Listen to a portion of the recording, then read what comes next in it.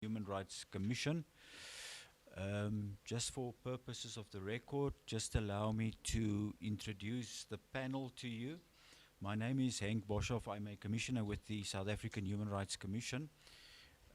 On my right, sitting next to me, is Commissioner Nomatlubi Kwinana, and on my left-hand side is the Provincial Manager in the Northern Cape office, Mr. Uzair Adams. On our administrative support team is on the other side, which is led there by Mr. Anthony Weingart, who will also be the evidence leader today, supported by the people sitting on his left-hand side. Yesterday, this is the second day, as I've indicated, of the service delivery inquiry. We had a successful engagement with 5 municipalities yesterday, and I'm going to request Commissioner Nomatlubi Kwinana just to do the opening remarks referred to yesterday, and also to express the views of the Commission. Over to you, Commissioner. Thank you so much, Chairperson. Good morning to yourself, Commissioner Boshoff, the Provincial Manager, Mr. Uzair Adams, the South African Human Rights Evidence Leaders, our doctor there who's assisting us with the report writing, the staff, ladies and gentlemen. Welcome to day 2 of the South African Human Rights Commission Provincial Inquiry into the state of service delivery within local municipalities across the Northern Cape. The 2-legged inquiry commenced yesterday, with the first leg running until Thursday, the 9th of October 2025.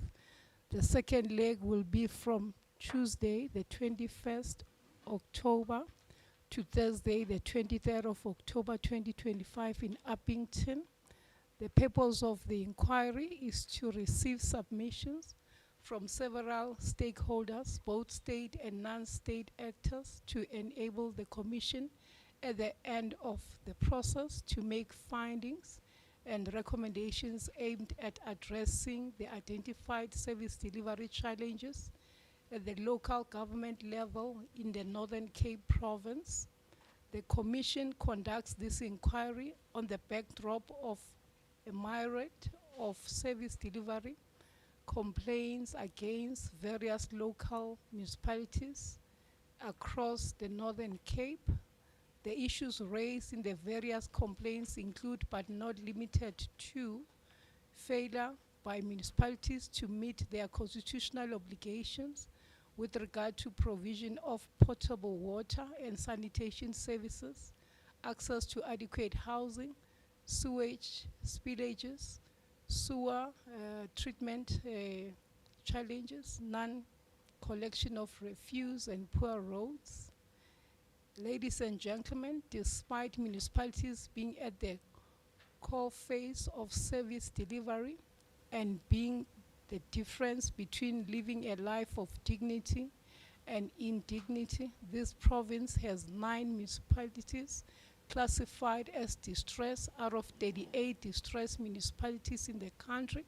Further, the classification by DWS of critical waters service authorities points out that 144 WSAs, 105 are stressed, critical, and poor.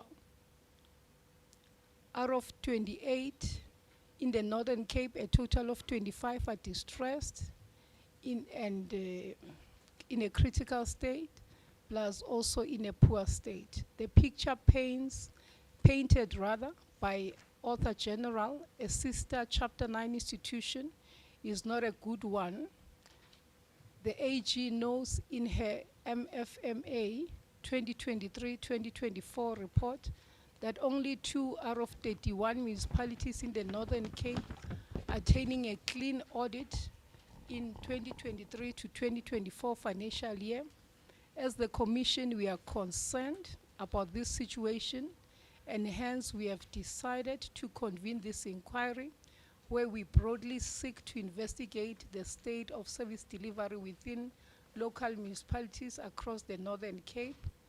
Through the inquiry, we specifically hoped, amongst others, assess the state of service delivery within local municipalities in the Northern Cape at a systemic level, investigate the drivers or causes of the deteriorating state of service delivery from a multi-stakeholder perspective, investigate the contribution of the various municipal and provincial actors to the current state of service delivery across local municipalities in the Northern Cape, and make findings and recommendations aimed at addressing service delivery challenges in the municipalities. Yesterday, we had 5 municipalities appearing before us, namely Siyancuma, local municipalities, Tembelihle, local municipalities, Mtanjeni, local municipalities, Umsobomvu, local municipalities, Dr. Paisley Kaseme, district municipalities. The testimony of the municipalities that appeared yesterday highlighted various challenges such as aging infrastructure and inadequate setting aside of funds for operations and maintenance, dysfunctional wastewater treatment works with resultant effects of pollution of water resources such that the criminal charges has been leveled against some accounting officers for polluting rivers, high levels of water losses and non-revenue water, grant dependence, low collection of revenue in contravention of Section 96 of Municipal Systems Act, which mandates the municipality to effectively collect revenue, serious backlogs on road maintenance, and challenges of attracting skilled personnel due to grading of municipalities.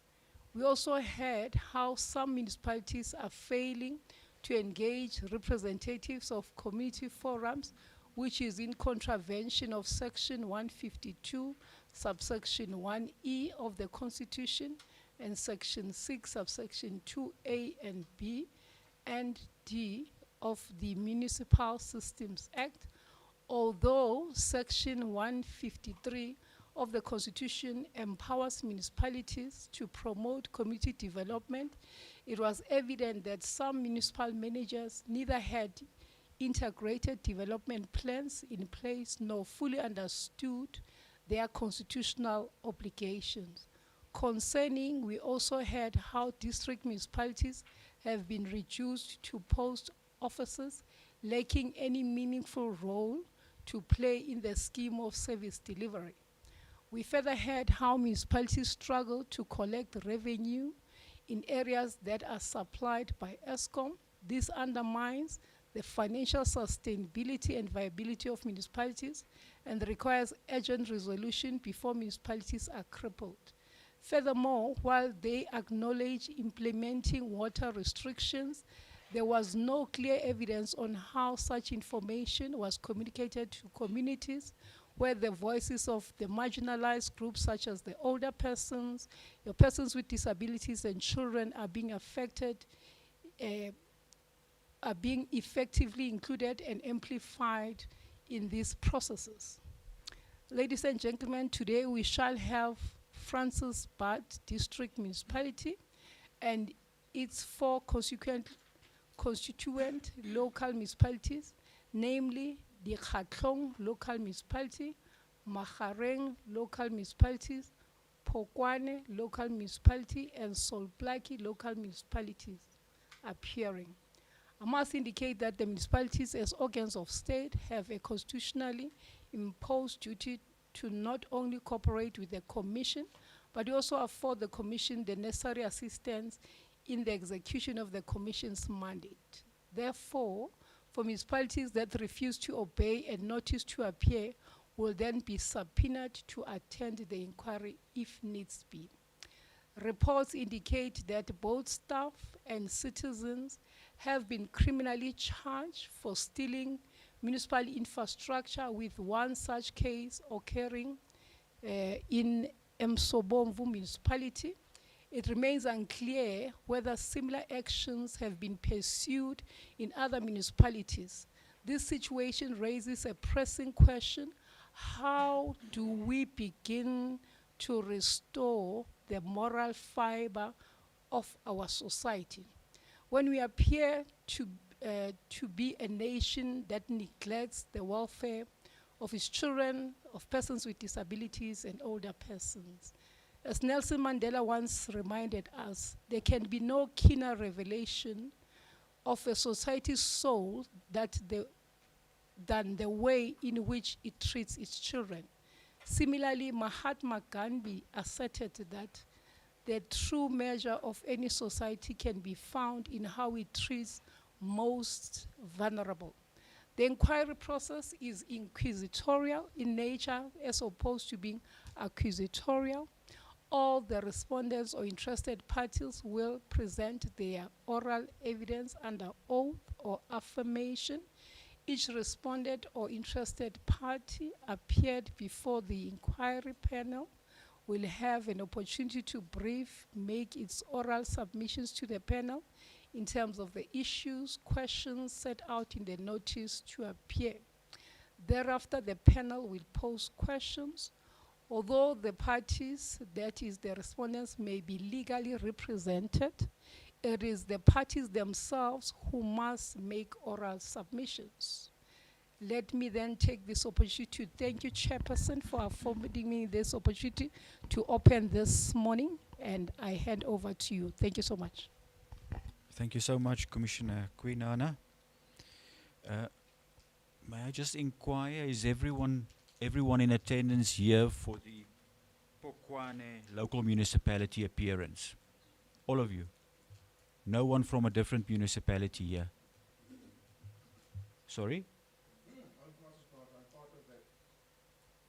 Part of what? That is my committee at Francis Park. No. Are you a staff member of Francis Bart District Municipality? Okay. And you, sir? At the back? Sorry, from Bokwane Taxi. Are you also from? Oh, are you a complaint? Okay. No, that's in order then. We will allow the district municipality to be in attendance.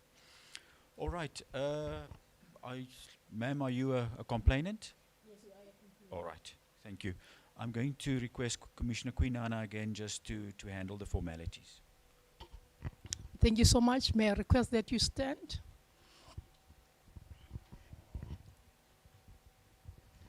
Is it the oath or the affirmation, ma'am? Sorry? The oath or the affirmation? I don't understand. Do you swear, do you believe in God? Yes, I do. Okay, so it means you can swear in the name of God. Yes, I can. Thank you. So it will be the oath. Yes. Your full names, please. Mutue Beverly Fisher, Your age? 34 years age. Do you have any objection in taking the prescribed oath? No. Do you regard the prescribed oath to be binding on your conscience? No. Do you regard it to be binding on your conscience, which simply means that whatever that you are saying because you believe that it is Yes. the truth and nothing but the truth? Yes, I do believe. Okay, so let me ask the question again. Do you regard the prescribed oath to be binding on your conscience? Yes. Do you swear that the evidence you're about to give will be the truth, nothing but the whole truth? And if that is so, please raise your right hand and say, so help me God. I swear to my God. Thank you so much. Thank you. Thank you, Commissioner Kwinana. Thank you, ma'am. Evidence leader, may I just check? Will we only have one complainant? Only one complainant will present, because I heard the gentleman at the back. I think you said the taxi association, or you are with her. All right. No, that's in order. All right, ma'am. We have many municipalities that have to appear before us today. Okay. So I'm just going to allow complainants 5 minutes. Okay. 5 minutes only to address the panel. We assure you that we will take your complaint seriously. Don't think that, because we are only allowing you 5 minutes, that we are not taking you seriously. We will definitely in our report refer to the complaint in more detail, but for purposes of allowing all municipalities and all complainants to participate today, we are only going to allow you five minutes. So I'm going, if I Okay, tell you there's 1 minute remaining, it's not because I'm rude, all right? Okay, sir, I All understand. right. Please address the panel then with regards to your complaint. Okay. Again, my name is Mutue Beverly Fisher. I'm from Pokwane Municipality in the section of Sakile. We are here to complain it regarding our municipality in location. We are hereby submitting our thought in issue of human rights of consideration and assistance and our submission. As the resident of Pampirsat Sakile under Pokwane municipality, from 2017 we tried to engage the municipality through the meeting on above issues on several occasions. However, after 7 years above, issues are not resolved. And the issue remain unchanged. And we are object to leave a choir. When it comes to the roads during the raining section, there is no access to emergency vehicle, including other vehicles due to the flooding roads. Therefore, that limit complaint a right to health care service.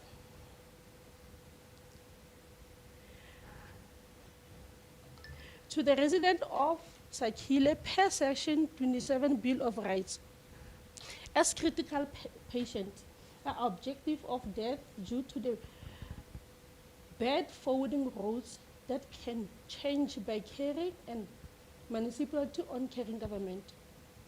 On education part, transport are also affected by during the forwarding. The children cannot go to school when it's raining because of there is no way you can go in or go out. It's on the road. And then on the hygiene,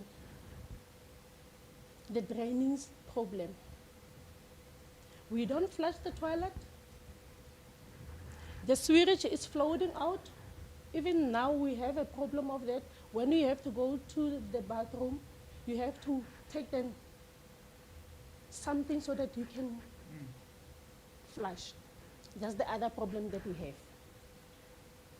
On others, I'm sorry, I don't want to be rude and interrupt you, yes, but which town is this specifically? Which area is this, so that I, just for our record? it's area in Pampierstad. Pampierstad. Yes, and then municipality of Pokwane. All right. Yes. It called Sakile. Yes, Sakile session, yes. And on the water, even now today we don't have water. Since the whole weekend we don't have water. And then the resident objecting drain fast water considering that we have chronic. I do have the letters that we wrote to the mayor. On the 3rd of April 2022, we engaged them. There was no response.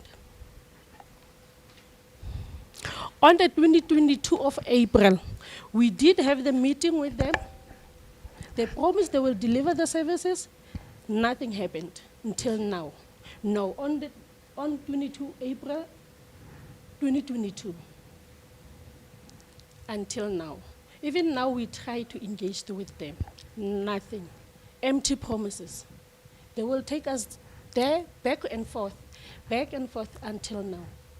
So to include my complaint, we ask them, we don't ask a lot of things, only the services, they can just deliver us the services. We can just have the access to the sewage that they can flow, fix the road, fix the water. There is a lot of RDPs, we stay in the RDP in our section. The water, the RDPs are not also fine. Yes, thank you, sir. I don't want to go further because it's a lot. No, thank you. It's very concerning, the complaint that you've raised, ma'am. Anything Yes. else you would like to say? Nothing? I would just like to Sure. say to our municipality, or if they can just work with us, we wouldn't be here today.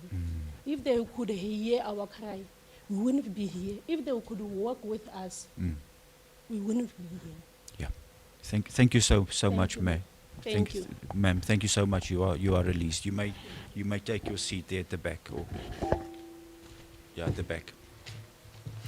All right, we're going to request the municipality to take their seats there, the municipal manager and the team.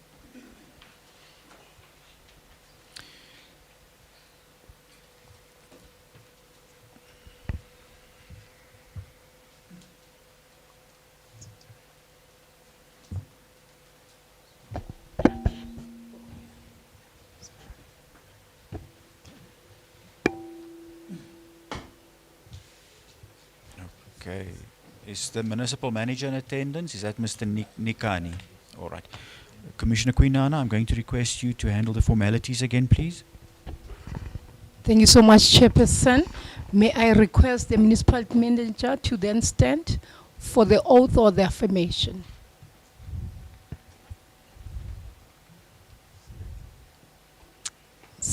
The oath. Thank you so much. Your full names for the record, please. Your age. Do you have any objection in taking the prescribed oath? Do you regard the prescribed oath to be binding on your conscience? Do you swear that the evidence you're about to give will be the truth, the whole truth, nothing but the truth? If that is so, please raise your right hand and say, "So help me God." So help me God. Thank you so much. You may take your seat. Please hand over the mic to the next person. Are they all testifying? Thank you. Please stand. Your full names, please. My name is Boy Luayo, Director Technical Services, Pokwani Local Municipality. Your full names, please. Yeah, full name is Boy. The first name is Boy. The surname is Luayo. Okay. Yes. I missed the name. I've got I mean only boy. one name. Yes. Your age, please. My age is 49. Is it the oath or the affirmation? The oath. Do you have any objection in taking the prescribed oath? No. Do you regard the prescribed oath to be binding on your conscience? Yes. Do you swear that the evidence you're about to give will be the truth, the whole truth, nothing but the truth? If that is so, please raise your right hand and say, "So help me God." So help me God. Thank you so much. Please hand over the mic to the next person. Madam there. Your full names, please. Good morning, colleagues. My name is Charity Notemba Puli, Your age? 47. Is it the oath or the affirmation? Is the oath? Do you have any objection taking the prescribed oath? No. Do you regard the prescribed oath to be binding on your conscience? Yes. Do you swear that the evidence you're about to give will be the truth, the whole truth, nothing but the truth? If that is so, please raise your right hand and say, "So help me God." So help me God. Thank you so much. Thanks, ma'am. Thank you, Chair. Thank you, Commissioner Quinana. Evidence leader, Mr. Weingart, I'm just going to request you to address the panel briefly on the complaints that we have received, just a summary of the complaints that the Commission has received over a long period of time. But I also want you, Mr. Weingart, just to indicate to the panel, we have heard from the complainant that letters were written by the complainant to the municipality and no responses were received. What is the state of affairs with regards to the correspondence or letters that were sent by the Commission to the municipality? Was there any responses, adequate responses with regards to the letters and the correspondence that were sent to the municipality? If you can specifically also focus on the responsiveness of the municipality. Thank you, Commissioner. Yes, the Northern Cape Provincial offices received several complaints over a number of years, and I think the goes as far back as 2021. During that period, there has been a number of changes within the municipality, change of senior personnel and also municipal managers. So it made responses to our letters also difficult. We had engagements with the municipality and the Department of Coxter, where we managed to address one complaint similar to the one that we heard today. And during those deliberations between the municipality and Coxter, there were certain promises made to communities. But it happens that the municipality, being a distressed one and reliant on grants to address some of the complaints, but there has been promises made, but that did not materialize. And so the municipality consists of Pampierstad, Hartswater, and Jan Kempdorp. Those are the biggest centers within the municipality. And we've been, or we had meetings with the Department of Water and Sanitation, because some of the complaints relate to wastewater treatment plants in Jan Kempdorp, Pampierstad, and in Hartswater. Those we are monitoring with DWS because they are funding some of the bigger projects. But the one currently before the commission this morning is a development of about 3,000 RDP houses. And it's like the complainant indicate. Streets are not complete, water reticulation are not completed, registration of title, those are lacking. So it's a dire situation, yes. Thank you, Mr. Weingaard. Right, MM. Good morning to you and your team. Just give me the job designations of the people sitting next to you. Thank you very much, Chair.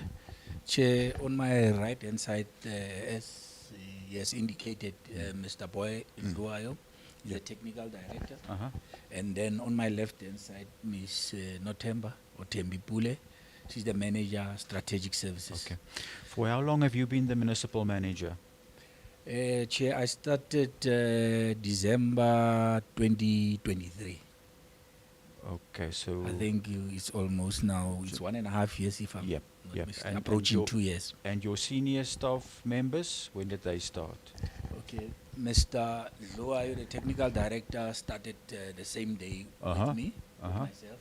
And then Ms. Pule, she has been there, I think, for 14 years.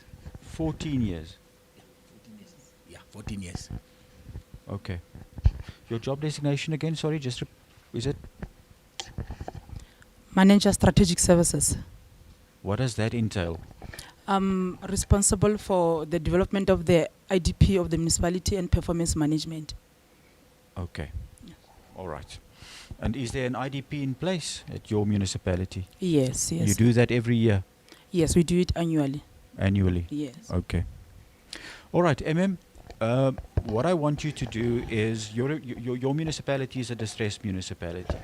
Yes, sir. And it's very concerning. And I hope it's concerning to you as well, because you appear not to be too concerned about the conditions that your residents are experiencing on a daily basis. So I really hope that you are concerned about the fact that your municipality is classified as a distressed municipality. What was your audit opinion in the previous financial year? In the previous financial year, our audit opinion was that of a qualified audit opinion. And before that, I have you think, ever had an unqualified audit opinion in your municipality?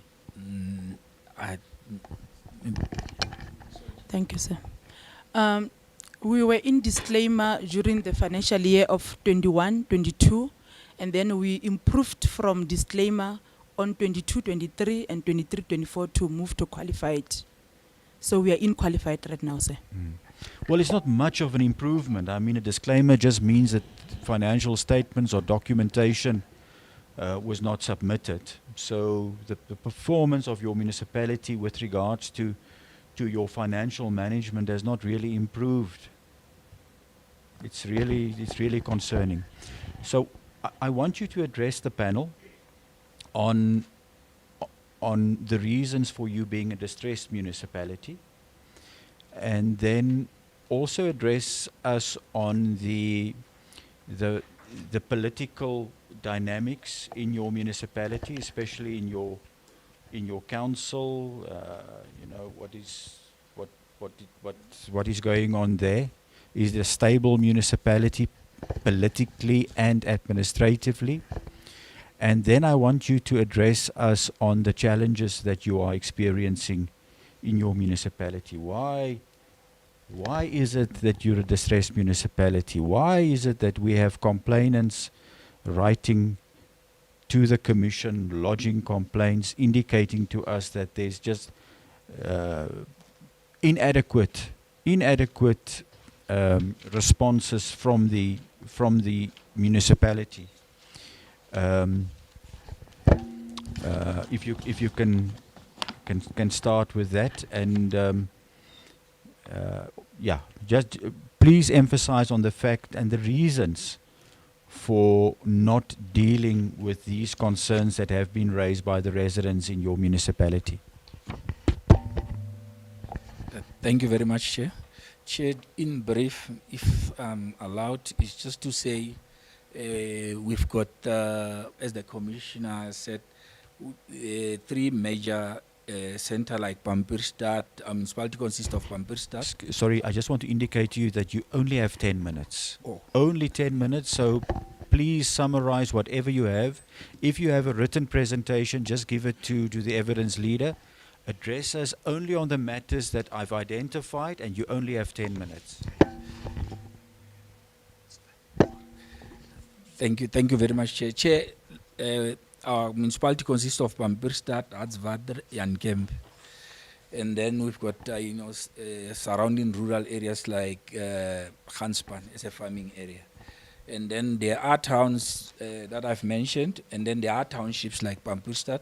And Pampierstad has got a section, as indicated. And then one of the major township is Valspan in Yankemdorp.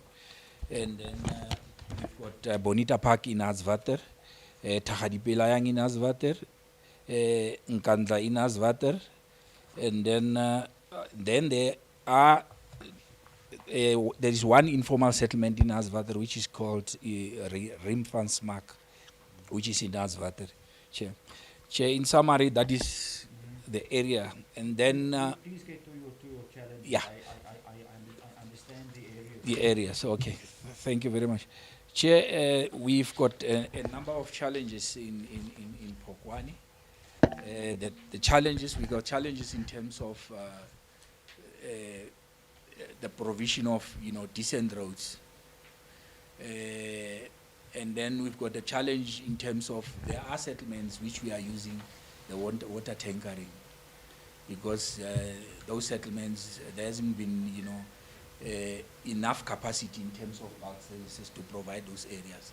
So the municipality, I think the historical information that I get was busy engaging with the departments of water and sanitation in terms of increasing our capacity in terms of bulk services in order to provide those areas. But in the meantime, we are providing them with the water tankering. So that water tankering process, it's done on a daily basis. It even overlaps over the weekends, and where the municipality had to pay for overtimes, because in that area the area is vast, it's growing, so it gives us a challenge. The other challenge that we do have is with regards to sanitation, as indicated.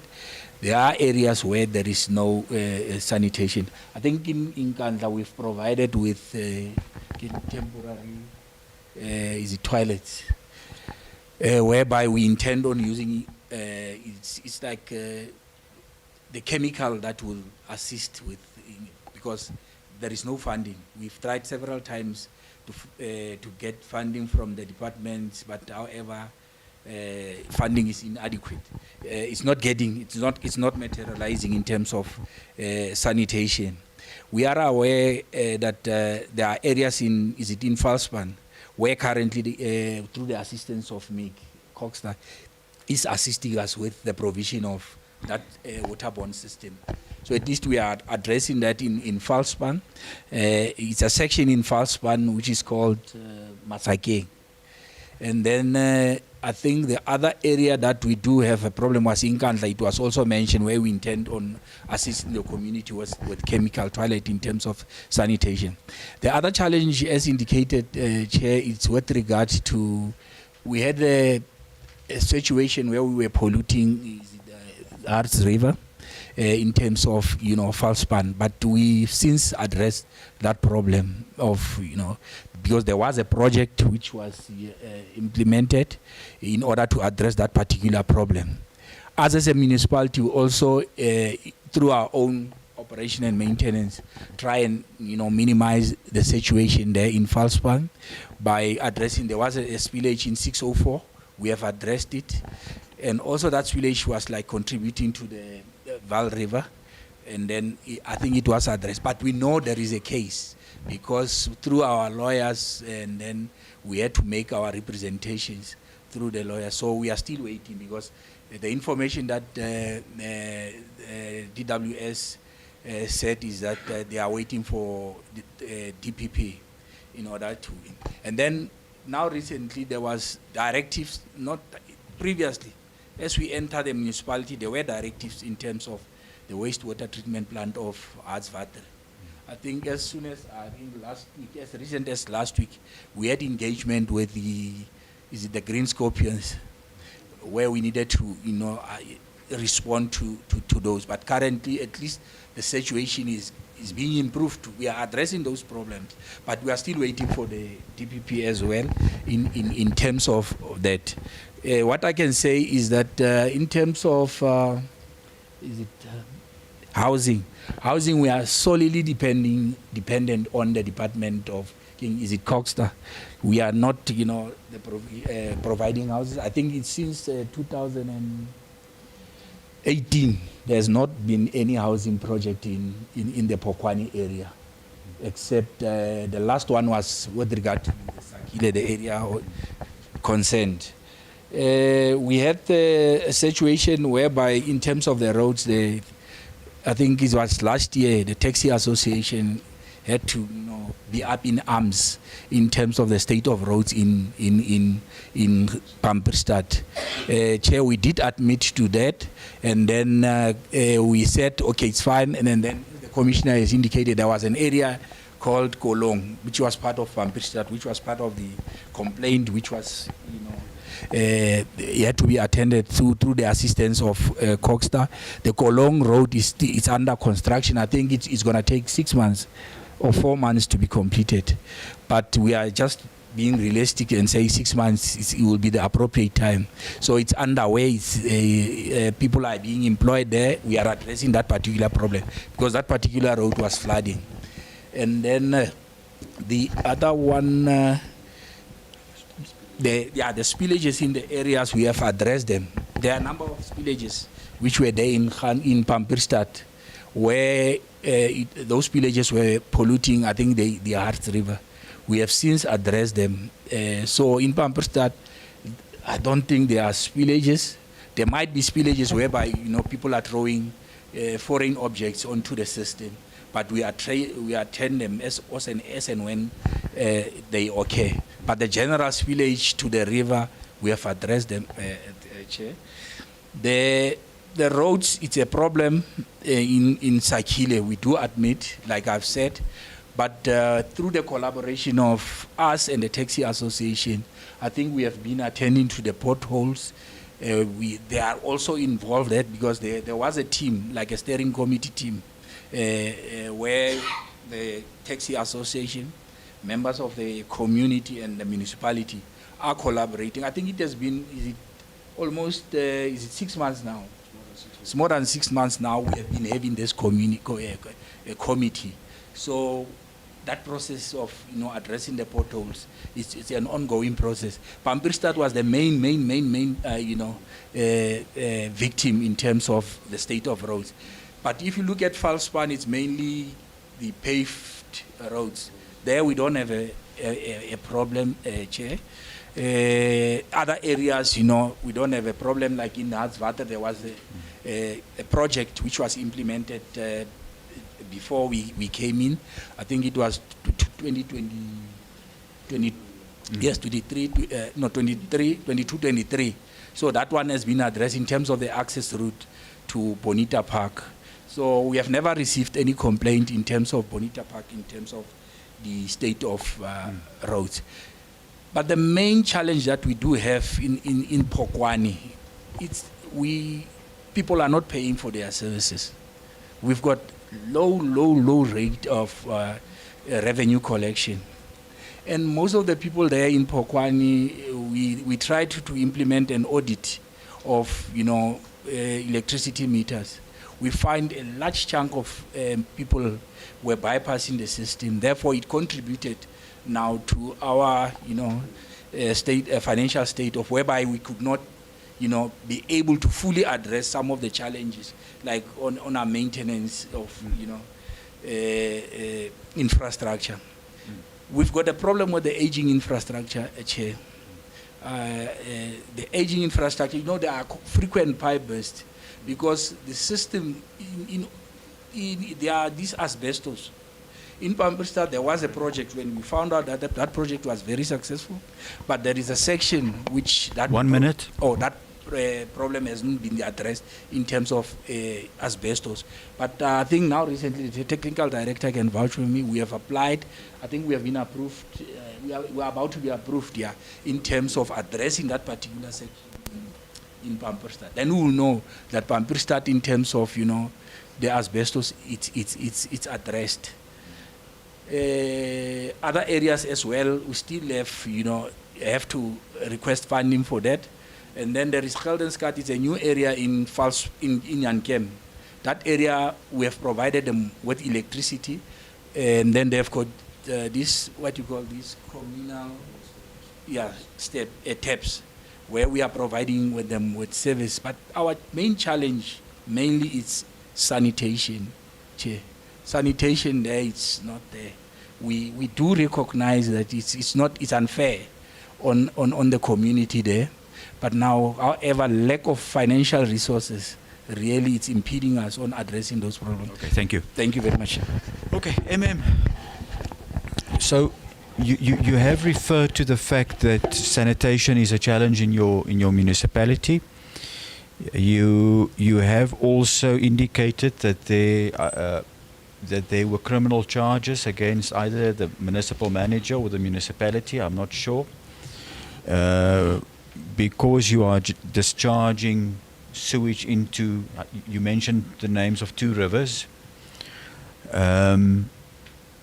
Would you say that your municipality is guilty of human rights violations in the municipality? Chair, I think, like I've said, Chair, to tell you the honest truth, I'll say it's guilty. But however, the problem needs to be addressed. No. We'll get to your explanation later. So you agree with me that you've you've committed human rights violations in your municipality. Yes, sir. Do you care about the lives of the people in your municipality? Having listened to you, you've been there now for just over 18 months. The lady has been there for 14 years. The technical manager is there for just over 18 months. Do you and your council really care about the lives of your communities? Do you? Chair, I would say we do care, considering the strides that we have made so far. Like I've said, in Falspan, we have addressed that problem of sewer spillage onto the Vaal River. And also in terms of Pamperstad, we have addressed it. So I would say we do care. It shows our concern. But you are not responding to the complainant. The complainant is writing you letters. She's lodging complaints with you. She's bringing challenges to the attention of the municipal manager and the municipality. And you are not responding to your residents. Do you care about the lives of your communities? I'll say we do care, because if you look at, I don't want to absorb myself from the situation there, because like I've heard the complaints, I think for a period of 2020, 2020, 2021, I think there was different, accounting officer then. But I would say since we came in, we are trying to address those problems. What are the reasons for the qualified audit opinion? I think the reasons for the qualified audit opinion, I think, was with regards to, the information is there, it's fine. But now the internal controls there in the municipality were not up to scratch. Hence, we said we're going to look at for the financial year that we are coming, because what we did, we enter into a period where that 2023, 2024, we enter a second half of that particular period.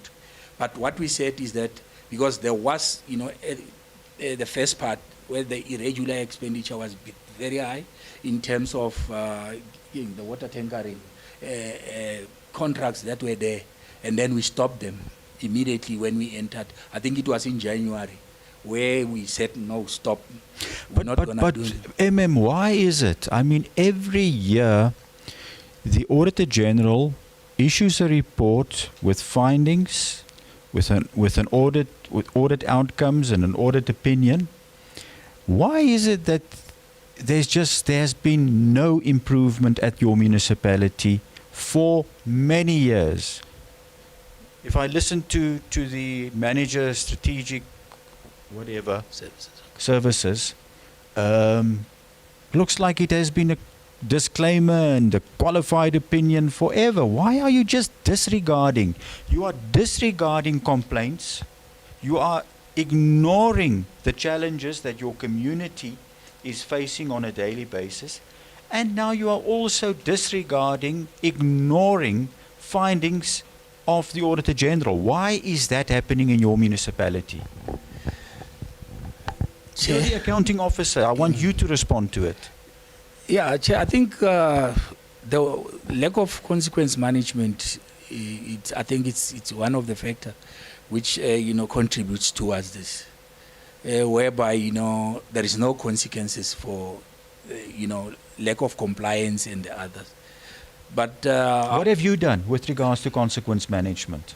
Have you charged any staff member since your appointment? Yes, Chair. Who? Like an individual. Give us. You don't have to mention names. Yeah. What did that individual do? Chair, there were individuals within the organization who were, like stealing money. Although we found that, but what we did is that we finalized that particular process, whereby they are no longer within the system now. Did you open criminal charges against them? Yes, and then currently, whilst we were, during our incumbency, we have also begun the process of charging, individuals who were stealing petrol and fuel, because those are the individuals from the supply chain. We have currently charged them, and then we are busy. I think there was a forensic report, which was finalized, I think, was it last month? And then we are busy implementing it, and then we also open charges against them, criminal charges against them. I think there were one individual? Yeah, and one individual. And the political dynamics in your council? Yeah, the political dynamics in a council, when we entered, as outsiders then, if I may, if you allow, Chair, during that period where we were not there, I think it was chaos. I think so. And then when we entered the municipality, then we found that the situation now is, there is a great deal of cooperation, because the chairperson of council, which is the speaker, is from a different political party. It's from the EFF. And then we found that, at least for now, the municipal council is very stable. There used to be a lot of, motions of no confidence, motion of this, and that contributed to the instability. But currently, since we came in, the council is very stable, Chair, if I may. But they still don't care about their communities. Okay. Isn't that true? Chair, Stable, but we don't care. it's difficult to say, but... No, say it.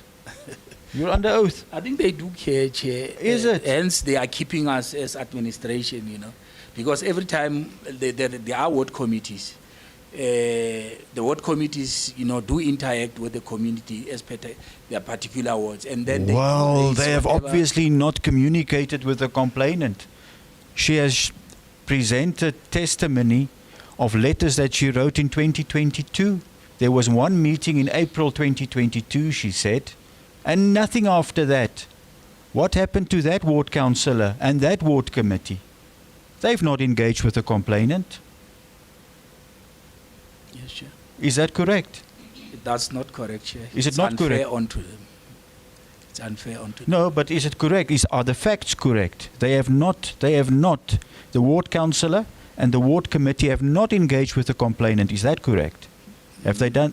They've not engaged with Yeah, it. they have not. And that, engaged, yeah, and that is a concern. That is a concern. You've spoken about water tankering. Yes. I want the technical manager to address us because it's his decision to provide water, provide access to water through water tankering. Please address us on that. Do you think it's sufficient? Sufficient to, on a daily basis, expect of community members to walk, I don't know how far you walk, ma'am, to get access to water on a daily basis. Do you think it's fair, and why are you utilizing water tankering? No, no, thank you, Chair, for the opportunity. We must indicate that when we came into the system around December 2023, the situation was more serious than it is today. But it's still serious today. And I'll explain why I'm saying that. We provide the water tankering system not as a permanent solution to the community, but where there is a need. We have provided them with what we call the Jojo tanks on strategic points in an informal settlement. It's basically informal settlement areas where people who are evicted from farms, they come into these areas and they settle there, and then the municipality must now provide an interim provision of services to these communities. So it is not the whole Pokwani or the whole Jan Kemp or Pampierstad. It is areas where there are unplanned settlement of people coming into those particular areas. And then the municipality is then now forced to provide an alternative provision of services. So where do you source the water from? the water comes from the water treatment plant, from the reservoirs. It's clean water. We have bought our own water tankering system, or water tankers. We are not using the service providers or contractors whatsoever. When we came into the system, and I'm proud to indicate that there was a service provider who was providing water on permanent basis for a period of more than 2 years, 3 years. So when we came in, we have since terminated that contract. Because how much did you pay that service provider? that service provider, I think it was paid about 3 million rand a month. That is why we have terminated that particular service when he came into office. And it is also part of the audit issues or inquiries of the past. So when we came into office, we have dealt with those irregular contracts. We terminated them because it was part of the issues that affects also the expenditure of the municipality, and try to make sure that the municipality, you buy your own, your own fleet of vehicles. When we came in, the municipality depended mostly on external service providers. For an example, there was a contract of a service provider in that particular area who was cleaning, scraping roads on permanent basis. We terminated that contract because there's no need to have a service of a service provider or a contractor to do something that the employees of the municipality should be doing. So we acknowledge that, yes, there are challenges. How much did they pay for that service provider? Chair, that service provider was in the system for more than 3 years or 4 years. It's 3 years, let's say 3 years, 4 years, yeah. When we did it, when he sit down and calculated the expense, there was over 50 million rand over that period of time. 15 or 50? 50. 50, 50 million. wow. So as the new management, when it came in, we had to look at where are the challenges, where are the problems, and where to curb on the expenditure on, simple things. I mean, a service that the municipality can provide, why don't we provide it with the limited resources that we have? And we have since embarked on that particular process to make sure that we deal with those challenges. The issue of the spillages in Pamperstad, it was part of the issues that was raised also at the Department of Cooperative Governance and Human Settlement. We have since, as a management, took the hands with the community, where we engaged with them on a regular basis. We have records of minutes. We have records of attendance of those particular meetings, where they came to us and said, look, we've got these problems of the sewer spillages. We have since addressed those sewer spillages in an area called Kolong.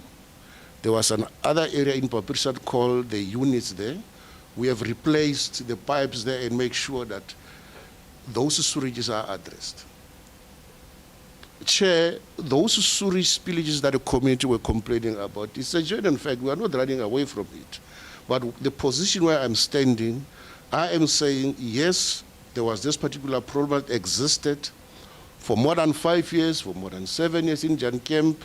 There was a sewer flooding there to about 604 houses, where about 11 houses were flooded for a period of 7 years. And when we came in, we were confronted with directors from the department who said, no, look, we can't fold our arms and argue about budgets and argue about what, let's do something. And we've got reports, I have reports on my laptop here, of pictures and interventions that we have done. We have since resolved that particular issue. We gave the Department of Water and Sanitation the report to say, no, look, we acknowledge that there was a spillage here into the SAHRC River. Here is the report of the intervention work that we have done. So it's up to you whether you take us to court or whatever, but at least this is what we have done. In terms of the long-term intervention as far as the water and the wastewater bulk infrastructure is concerned, we have since sourced the funding to refurbish and upgrade the wastewater treatment plant of Jan Kem. The tender is out, is closing now on the 21st of October. That is the intervention that we are taking, because otherwise, if you don't do that, then you will be unable to render the service to the Thank you. I just want to give the other two panelists also an opportunity to put questions to you. We only have 10 minutes to conclude this session. PM. Thank you, Chairperson of the panel. Mr. Nikani, you would have heard that our evidence leader mentioned there was challenges regarding the development of 3,000 RTP houses, but I heard you indicate that there hadn't been a housing project since 2018. Can you please elaborate on that for us? Yeah, I think Chair, that particular area, if I'm not mistaken, the housing project was 1,000 something, because the area there it doesn't exceed even 3,000 sakile. I think it's 1,400 or 1,000, 450. So I think they are. I'm not sure, because I know that that project was funded by Coxstar, and that project has since been completed. The only issue that we had with regards to that particular area was with regard to the transfers to particular beneficiaries. I think Coxstar has appointed conveyancers to facilitate that process. So it's currently an ongoing process. However, some of the beneficiaries happen to pass away, and then I think Coxstar facilitated whereby, they have to nominate but I think that area was addressed in terms of RDP houses. Would you not say that that's a miscarriage of justice if those intended beneficiaries had since passed away before taking ownership of those properties? Yeah, Chair, I think maybe they have taken, because you remember it was something like an in situ upgrade, where you upgrade an informal settlements whilst there are individuals or people on that particular site. Can you tell us what the outcome of the engagement was with the Green Scorpions, please? The outcome of the engagement with the Green Scorpions. The outcome of the directives. Yeah, I can throw you check. Sure. Yeah, no, thank you, Chair. We have since responded. Remember, the issue of the spillage is that you get charged, and then you must also depose an affidavit, and then you must also indicate what have you done since you received the directive. Now, I have to indicate to the Commission here under oath that our engagement with the Green Scorpions, they said to us, the issue here is the historic non-response. Historic non-response, I'm talking about the directives which were issued around 2017, around 2018, around 2019. And that was prior to this management year. Our first directive when we entered in office was issued in December 2023. We responded to that directive. We put intervention measures in place to curb the sewer spillages. We have then since issued the report of our intervention to the Department of Water and Sanitation. And then we are awaiting the outcome of the criminal case, I don't know how they call it, yeah, or the outcome from the DPP. Because what the DPP will do, will look at, here is the complainant, and then here is the municipality. Look at the response of the municipality, whether are they adequate and whether the municipality have acted reasonably so to mitigate the problem. So we're still awaiting that response from whether the case will continue or whether the case will, is it a slow death or whatever, I don't know how to call it. Thank you, Chair. Thank you. Mr. Nikani, under paragraph 10.4 of the submission that you have provided the Commission, I noted that you've got a water services provider contracted specifically for Pampierstad. Why would you need to tank water in if you have a water services provider? Oh, I think, Chair, with regards to that, you remember, I think it's a legacy issue. Pampierstad is coming from the old Buputajwana. Then I think there was a water authority there, and then it was called Sidibene, and then Sidibene then changed now to Val Central. So currently, with regard to, if you go, it provides, services like right into the northwest. I think also the Free State, because you remember Sidibene's offices were in Botterville. So I think it's a legacy issue where but with other areas as a municipality, we are providing that particular service. I think mainly the community has been complaining in terms of, Sidibeng and the Val Central. So they said it's their intention that water should now be provided by, the cleaning of water should be provided by the municipality. So, and then we have, since through council took a decision, and then we are engaging in a Section 78 process, yeah. Thank you, Chair. Okay, last question from my side, Chairperson. You cite high levels of debt to Eskom and water boards. How much are you owing them respectively? With regard to Eskom, is 300, the figures there. Yes, 300, I think it has grown now to 400. We didn't provide with it. It's growing, at that, high rate because of our inability to pay for those services. And also, 400, yeah. Our inability, because if I know, we are selling electricity, but the money, we try to say, okay, as management now, why can't we ring fence, money that we get from electricity? It's 100 million, yes. Yes, with Val Central, and the other one is Val Arts Water Association. I think, yeah, with Val Arts, it's a bit lower than that one of Val Central. Commissioner Kwinana, I've eaten your time. You only have 5 minutes. Apologies. Thank you so much, Chair.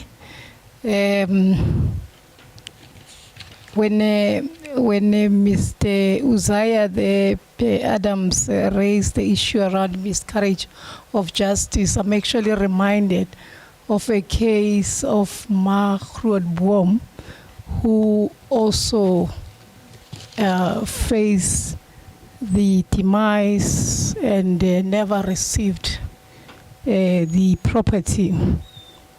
And for me, that's a violation of human rights. If you're saying that has happened also during this era, it means your municipality is violating the right to housing for the residents of Polokwane. What's your reaction to that? Yeah, like I've said here, we do acknowledge, but however, the limitation is that in terms of housing, I think Coxa is the one. I think we did try several times now to revive the housing project, but we only got a few with regards to, is it that 1 billion housing, which was announced, I think, last year by the Premier. So where Hanspan is the beneficiary. So Hanspan got just a few 71 houses out of 531. Okay. So I just want to request this. If, Madam Charity, you want to say something, rather take the mic and say it, because now there's this, this sounds, and it's not supposed to be that way. Remember, we are recording. And again, you have taken an oath, you are testifying. If she wants to add on, she's welcome to do so. Just pass on the mic and she can do that, right? Okay. So as the accounting officer, what are you then what are you doing to ensure that people do receive houses? yeah, I think now currently I've spoken to the housing manager, whereby I know that the district can assist us, Francis Bard district, with regard, because they are at a certain level of accreditation, where they can assist us with the development, because it was my concern, I think, to say, since, it seems as if it's only Hanspan with 71. Why can't we engage Francis Bard to assist us with the development of business plans? Because they do have the capacity to do that and assist us. As a municipality, even the housing manager is acting there. He's acting. We don't have a person there. We want to look into that particular position.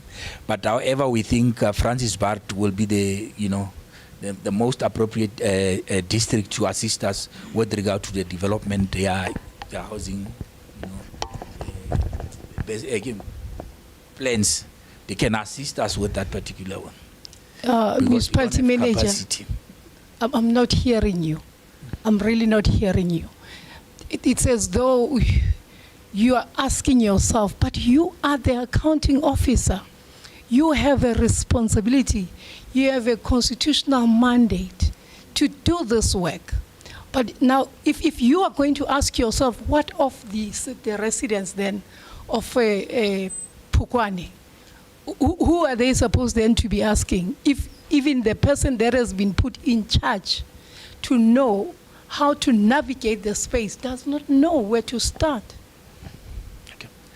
No, I think, Chair, like I've said, I'm going to initiate it, because I think it was just, something like a mini strategic, a proposal that I do have. That's why I need to write a letter to the Francis Bard to come on board and assist us. That's what I intended. That's why I said now recently we deliberated on it, and then it means I'm going to write a letter to Francis Bard to assist us with the, you know, in order so that we can, you know, maximize this provision of houses to all the communities. I think she wants to add She on. wants to- Thank you, Commissioner. Maybe just to add on what MM is saying, in terms of the housing projects, as the municipality, because I'm responsible for the IDP, we have also included housing projects, specifically for Makgokgong and Nkandla, where we put those projects as conceptual projects. This means that we still have to go and submit business plans and wait approval of funds from possible funders. So we will plan for such projects. But unfortunately, if that for that financial year we don't receive money from possible funders, we'll have to put it on the outer year. And the challenge is when we engage with the communities during public participation, they will see that there's a list, in the list of projects, we have indicated that there will be houses in certain area. Because they don't understand what is conceptual, why are we putting the IDP? Because when they see in the IDP, they'll expect us to implement it. But our part that we did is to plan for them and go and request money from possible funders. You know what it says? It says there isn't meaningful communication. Because if there was proper engagement with their communities, then you wouldn't be faced with that situation because they'd be understanding. But again, what was concerning with what you said, has that now been brought about by this engagement, that you have now found yourself doing something? Because what you're saying is, it's a concept, right? Which means you, according to the the business plan, he's still yet to source it, get somebody to do the business plan. So basically there's nothing. And that's concerning. And you have been in office, for over 18 months, as Commissioner Boshoff has said. And whereas you, Madam Charity, and I apologize, I only grasped your first name and I forgot your last name. You have been there longer, and you're talking about integrated programs. And I think you had the complainant there. She's concerned about women issues, and I definitely come on that one. Not just women, children. She mentioned children as well. Persons with disabilities. I mean, if your roads are that bad, I'm already concerned. How are they really navigating the space? You know, older persons, do you even have a plan around them? Or your Section 183 is not being realized in terms of this particular municipality. My concern ultimately, Chair, as I end off, let me say, my summation of your evidence really is that it does not really look like you know what you're supposed to be doing. And for me, it says training becomes imperative in order to ensure that people are learned in the spaces they occupy. Or else we are always going to be faced with these type of inquiries where we are talking about your constitutional mandate, which is enshrined in the Constitution, in the acts that we have.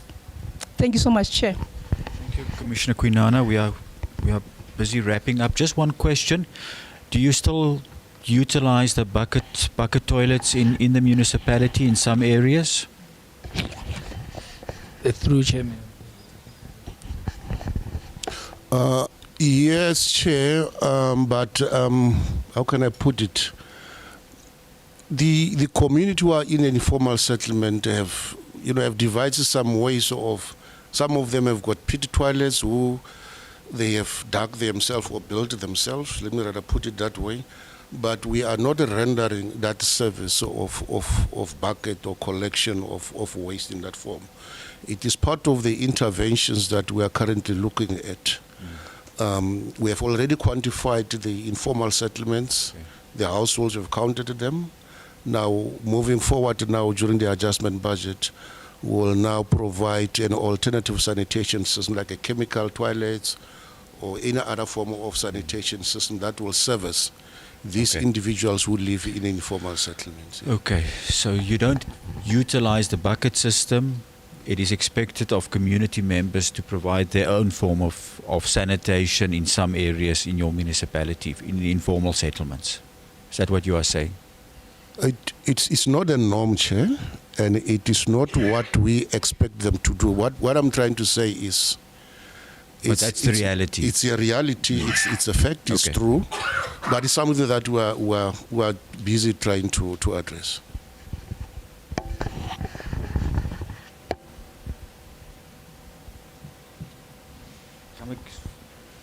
Come here, please. Sorry, apologies. We have the reports on the phone. Okay, what you know what concerns me, and the team, and Commissioner Quinana is 100% correct. We are extremely concerned about communication between yourselves and the residents, not only the complainant, the residents in general. Because we would not receive complaints if residents were satisfied with the services that you provided to them, and even with the communication between yourselves and the residents. Now, what I've heard this morning was, it is our intention. We intend to do that. We're waiting for the adjustment budget. In the next financial year, this will happen. But although you are the accounting officer, and you have to take the responsibility for everything that is happening and has happened in your municipality for a long period of time, I also want to make it very clear that your municipal council also needs to be held accountable. I cannot accept a situation where a council approves a budget. It's their responsibility. It's a reserved power of a municipal council. They approve a budget. They allow for expenditure of 50 million rand to maintain some of your gravel roads, a service that the municipality can provide. They allow for the budgeting of just over 3 million for water tankering. This municipal council needs to be held accountable. And if it's not done by whoever is holding them accountable in this province, I will ensure that I go there with the National Council of Provinces. I've done it in other provinces. Please pass my message to, do you have a mayor or the speaker in your municipality? You have a mayor speaker. Please pass my message to the mayor speaker. This cannot be allowed any longer.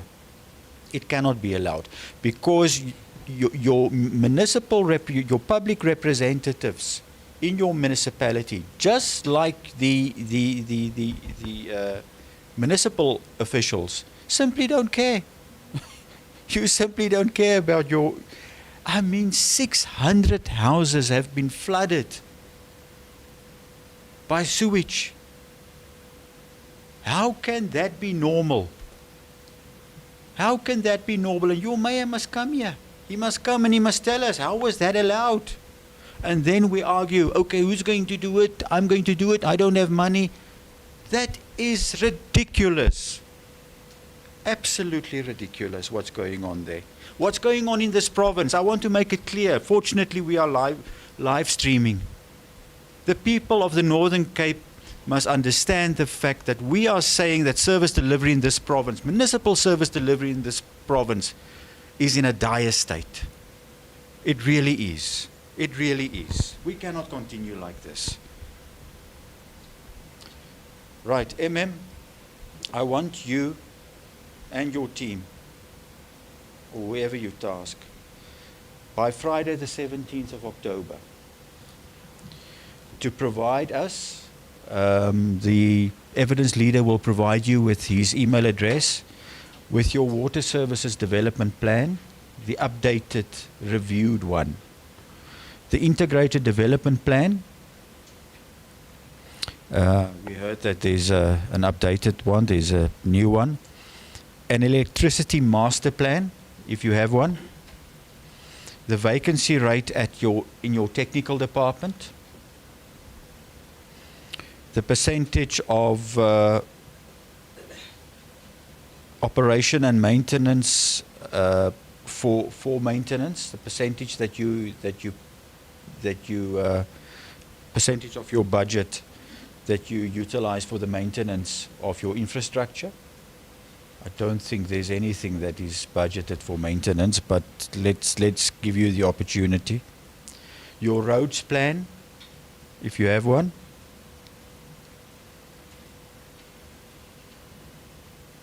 If you don't have any of these documents, please report on how you're going to develop them with the assistance of the district municipality and the Development Bank of Southern Africa. Because we heard that it's an intention, you want to write a letter to the district municipality. My goodness, I want to write a letter to the district municipality. Pick up a phone, arrange a meeting, go there. Just appear to be serious about your job, MM. Seriously. Thank you very much. You are released. Thank you, Chair.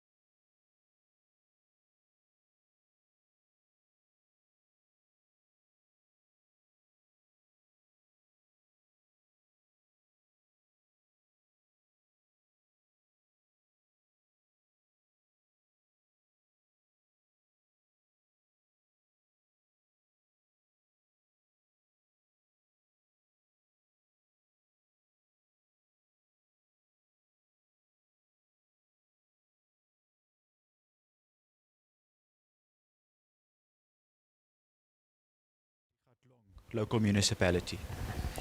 Ma'am, I'm told you are the complainant. Yes. All right.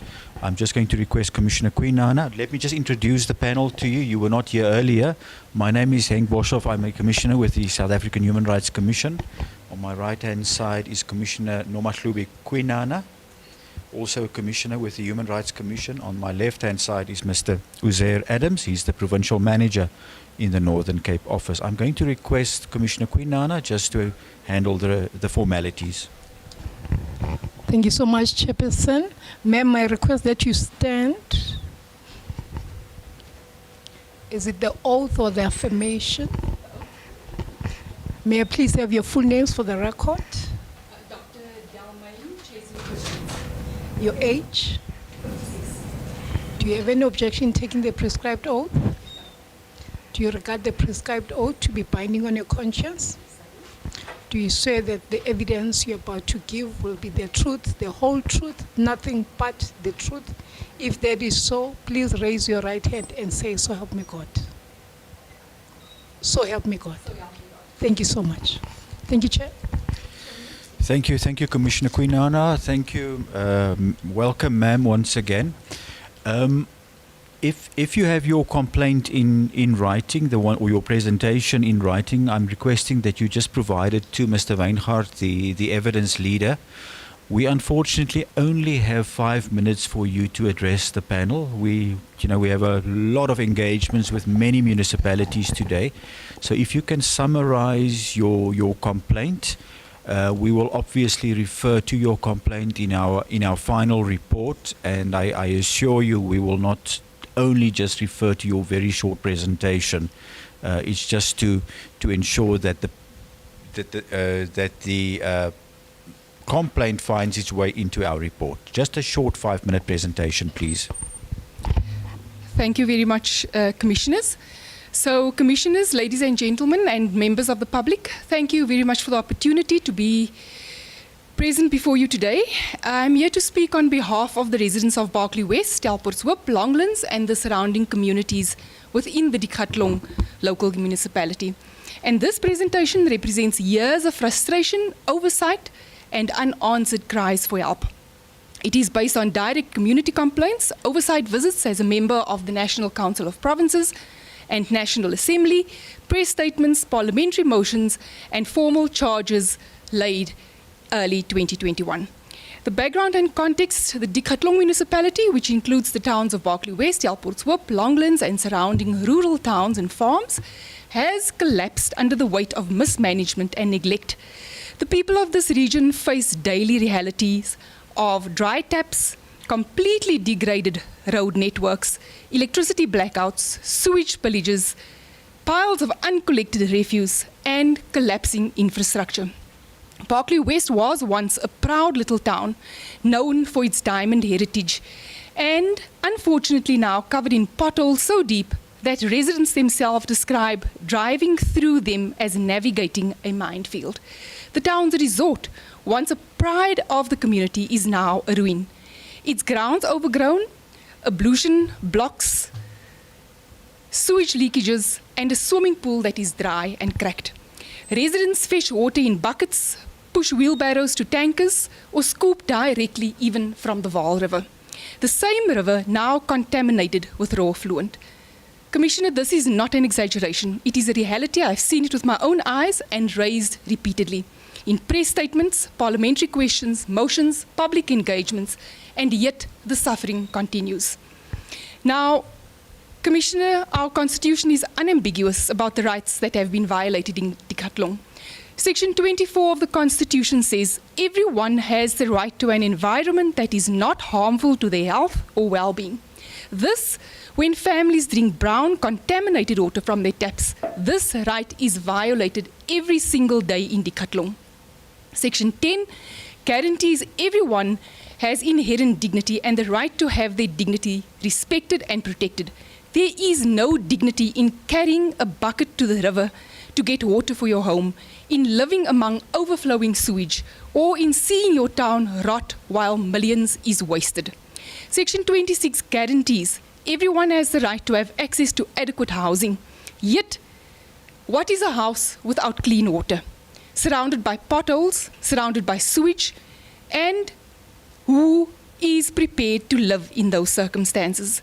The Water Services Act, National Water Act, the National Environmental Management Act, all require municipalities to provide sustainable services and to prevent pollution.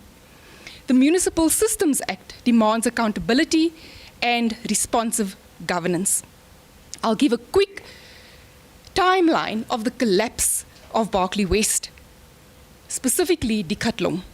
October 2022, residents in Berkeley West took to the streets in protest over water cuts, sewage leakages, broken roads. I attended the march. They had had enough of bucket baths, dry taps, and a deteriorating town. October 2022, the National Council of Provinces, I tabled a motion where I stated and urged the then MEC of Cooperative Governance, Mr. Bentley Fass, to urgently intervene as Berkeley West is going south at a rapid pace. Unfortunately, this motion was not supported by the ANC and nothing has been done. December 2022, families fetched water from the Vaal River for weeks on end. I warned that the river itself was polluted with sewage flowing from Berkeley West wastewater treatment works. November 2023, I issued a statement titled, "The DA urges national intervention into Berkeley West water crisis." It cited laboratory tests where the E. coli levels were more than 150 per 100 milliliter, completely unsafe for human consumption. July 2024, a tender for the Berkeley West wastewater treatment works worth 3 million was referred to the Hawks for investigation of irregularities. Nothing has come of that. April 2025, another statement was released asking the Auditor General to probe Decathlon's misguided 6.5 million rand fleet procurement. The municipality purchased 8 double cab bakkies, 3 sedans, instead of buying honeysucker trucks, refuse trucks, or graders that could actually have improved the lives of the people in Berkeley West and service delivery. Simultaneously, Commissioner, a 36-month yellow fleet hiring tender was advertised, while the municipality, a duplication, raising serious questions of waste and abuse. February to May 2025, Delporshoop went 4 months without water. After the Holstam substation failed, the municipality claimed vandalism. Residents said negligence. Residents report that only 1 vacuum tanker remains functional. Repeated sewer backflows in Berkeley West and Delporshoop. Throughout this period, potholes deepened, the resort decayed, and sewage overflowed in several wards. Public concern is now growing. Multiple tenders are still being issued, including town planning panel appointments, engineering panels in 2024, yet the visible state of the town continues to deteriorate. Commissioner, we should be asking, where are these funds going to when basic services remain non-existent? Another matter of deep concern is the Berkeley West River Resort matter that has been discussed in council. To date, the municipality has not published any MFMA Section 33 PPP notices, any feasibility studies, no publication, public participation records, or Treasury MEC inputs for any proposed long-term lease. 1 minute, please. They have been quietly advancing a transaction without these steps, clear non-compliance, and deepening the pattern of mismanagement. At the heart of this crisis lies staggering failure of priorities. Now, in closing, Chairperson, Commissioners, Decathlon people are not asking for luxury. What they are really asking for is dignity, for water that is clean, for streets that are safe, for rivers that are no longer carrying sewage, for timely billing, and a council free of corruption. When government fails to deliver on these most basic obligations, the Constitution itself is undermined. The residents of Decathlon municipality are watching today, Commissioner. They have suffered enough. I therefore ask the Commission to make strong, time-bound findings, not only to restore infrastructure, but really to restore hope and justice to this community. So, Chairperson, really it is time for decisive action. Let this hearing be a moment where the suffering of these residents end and the accountability begins here today. Thank you. Thank you, ma'am. You may take your seat, please, and may I request the representatives from the municipality just to come and sit over here.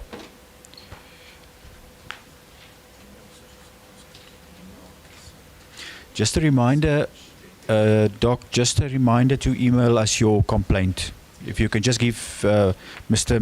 Weingart will give you his email address.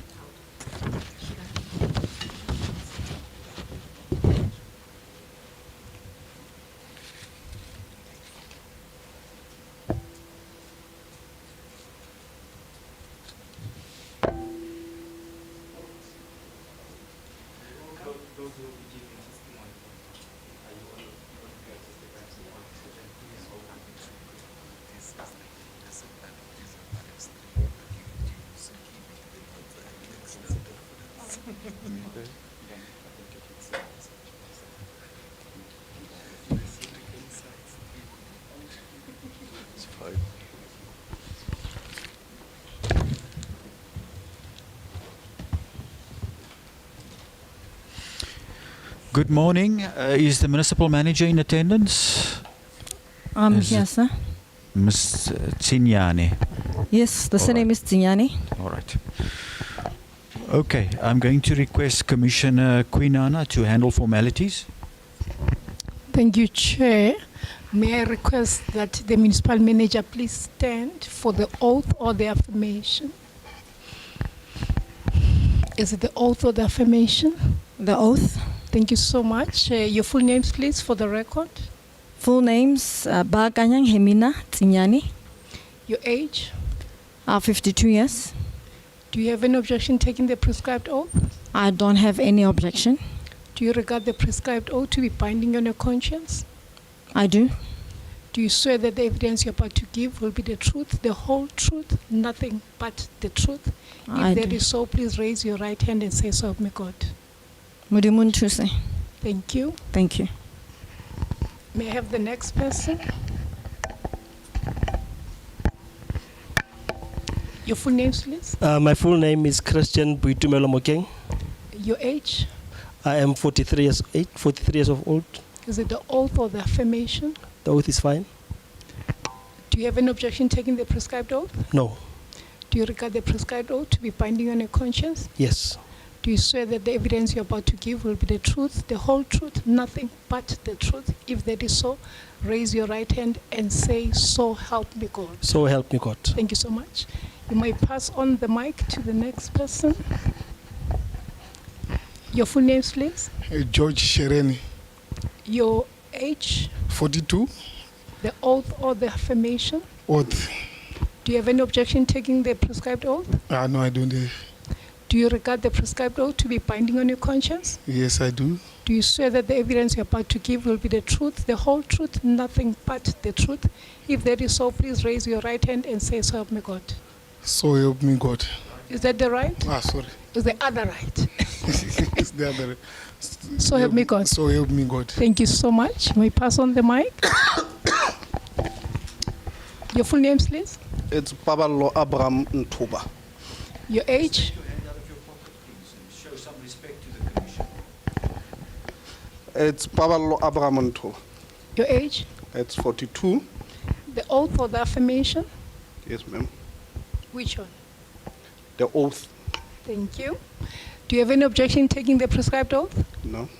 Do you regard the prescribed oath to be binding on your conscience? Yes. Do you swear that the evidence you're about to give will be the truth, the whole truth, nothing Yes. but the truth? If that is so, please raise your right hand and say, so help me God. So help me God. All witnesses sworn in. Thank you, Chair. Thank you, Commissioner Quinana. Can I just get the job designations of the other three gentlemen? Commissioner, I am the CFO at the Khatong municipality. How long have you been the CFO? The position was in October last year. Okay. Commissioner, I'm the IDP manager Since when? since 21. 21. Yeah. The Commissioner, the Technical Infrastructure Director, Since when? since 2010, but then I left, then I came back to When? municipality last year, February. Okay, when did you leave? 2017. Okay, and where did you go to? I was around, No. Commissioner. Were you unemployed? Were you working I was somewhere still else? under the municipality. I beg your pardon? I was still employed under the municipality, Commissioner. As what? I was sent at home because of certain issues. Like what? But please, man, I don't want to ask you what the whole time. Okay, can I assist, Chair? The technical director was actually placed on special leave in 2017 or 2018, I'm not sure. Then the new council actually called him back, recalled him to the municipality. So it was the previous council. So he was on special leave for how many years? And he received a salary, or what? He did. During his leave, Yes. special leave. He did. For how many years? 4 years. All right. Not sure. 4 or Okay. 5. All right, Mr. Weingaard, we are pressed for time. If you can just address the panel on the complaints that we've received. Business Christians and also others that we received. And it basically speaks to basic service delivery, water, sanitation, roads, infrastructure. We have sent the allegations to the municipality. It's one of those municipalities that were non-responsive. We have engaged with the Department of Water and Sanitation, where they were able to provide us answers on the issues relating to water and what they have done in terms of their monitoring and assistance through the various grants that's available to improve water. But we will probably have to check with them tomorrow what the progress is in terms of the performance of the municipality. And match that with the information that the municipality will provide us. Yes. Thank you, Mr. Weingaard. MM, how long have you been the MM? I was appointed last year, October, as Okay. the MM. Yes, but Relatively new and before your appointment? I was the director of corporate services, but Right. I was acting. Yes. Okay, and how long have you been working for the municipality? I joined the municipality the end of 2014 as a director corporate services. And you started acting when? I started to act in 2020 in February. Okay. Yeah. Just Went- before COVID. Yes. All right. What has your audit opinion been over the last, say, you started in 2014? Yes, let's say the last 10 years or so, audit outcomes, audit opinions. Okay, when I joined the municipality, we had a person that was seconded from Coxter to come and act.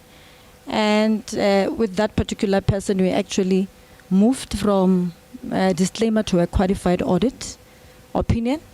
And the person left, then we appointed a municipal manager and a CFO at the time.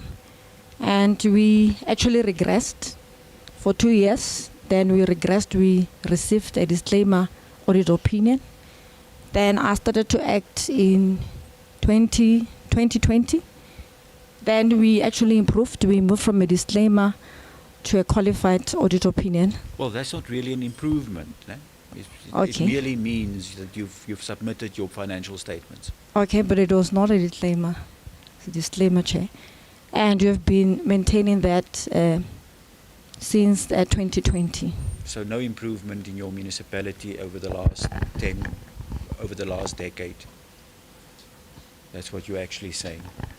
Tell me, the complainant, you've heard the complainant, she has referred to water challenges, some of your many of your residents not having access to water, which is a human rights violation. She has referred to the fact that there are serious sewage challenges, sanitation challenges in your municipality. She has referred to a march to the municipal offices.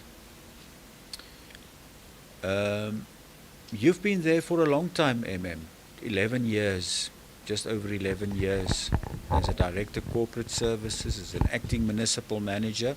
Acting municipal manager meaning you were the accounting officer of the municipality at that time. You've now been appointed as the municipal manager.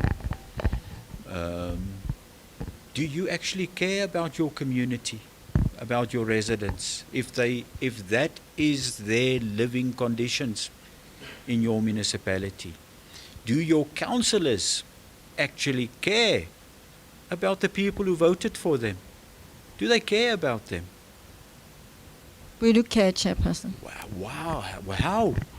You're not providing services to them. You're not providing services to them. Why are you saying that you are caring? Chair, we do care, because if we did not care, we wouldn't make any efforts with regard to what we are currently doing in terms of water. We have actually submitted a couple of business plans to the Department of Water Affairs and Sanitation, and they have one of the business plan has been approved. We are quite sure that, or we understand that we have challenges in the area of Delpotswoop. When did you submit these business plans? Recently? Yes, we submitted Recently, it. so for Yes, 10 in the years you've not previous- cared at all. You've not cared, you've started caring recently. Chair, Isn't that is- correct? That is your opinion, Chair. No, I'm asking you. Why has it taken you so long to start caring? We are implementing other projects. Such as? Okay. What infrastructure projects have you implemented? Your community is flooded with sewage. They don't have access to water. The roads are in a terrible state. What have you actually done? What projects have you implemented?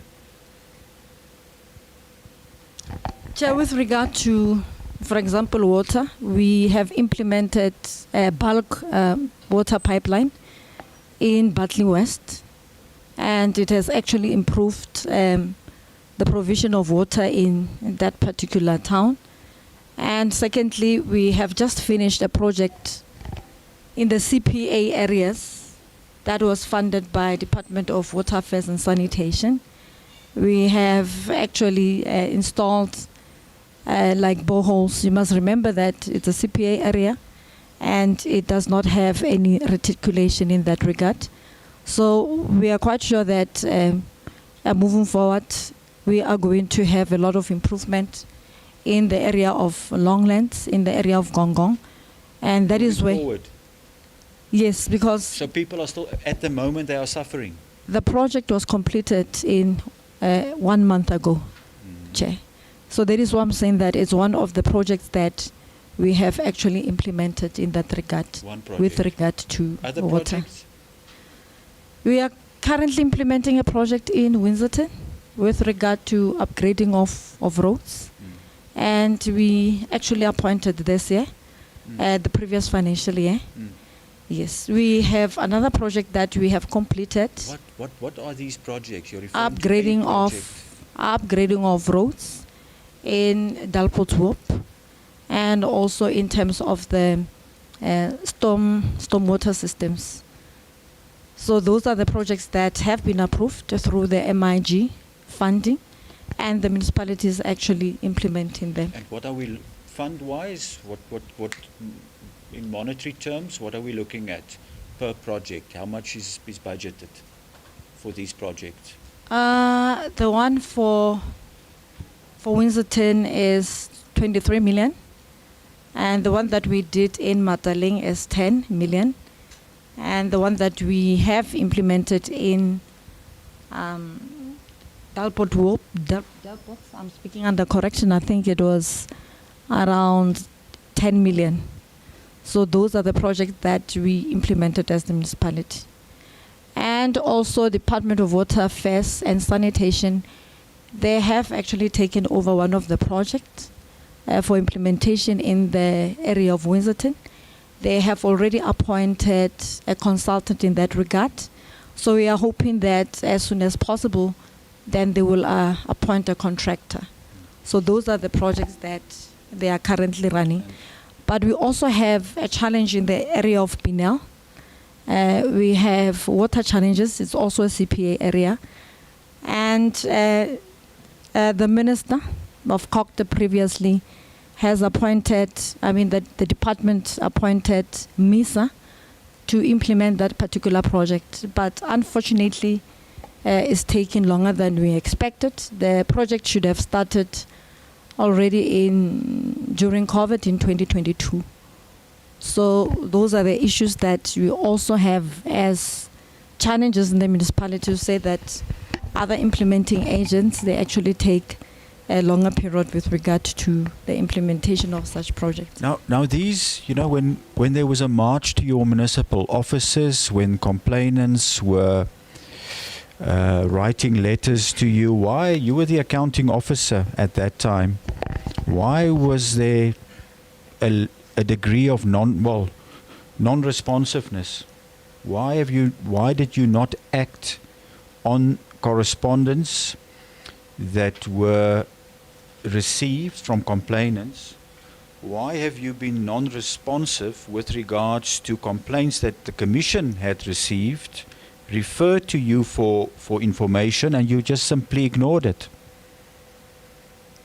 Chair, I have to go back and check to say what correspondence didn't I respond to. No. Come, let's be serious now. Let's be serious now. There was a march to your municipal offices. Chair, I know about the march. Yes, on a there Friday. were letters written to you. We have testimony under oath. Letters were written to your municipality. The evidence leader has presented that complaints that the Commission received were referred to your office, MM. And now you are saying, I'll have to go back. Why was there a level of non-responsiveness? Do you care, man?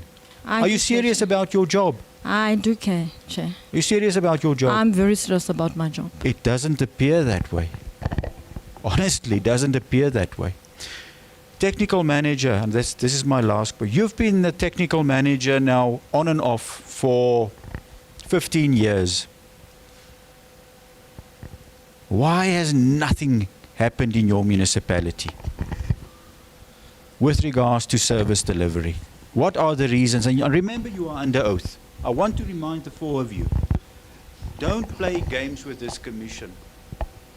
If you are not truthful, go and read our act. If you are not truthful,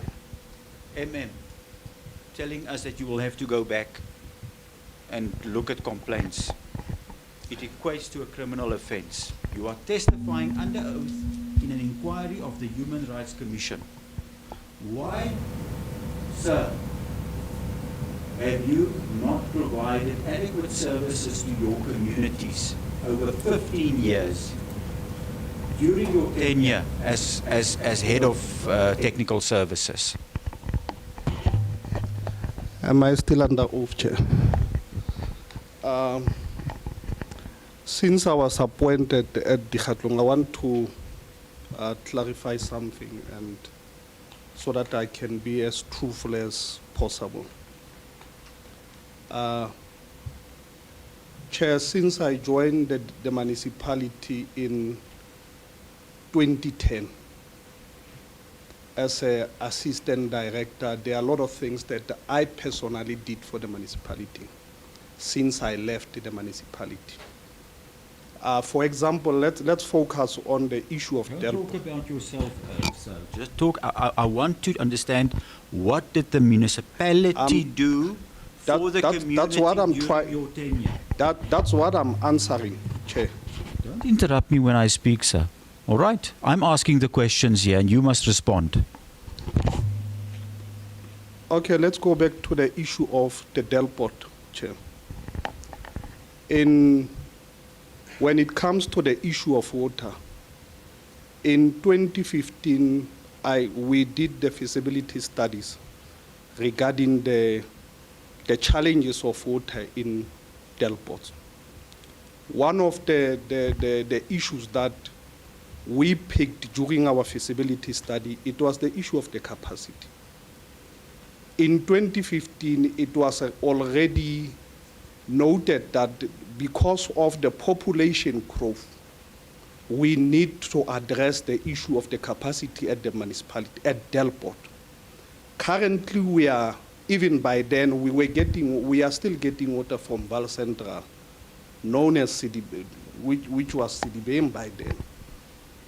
And we are still using the same pipe, which is roughly around older than 35 years old. And within that feasibility study, it was also noted that the condition of the pipe was needs to be attended to. You're providing me with information I cannot use, sir.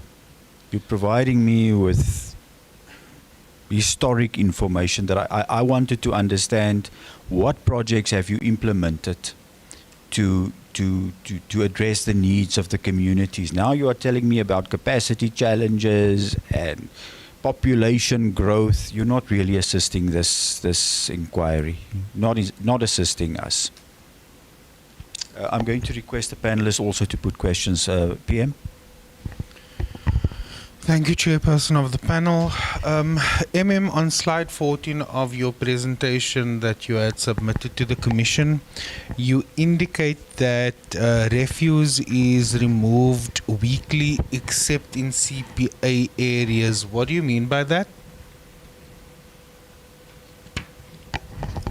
I've already indicated that CPA, it's the municipality, okay, it's within the jurisdiction of the municipality, but the title deed belongs to the CPA, the land, in terms of the land. So we are actually providing some of the services for free without generating any income from the CPAs. So in terms of refuse removal, then we are not providing any other service. But in terms of other issues like water and sanitation, sometimes we do provide some of the services. Even when coming to the implementation of projects, other projects, we also factor in CPAs so that they can be catered. But in terms of revenue, we are not collecting anything. And how do you determine which services to provide and which services you will not provide? Remember that they are within the jurisdiction, even if the land does not belong to us. We normally have IDP consultations with the community where they indicate exactly the type of services that they want to be rendered. So in that case, then, we actually determine the priority needs for those particular communities. Tell me, your water tankering, is it insourced or outsourced? And how much are you paying for it per month? It's outsourced, and in terms of payment, I'm not really sure because it fluctuates. Is the CFO? Yes, if there is a need, then we... Thank you. Yes, we do have, we bought our own in just after Dr. Christian was actually during the protest, because I was the senior accountant at the time. The municipality bought, the Yellow Fleet bought a water truck and bought 2 sanitation trucks at that time. So, and currently now, in particular the CPA areas, we've got about 5 to 6 CPA areas. We had to go and ask for another one, meaning outsource another one. So currently now it fluctuates. Sometimes it's about 300,000 to 400,000 rand a month. And I remember currently now, because of what has happened currently, Commissioner Boshoff, was that the Khatlong then started to implement what we call it the borehole projects in the CPA areas. And that particular projects where we're delivering water with these water trucks. For example, in Kopansfontein, we have stopped delivering water because of now people are getting water from the boreholes. In the area of Longlands, also we used to deliver water. Yes, people used to get water from SAHRC, but whenever there is no delivery of water from SAHRC to the people, we then send water trucks. Currently, again now, we've then built 2 boreholes again in Longlands. The same as with Pinil. So the areas where we're delivering water through these trucks, we've now changed it and we've built boreholes with water tanks. If I'm not mistaken, the project the last month was at 98% complete. And I could see it amongst the councillors group that they were displaying that water is running out for residents to get out.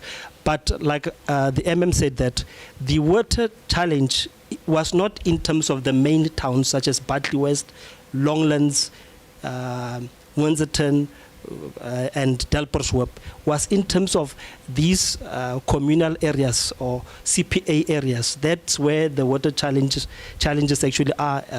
Hence, we had to then look at ways in how to accommodate them. Thank you, Chair. So the indicated that water tankering is being outsourced. You indicated that you have bought your own water trucks or tankers. So what is it? How many trucks or tankers does the municipality currently own? You can respond to that? Yes, 2022, 2023, we bought 1 water truck and 2 sanitation trucks for our areas. Okay. On slide 15, you indicate that there is a lack of funding to develop and upgrade your master plans. Does the municipality have a water services development plan? Yes, we do, Chair. So why is there a lack of funding to develop and upgrade your master plans? We do have master plans, but we are thinking ahead to say that they need to be reviewed. So currently we do not have funding for that, but we have requested assistance from Francis Bart District Municipality. And what was their response? We have not received, but I think that they will budget for us in the next financial year. When last have you followed up? You can't say that you think they will budget for you if you don't have any confirmation of that. How do you plan around that? Yeah, you are normally in discussion, constant discussion with them. I'm quite confident that they will assist. When last did you have a discussion with them? We are having meetings, quarterly meetings. We are part of the DDM, and I think that it's part of the plan as well. It has been factored in. Don't you think that you can leverage the Development Bank of Southern Africa to assist you? Yes, we can do that. Have you? We haven't. We have not actually requested any assistance from them, but I think that it's part. Can you tell us what your vacancy rate in terms of technical services is? Okay, in terms of technical services, the vacancy it's about 30%, because we are filling critical positions. We are under the financial recovery plan, and that was voluntarily. And we have only identified critical positions that we want to fill. For example, we have identified positions under water, positions of technician, superintendent water. Those are the positions that we have identified.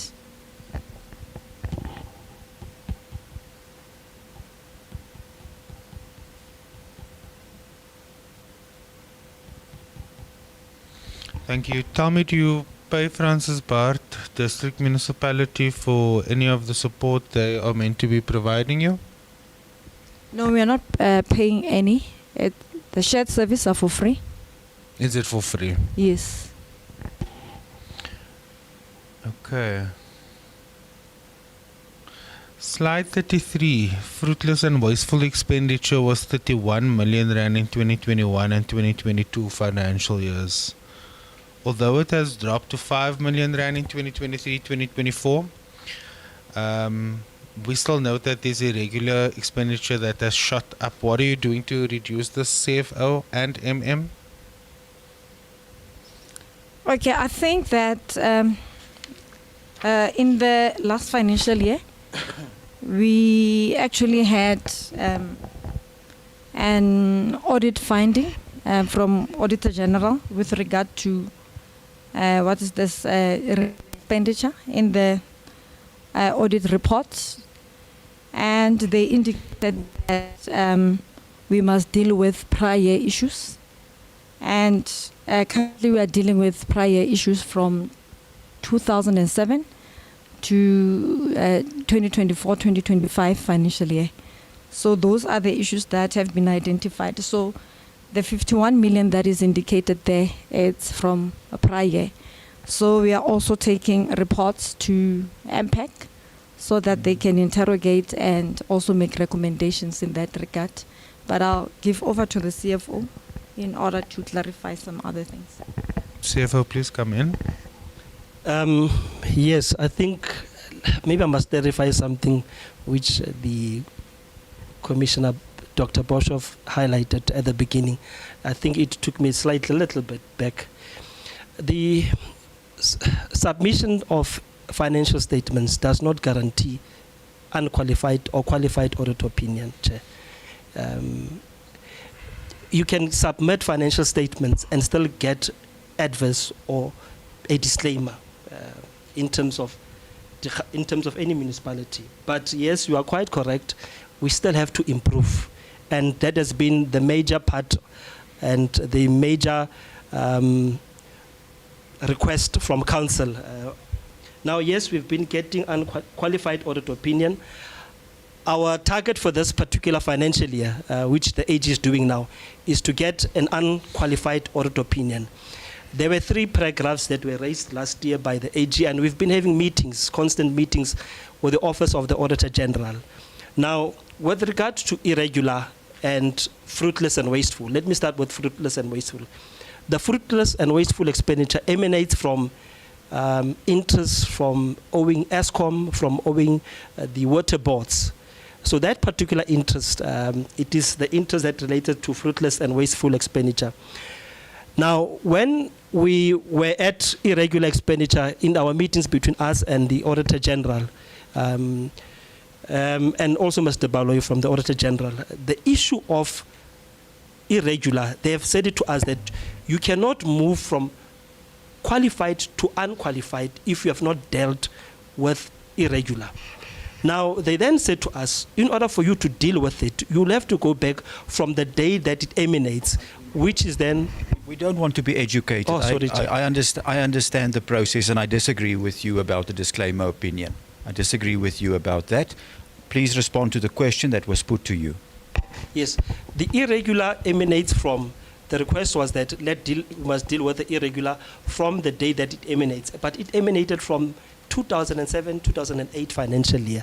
So that's what we have been doing for 17 years. But it has increased, sir. Yes. So what are you doing about it? What we have done is that, yes, we then took all of the irregular, submitted that to MPEC for consideration, then it was then submitted to council. So it was investigated, after investigated, submitted to MPEC. MPEC again had to look at it and had to investigate it more. Then it went to the council. So we are dealing with irregular expenditure. Can you please tell us what the status of the bucket toilet system is in the municipality? We don't have any bucket system in the municipality. None whatsoever? No, we don't. Any packet toilets, sack toilets? It's like we have only dry sanitation. Can you elaborate on your dry sanitation then for us? Well, dry sanitation is not a waterborne system, and it can later be converted when you have your water network. So we actually implemented a project that was approved by Department of Water Affairs and Sanitation in 2022-2023. So what's the progress with the project? Where are you currently, and when will it be finalized? No, it has been finalized. That is why I'm trying to tell you that we don't have any bucket system. We only have dry sanitation. Okay. Tell me, we have noted in 2022 the Green Drop Progress Report.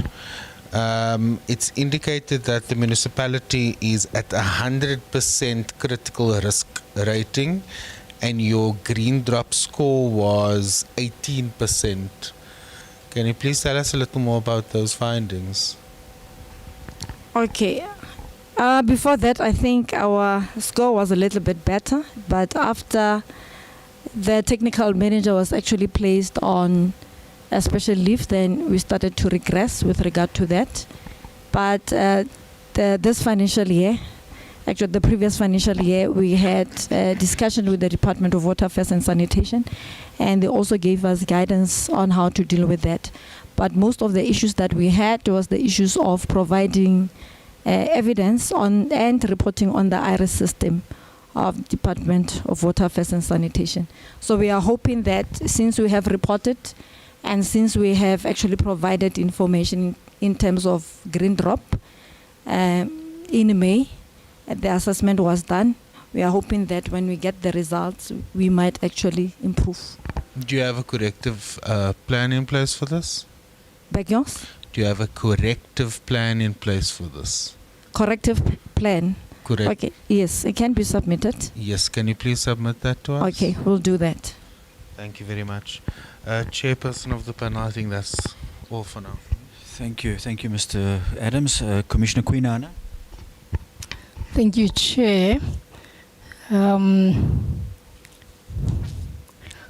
was an issue around that you've made a request in order to mitigate the issues around the water. And you have said that a request has been made, but what I did not hear was the date. When was this done? Because, you know, you just spoke of it generally. With regard to the master plans? Yes. Okay, I can submit a letter to you. Yes. So you don't have the date? I do. It was in the previous financial year. Yes. Around May, but I can submit the letter. So this would have been in May last year, and since then to date, you have not really done anything, even though you said there were discussions. Again, what I could not hear from there is at what point were these discussions? When did they take place? Okay, I think I indicated that we have the master plans, but we actually wanted them to be reviewed. It's not like the master plans are not in place. Yeah. Yes. What I don't understand is how you work, and maybe you can at least enlighten us. So you can submit in May, nothing happens, you just let it, you know, you let it slide. And I don't know whether you're waiting for another May, which I think has already passed. We are now in October. So what are we waiting for? What other measures do you do to mitigate that challenge? Do you just let it be and you hope that you probably retire at a certain point? You know, I mean, what are we waiting for?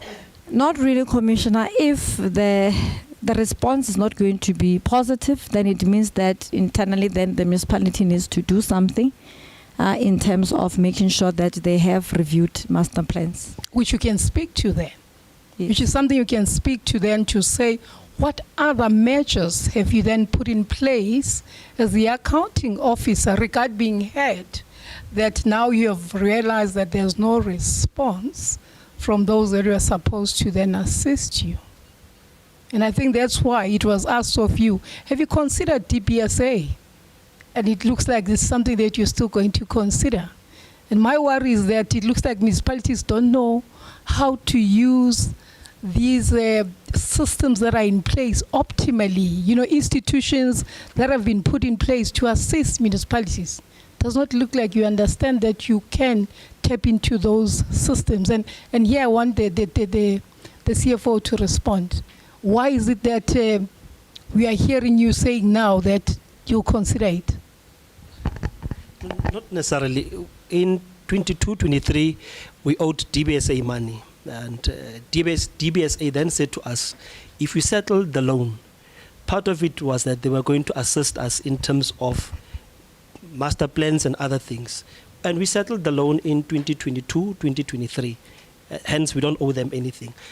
And since then, yes, they were then quiet. We kept on writing, but they were quiet. I think since then, we then wrote to Francis Bart, asking also for assistance that side. But in the letter that was written to the district, I remember the letter did not just include master plans, but it included a variety of things. I think based on the variety of things that we requested from the district, they then prioritize in terms of what they can assist.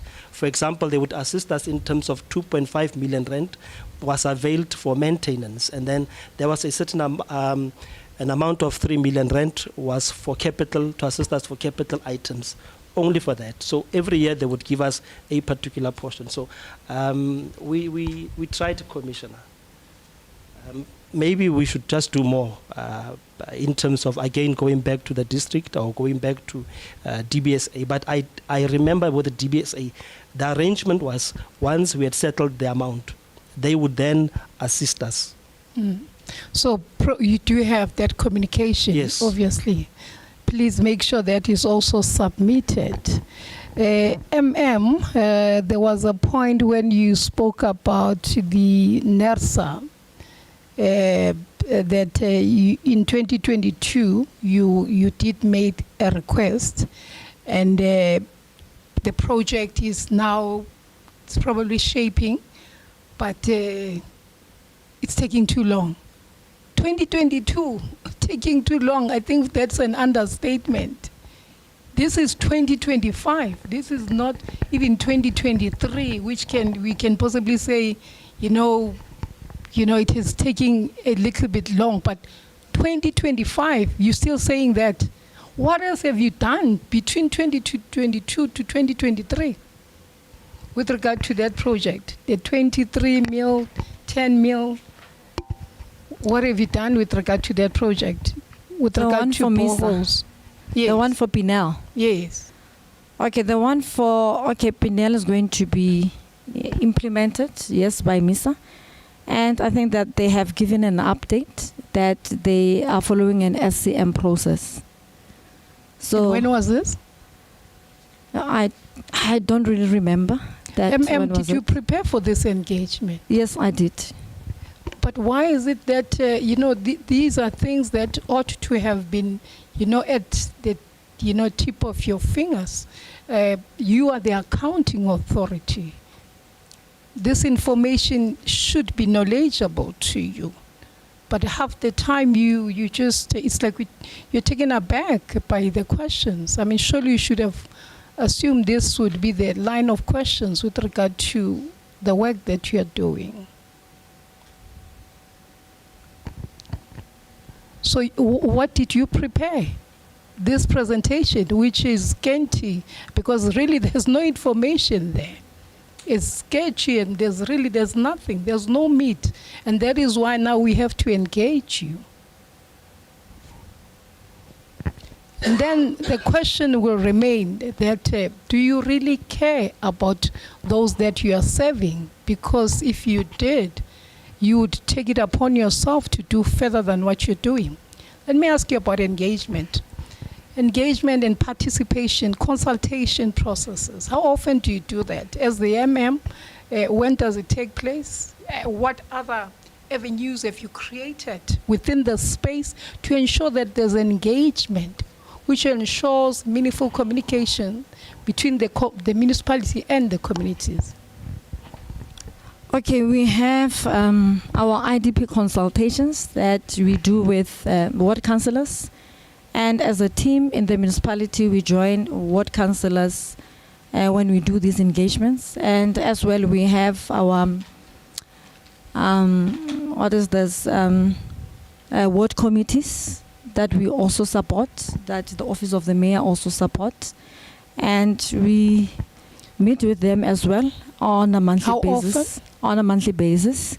So there are minutes, there's registers. There are minutes, there are registers, and there are also reports that they do on a monthly basis, and we submit their reports and their minutes to council. And these minutes and reports are standing items at council. So those are the type of engagements that we have. And we also have, with the Office of the Mayor, special programs unit, and we also have engagement with NGOs and people with disability as well. There are also NGOs that are dealing with issues of women, issues of disability, issues of youth. And we have these engagements as well on a quarterly basis. And what's your total number of residents I think I saw something in your It's presentation. 56,000. 56. Yes. Right. And in terms of unemployment of the persons in the community? Unemployment is 39.9. Let's say 40% if That's a we round lot. it off. Yes. That's a lot. And what are we talking about? Is it youth? Is it elderly? Is it who are these people of the 39%? It's youth and it's also elderly. Right. Yes. So have you looked at section 153 of the Constitution, which talks about the IDP, the programs that you must have in order to empower this community, develop your communities? Have you looked at that? Do you have a plan? Yeah, through Office of the Mayor, we have plans that we have, and also through the Office of the LED, there are some other programs that we do to support these communities. So you have them through the Office of the Mayor. So as this particular municipality, you don't have a plan that speaks to your own municipality. We do have a plan. That is why I'm saying that we are doing through it local economic development as well. Yeah, but this is a mandate that is given to you as a municipality. Have you looked at 153 in the Constitution? Yes, I have. Yes. So basically what you're saying, constitutional mandate, which empowers you, 153, which is very clear. You have not really done anything, because you would not be able to give me what are those that you have done. I don't think you can, because that would have been encompassed here. You would have encapsulated it in your very presentation, how you're mitigating the challenge. People pay because they are employed, right? So in your municipality, do they pay for the services? They do. They do? Yes. So how much revenue are collecting? In terms, if you talk about percentages? Normally we collect from, let's say, 49 to 53%. But the challenge But is you're not able to pay DBSA. we did pay the DBSA. So they're completely paid off now? Yes, they are. You no longer owe them? We don't. But that's the same challenge that you had to approach them in order for them to assist you. When did you pay them off? 2022, 2023, we paid the full loan amount of DBSA. Okay. But you could not approach them to assist you from 2022, it's now 2025. DBSA previously indicated that they will help us with revenue enhancement strategy. But at the later stage, then they indicate... At what point? Beg yours? At what point? The reason why we paid the loan off, it was one of the conditions to say that pay the loan off and we will actually help you with revenue enhancement strategy. Do you have a challenge with regard to revenue in order to fulfill your constitutional mandate? Yes, we do have a challenge. Right. Stop there. Yes. If that is so, 2022 you paid off the loan, but you still haven't approached DBSA. Once it is available to assist you. We have actually approached the DBSA. At what point? Do you have proof? Yes, we had a meeting with, I think it's V3, because it was... Again, generally, you had a meeting, nothing to prove.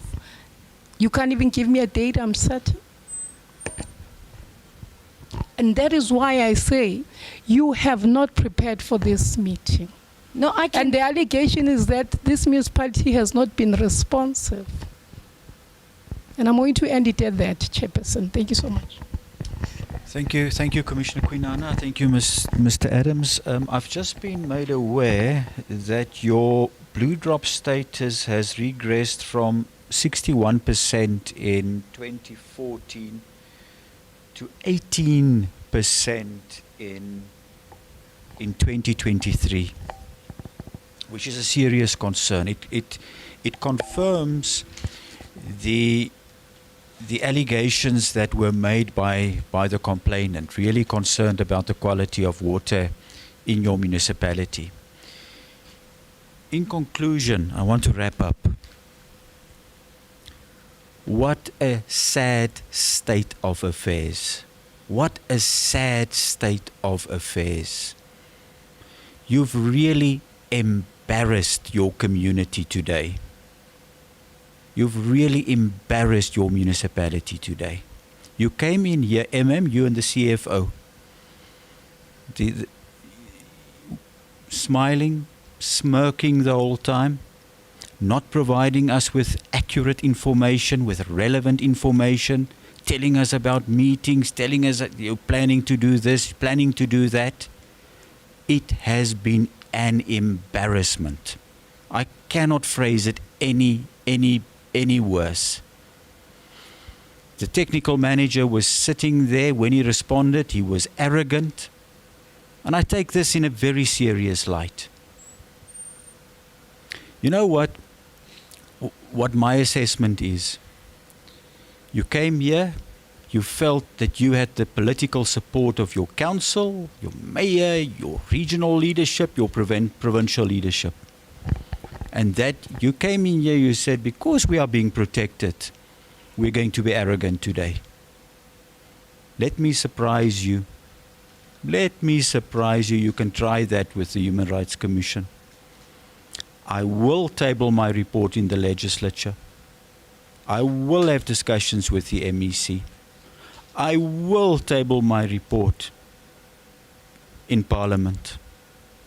I will request the National Council of Provinces to visit your province, because your council, and I'm looking at them, your municipal council needs to be held accountable as well. It is ridiculous what is going on in your municipality. Non-responsiveness. You simply don't care about your communities. The CFO, when finally he realized that we are not taking him seriously with all the inputs that he has tried to make, he admitted, hey, we are trying. We can do more, but we are trying. What does that mean? You have not convinced us that you are serious about service delivery in your municipality.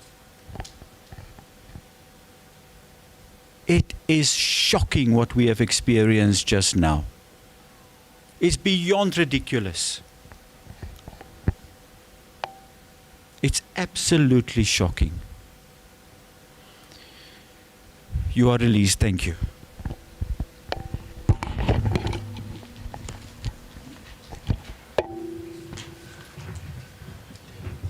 We're going to take a 10-minute break.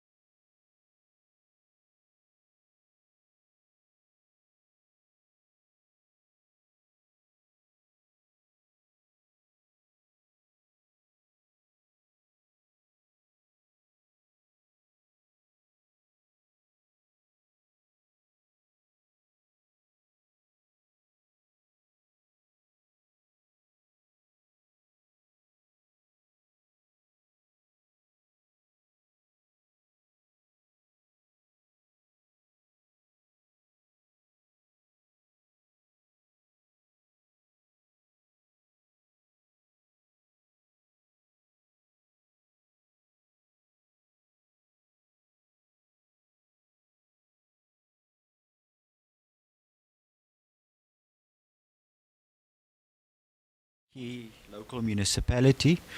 We have 2 complainants. Yes, Mr. Weingart.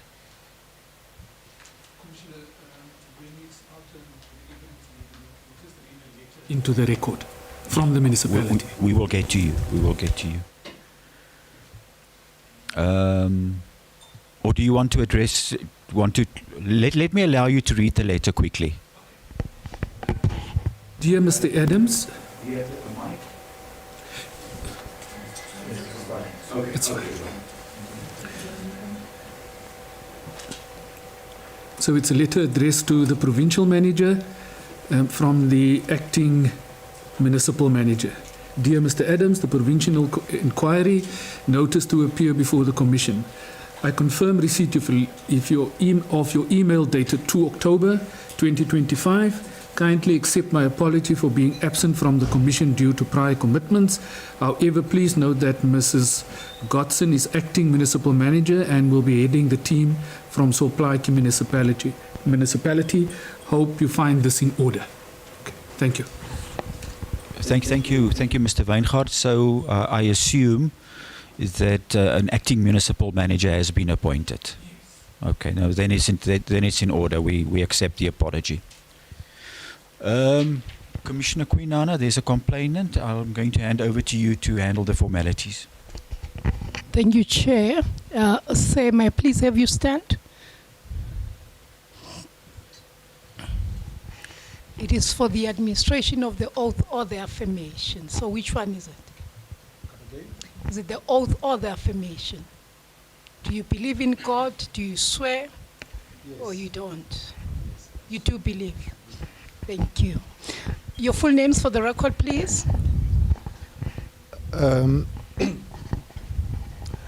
Sorry, ma'am. Is that allowable for me to speak in Afrikaans? No, ons kan iemand dan herhaal. Commissar?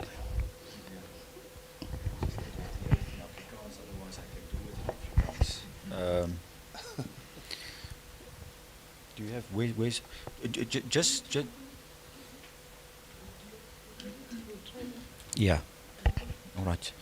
You het reeds aangedui dat u die eet sal afneem? Ja. All right. Ja. Lig jou regterhand asseblief en herhaal asseblief wat ek sê. Ek sweer dat die getuienis wat ek sal gee. Ek sweer dat die getuienis wat ek sal afgee sal die waarheid wees. Sal die waarheid wees. Die volle waarheid. Die volle waarheid. En niks anders as die waarheid nie. En niks anders as die waarheid nie. Sê so help my God. So help my God. Baie dankie. Mag maar sit. Baie dankie. All right. Thank you, Commissioner Quinana. Sorry, ek het net u naam nie gehoor nie. Wat is u? My naam is Marcus Jetembo. Alright. Goed, wil jy die volle getuienis dan in Afrikaans lewer? Ja. Alright. Gelukkig ons die persoon wat ons verslag skryf is Afrikaans magtig, so ek gaan nie toelaat om in Afrikaans die getuienis te gee. U het net 5 minute. Ons het klomp munisipaliteite vandag, baie mense wat klagtes na die kommissie toe gebring het, wat na u is hier nog 'n persoon wat getuienis moet lewer. Net 5 minute. Ek glo u het iets op skrif vir ons gebring of in die verlede. Alright, ons gaan dit alles deel maak van die verslag. Mag gee asseblief net vir ons kortliks 5 minute net 'n opsomming van die klagte asseblief. Baie dankie vir die geleentheid. Soos ek gesê het, my naam is Marcus Jetembo. Ek is oorspronklik van Platfontein en ek gaan baie kort wees, soos u nou voorgesê het. My getuienis of klagtes is van die service delivery vanaf die munisipaliteit. Ons in Platfontein vra onsself 'n vraag, is ons deel van Suid-Afrika of nie is? Want ons geniet nie die dienste van die munisipaliteit af nie. Die voorbeelde wat ek vir jou so kan noem is die vullisverwyderingsdienste. Ons weet nie wat is die rede hoekom die munisipaliteit nie ons vullisse verwyder vir ons nie. Daar is glad nie so 'n diens in Platfontein nie. En die grootste probleem wat ons op die huidige oomblik in die gesag staar is natuurlik die rioolwater wat in ons land vloei. Ons het al tale vergaderings met die munisipaliteit gesit om die vloei van daai rioolwater stop te sit, maar dit het in 'n rivier verander op ons grond in Platfontein. En baie snaaks, in Platfontein het ons nie vlas toilette nie. Ons gebruik saksisteme. Maar die toiletwater van ander lokasies hardloop in ons land en dit besmet die land baie lelik. Ons het as gevolg van daardie besmetting het ons 'n groot projek verloor van gips. 'n Maatskappy uit Kaapstad wil 'n gipsfabriek opgesit het in die gedeelte waar daardie rioolwater vloei. Maar weens dit het ons die projek verloor. En ons sou baie werk geskep het van Platfontein mense, aangesien daar is geen werksgeleenthede wat na Platfontein toe kom nie. Die Platfontein gemeenskap lewe net op grants wat hulle kry. So van dat ons op Platfontein hervestig het 2003, daai eerste huise wat vir ons gegee is, daar word nooit weer huise gebou by Platfontein nie. En die populasie het groter geword. Die mense wat as jong mense aangekom het is nou volwasses. En hulle het nie huise om te bly nie. So die huisiekies wat ons nou op die huidige oomblik het is beknop om saam in een huisie te bly. En die ander probleem wat ons het in Platfontein is ons kraanwaters is bittervuil. Ek wil vanoggend 'n voorbeeld saamgebring het, maar ek was bietjie laat en nie kon skep nie. Maar die water wat uit die kraan uitkom is regtig nie drinkbaar nie. Dis nie skoon water wat daar uitkom nie. So dit is die probleme wat ons het.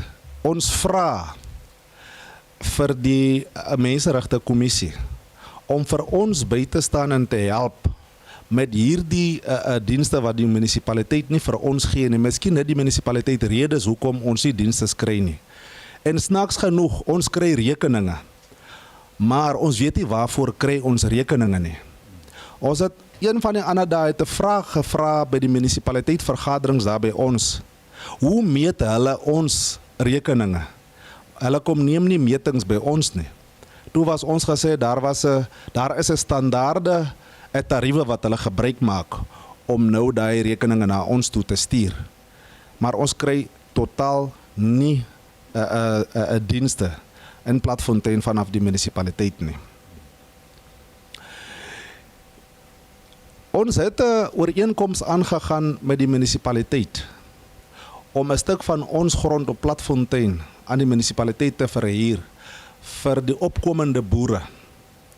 In die begin het die ooreenkoms reg verloop. Die munisipaliteit soos beloof het 'n betalings gemaak, maar ek dink vir afgelope 3 tot 4 jare het dit stil gestaan. Die mense bly, die mense se vee loop ons land, ons kry nie betalings van die munisipaliteit af nie. En dit is 'n baie groot kopseer. As ons inkom vir vergaderings is net verskonings wat aan ons gemaak word en gesê word dat dit gaan nagesien word en so aan. En dit lyk nie reg vir ons nie. En om klaar te maak, die probleem wat ons nou agterkom, hoekom ons nie miskien dienste kry vanaf die munisipaliteit nie, is dat ons is verdeel in 2 wyke. Ons is 2 gemeenskappe in Platfontein, natuurlik die Kons en die Kwes. Nou ons is verdeel, die Kwes is verdeel in wijk 32 met Putanang. En dan die Kons is verdeel met wijk 1, saam met Rodepan se mense. En miskien kry ons in die naam van die wijks of in die nommers van die wijksontwikkeling wat nooit na Platfontein toe kom nie. Die dienste wat nooit na Platfontein kom nie. Ons pleidooi is ook vandag, laat ons ons eie wijk wil hê en ons wil sien dat dinge regloop in Platfontein. Ek sê vir u baie dankie. Ons sê vir u baie dankie. Dankie. Jy kan maar daar tussen die ander mense gaan sit. Ons gaan nou vir die volgende. We're going to give the next complainant the opportunity to address the panel. Thanks very much. We will include your complaint in our report. This is a familiar face today. All right. Yes, you're going to take the oath again. Commissioner Queenan. Thank you so much, Doctor, for availing yourselves once more. Please, let's have your full names on record. Your age, please. Do you have any objection taking the prescribed oath? I now know it's the oath because yes. you did it in the morning. Yes. Any objection taking the prescribed oath? I'll take the oath. Do you regard the prescribed oath to be binding on your conscience? I do. Do you say that the evidence you're about to give will be the truth, the whole truth, nothing but the truth? If there is so, please raise your right hand and say, so help me God. So help me God. Thank you so much. You may take a seat. Sonia. Thank you, Commissioner Queenana. Right, Doc, same process, please. You have 5 minutes. Please address us as quickly as possible. We will include we will refer to your complete complaint in our report. Over to you. Thank you very much, Commissioners. 5 minutes is really very little time for the Salt Plaatje municipality, but I will try my utmost best. Chairperson, Commissioners, ladies and gentlemen, and the public, once again, thank you for the opportunity to allow me to appear here today, and I speak on behalf of the affected residents of White City in Roodepan, who all reside in the Salt Plaatje local municipality, Kimberley. Now, this presentation really represents years of pain, advocacy, oversight, and repeated pleas for action. It is based on direct complaints, oversight visits, parliamentary motions, criminal charges, and countless engagements with departments and communities. A background, White City is a small residential community in Roodepan, in Kimberley. Now, I became aware of it in January 2021 when tragedy struck. The sewage pump station situated directly next to the residents' homes failed catastrophically. Raw sewage poured into residents' homes, yards, and even the streets. 26 families lost everything. And when I say everything, I mean everything. Their furniture, clothes, appliances, their homes, most painfully, their sense of dignity and safety. When that sewage entered their homes, it wasn't just an inconvenience. It was really a public health disaster. Children are and were exposed to bacteria and viruses. The air was filled with toxic stench, as it still is. Floors and walls were soaked with sewage. Even after cleaning, the smell just never leaves. Homes are uninhabitable. In fact, most of those homes have now been broken down, vandalized, and nothing left of the tree. Sorry, which area is this? White City. White City? Roodepan. Roodepan. The pump station responsible is located just a few meters from their homes. It continues to malfunction, putting at risk a further 50 to 70 homes in the area. Sinkholes have now formed in the area. Those sinkholes are growing. They threaten not only the remaining homes, but also the safety of our children who play in that area. I personally laid criminal charges against the Salt Plaatje municipality in June 2021. Since then, I have conducted oversight visits, submitted petitions, raised motions in the National Council of Provinces, and engaged multiple government departments to seek justice for these residents. Now, Commissioner, I can quote the Constitution, Section 24, which speaks about the environment, yet sewage flows in our homes. Section 10, dignity of our people. But how can we have dignity when we are living in sewage?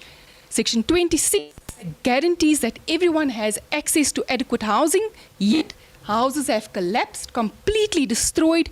Many of these homes are unsafe, the remaining ones, and are now being vandalized and demolished. So, in essence, the crisis of White City is now spreading across Kimberley, Commissioner. In Hillcrest, residents have experienced sewage flooding for years. Along the R31, as we've heard previously, the Platfontein residents, there is now a river, a lake of sewage. The N12 corridors, sewage, wastewater, untreated. The Kimberley Canal is contaminated with raw effluent, and this has been reported directly to the Human Rights Commission.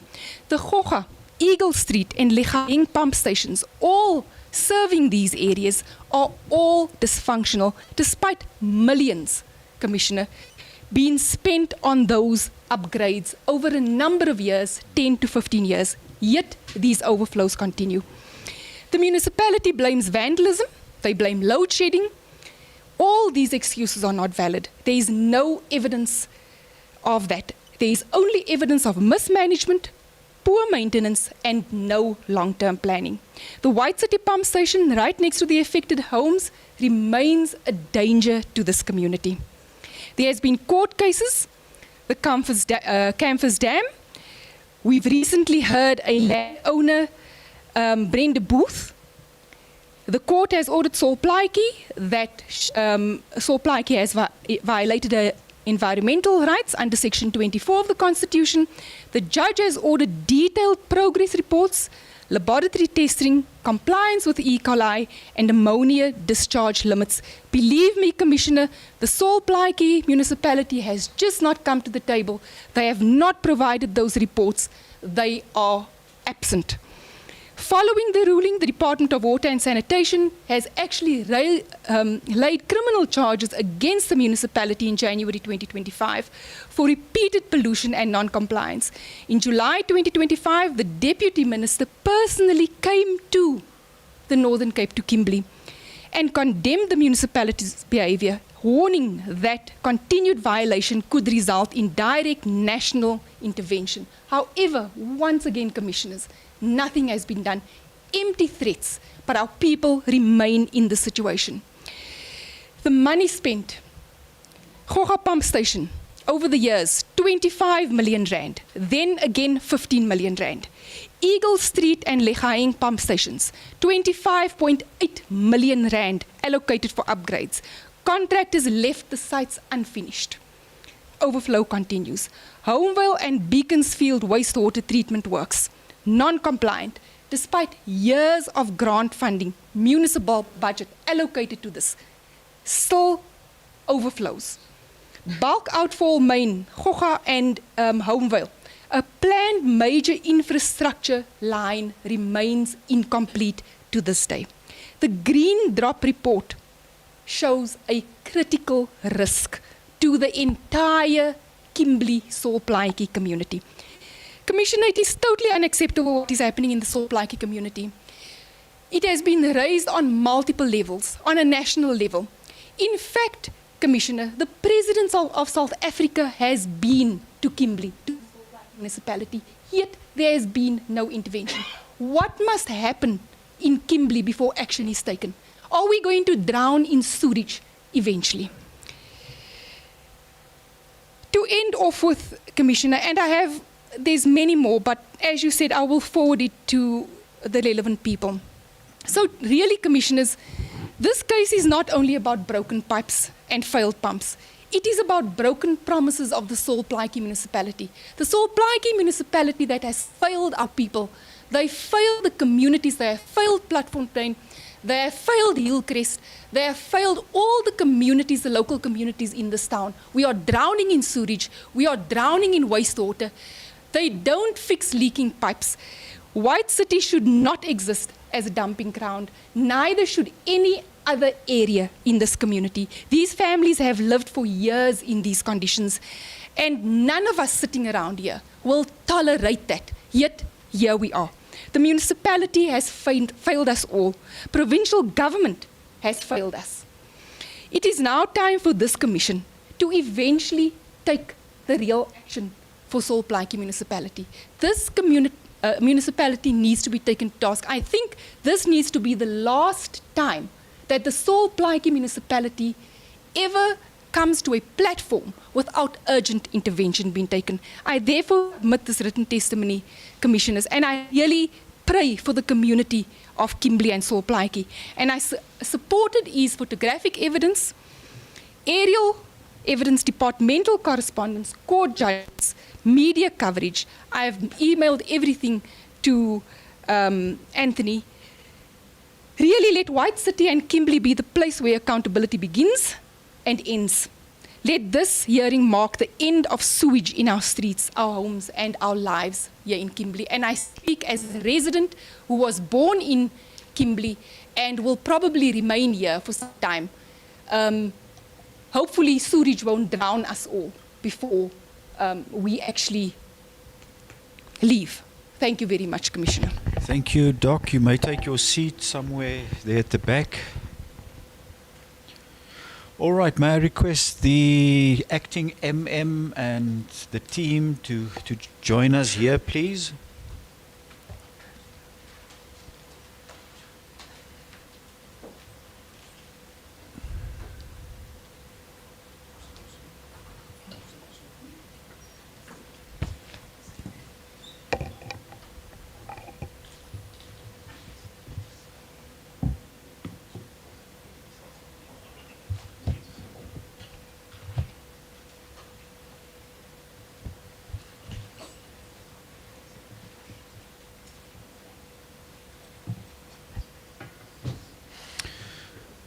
All right, before we request Commissioner Quinana to handle the formalities, Mr. Weingart, our evidence leader, can you just address the panel on the complaints that we have received regarding service delivery in the Solplaatjie municipality? Just a summary, the number of complaints perhaps over a specific period of time, whether there has been responses, whether the municipality has dealt with the complaints that you referred to the municipality, and then also, you know, just a summary of the type of complaints with regards to service delivery that we've received. I can also indicate that I was invited by the provincial office last year to a meeting with the municipal manager.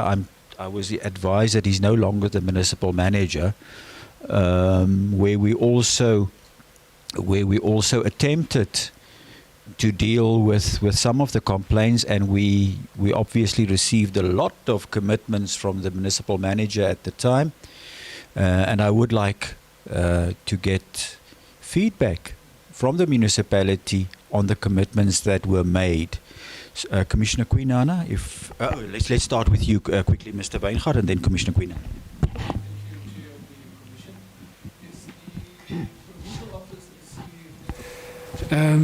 Probably in excess of 15 complaints. We've consolidated most of those complaints because it relates to the same issues. Your access to water, and maybe just on the water, that the municipality suffered over the years on the delivery of water. So water interruptions within Kimberley and the surrounding areas was the order of the day. So we had the water complaints on the one side, and then we had the sewage infrastructure, which included wastewater treatment plants and also sewer spillages that's occurring throughout the city. So the Commission addressed these complaints to the municipality for a very long time. They were very non-responsive. So last year, we then embarked on a process where we basically summoned the municipality to appear before the Commission. And Dr. Boshoff, or Commissioner Boshoff, chaired that engagement. So within that engagement, the municipality chose to focus on the delivery of water, because at that time they were successful in applying to National Treasury for funding to upgrade the water infrastructure. So it was, I think if the figures are correct, it's about 1 billion or 2 billion rand over a period, a 3-year period. So they could elaborate on that project to say that this will address the issues of water within Solplaatjie. But what they did not address was the issue of the sewer infrastructure, sewer spillages. And we continue to receive more complaints. And the most recent complaints are within this financial year. And we've addressed to the municipal manager, we did not receive responses. We've addressed to the speaker of the municipality, because there's a newly appointed mayor and speaker within the municipality, and we thought that this would probably assist with these complaints. But to date, we have not received a response on those complaints. So what the complainants has delivered today, that is the nature and scope of the complaints thus far. It is so that the people of Platfontein, they have a legitimate complaint relating to sewer spillage on their land, because this is land that they were relocated to. It's the Kun and Kwe people that fought with the SANDF previously, and they were relocated to Platfontein. It's a serious violation in terms of that spillage and the properties that was mentioned. Thanks. Thank you, Mr. Weingaard. Is the acting MM in attendance? Are you the acting MM? All right, thank you. Commissioner Queen. Thank you, Chair. May I then request the acting MM to please stand. Is it the oath or the affirmation? The oath, Commissioner. May I please have your full names on record? My full name is Renee Godson. Your age? My age is 44 years old. Do you have any objection taking the prescribed oath? No, I don't have any Do objections. you regard the prescribed oath to be binding on your conscience? Yes, it's. Do you swear that the evidence you're about to give will be the truth, the whole truth, nothing but the truth? If that is so, please raise your right hand and say, "So help me God." So help me God. Thank you so much. Thank you. May I pass on the mic to the next person? May I please have your full names on record? Good afternoon. It's Ifonia Lihlawanela Rapodile. Your age? I'm 40 years old. The oath or the affirmation? The oath. Do you have any objection taking the prescribed oath? No objection. Do you regard the prescribed oath to be binding on your conscience? Yes. Do you say that the evidence you're about to give will be the truth, nothing but the truth? If that is so, please raise your right hand and say, "So help me God." So help me God. Thank you.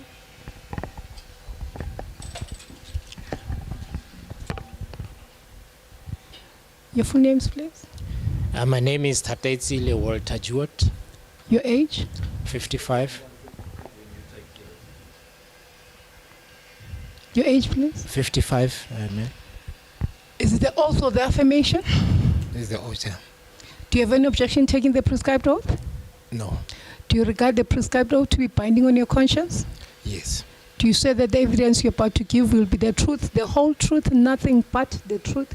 If that is so, please raise your right hand and say, "So help me God." So help me God. Thank you so much. Please pass on the mic to the next person. Your full names, please. My name is Nomonde Kisiama. Your age? I'm 54 years old.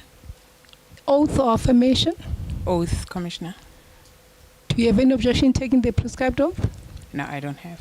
Do you regard the prescribed oath to be binding on your conscience? Yes, I do. Do you swear that the evidence you're about to give will be the truth, the whole truth, nothing but the truth? If that is so, please raise your right hand and say, "So help me God." So help me God. Thank you so much. Good day, Commissioners and everybody. My name is Vincent Nkululeko Maisela. Oath or affirmation? An oath. Age? I'm 59 years. Do you have any objection taking the prescribed oath? None whatsoever, Commissioner. Do you regard the prescribed oath to be binding on your conscience? It's correct, Commissioner. Do you swear that the evidence you're about to give will be the truth, the whole truth, nothing but the truth? If that is so, please raise your right hand and say, "So help me God." So help me God. Thank you so much. Thank you very much. Sworn in. Thank you, Commissioner. Can I just get the job designations of the other of your team, acting MM? We can, yes. Thank you, Commissioner. You may be seated. Okay. My designation, I'm the Executive Director for Corporate Services. I have been appointed as the Municipal Manager from the 6th to the 10th of October, just for 5 days. Sure. Thank you. I'm the Chief Financial Officer. I started at the municipality in July 2025. 25, all right. Oh, I started in May 2025. I'm the Executive Director, Infrastructure and Services. I started in April 2025. 25. April 2025, yes. I'm an Executive Director for Strategy, Economic Development and Planning. Started as a manager in 2023. 20? Sorry. 3. In 2003. Oh, As a manager, but as an ED in 2006. Thank you, Commissioner. I am the legal advisor for Soplaiki, responsible for labor. I'm currently the acting housing manager for the past 2 years, since 2023. Thank you very much. Okay, thank you. And I assume all of you, with the exception of the lady who was appointed in 2003, worked for the municipality previously or not? Or are you from external? All right, all of you. I worked for a Different municipality, you sir? I work for different municipalities. For Solplaiki? Or For Solplaiki. okay, different municipalities. And you sir? I joined Soplaiki 2018. 2018. Yes, All right. No, correct.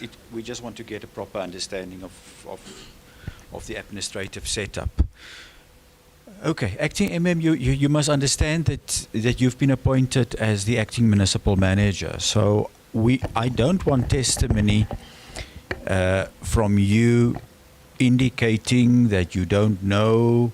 I've only been appointed for a week. I don't know how to respond to those questions. You are the accounting officer of the municipality.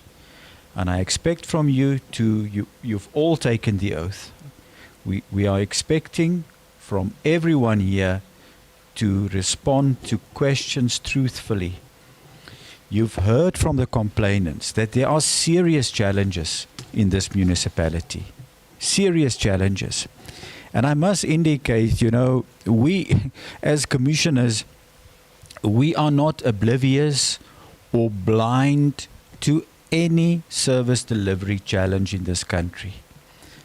We also read newspapers, we read social media, we see and we read about the service delivery challenges in Solplaiki. Every now and then there are water interruptions, water shortages, sewage spillages everywhere, and it has been a concern to the Commission for a very long time, and that is the reason why I also came to Kimberley, had a meeting with the municipal manager. Undertakings were made by the municipal manager, and nothing has changed. Nothing has changed in this municipality. In fact, it has regressed. It has regressed. I don't want people to make noises when I speak. Please, I don't want to be influenced at all by the gallery. Nothing has changed. Now we hear that there's a new mayor, there's a new speaker, and I hope they are watching.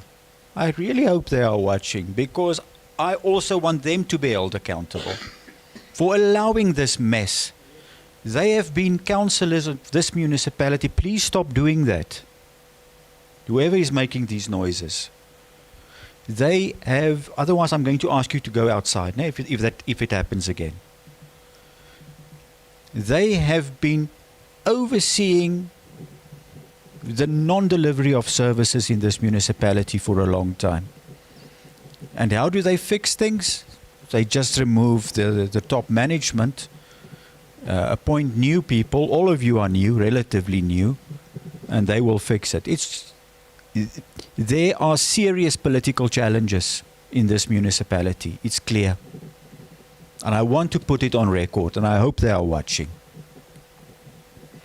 The provincial government, the political leaderships in this province need to do something. They need to do something. They cannot just overlook what is happening in this municipality. It's nonsense. It's nonsense. A long list of people's rights that have been violated in this municipality. Good grief, man. I really hope that the next year's elections, the voters deal with these councillors. And I want to put it on record. I'm not scared. And I hope that you sitting here don't feel that you have the protection of your councillors or your political leaderships. I want to caution you. I want you to be truthful and not to mislead the Commission on what is going on in this municipality. And we want you to provide us with accurate information on the challenges that are being experienced in this municipality. Long are the days of just letting go. Yeah? 30 years into democracy and people are living like animals. Surely that cannot be correct. Surely that cannot be correct. What has your audit opinion been over the last 10 years or so? We have been receiving a qualification, Commissioner. 10 years or so? For the past 3 years, I think we have been keeping at the qualification part with minimum paragraphs, but we are still having a overall qualification. And what would the reasons be? You are also welcome to respond, CFO. All right. I can hand over to the CFO. Sure. Thanks. The reason for the qualification is mainly for, if we look at the financial statement, is for PPE. So what the AG has picked up, they've indicated that we had issues on our work in progress. Some of the projects were completed, but we've not capitalized them as yet. And then there was also issues on investment property, where some items which are investment properties are not included and vice versa. And then we also have material losses on electricity, where we did not account for the full losses that we've lost in terms of electricity. So as you know, we buy electricity from Eskom and then we have to resell. So then there is what we've not resold means is a loss. So that is also that misstatement regarding that. And then we had a limitation on our debtors as well, where the debtors write-off, we were not able to provide the auditors with a full list, which is complete as well. And then also revenue, which is service charges, where we actually use a lot of interim billings instead of actual billings. So those were the misstatements that the AG has identified. All right. All right. No, thank you. You want to add, Acting Emma? No, I think she has covered. All right. In summary. Now, you've heard the testimony of the two complainants. You've listened to Mr. Weingaard explaining that we've received a number of complaints over a long period of time. And you know, many of the complainants are complaining about the fact that inadequate services are provided. You've heard the shocking information, this extremely sad information that has been provided to the Commission just now. What are the causes for the fact that inadequate, or that people don't have, or that there are water interruptions on a fairly regular basis in Solplaatjie? People don't have access to water, and then sanitation in the city is an absolute disaster. It's an absolute disaster. What plans have you made? And remember, you are the acting MM. I want you to respond truthfully. What plans have the municipality made to address the sanitation challenges in the municipality, Solplaatjie municipality? What were the causes? When can we see changes in the municipality? Because I don't want to come next year again when Mr. Adams or Mr. Weingaard call me and say we have another hearing. I don't want to come back. I want to see results. What are the reasons for the inadequate service delivery, and what plans are you making to address it, and when will we see visible changes in the municipality? Thank you, Commissioner. Yes, we are aware of the service delivery challenges that the municipality is having, and we do have some plans in place. I'll just request the Executive Director of Infrastructure just to give us, in summary, the challenges in terms, and also what is the remedial actions in resolving the challenges that we are facing. Thank you. Thank you, Commissioner. The challenges with water are being addressed currently. The biggest challenge, I'll start first with water. The challenge with the network, we have old asbestos pipe that need replacement. The infrastructure has been not attended or given, attended due to lack of budget to do preventative maintenance. So that has been a long time that has been happening in water. But currently we were able or fortunate enough to receive funding, the BFI funding, bulk facility for infrastructure from National Treasury to address issues of water in 2024. The program is ongoing, it's a 7-year program. Currently we're starting to reap off results of or benefit of the program. Previously, Kimberley, or before the program implementation, Kimberley was not having water on every day. It was water shedding before the implementation. But currently we can have water 24/7. The interruptions that we're having is due to leakages because of our internal network that is still on asbestos pipelines. So that we still need to get funding to address that. So the issue of the water is being addressed.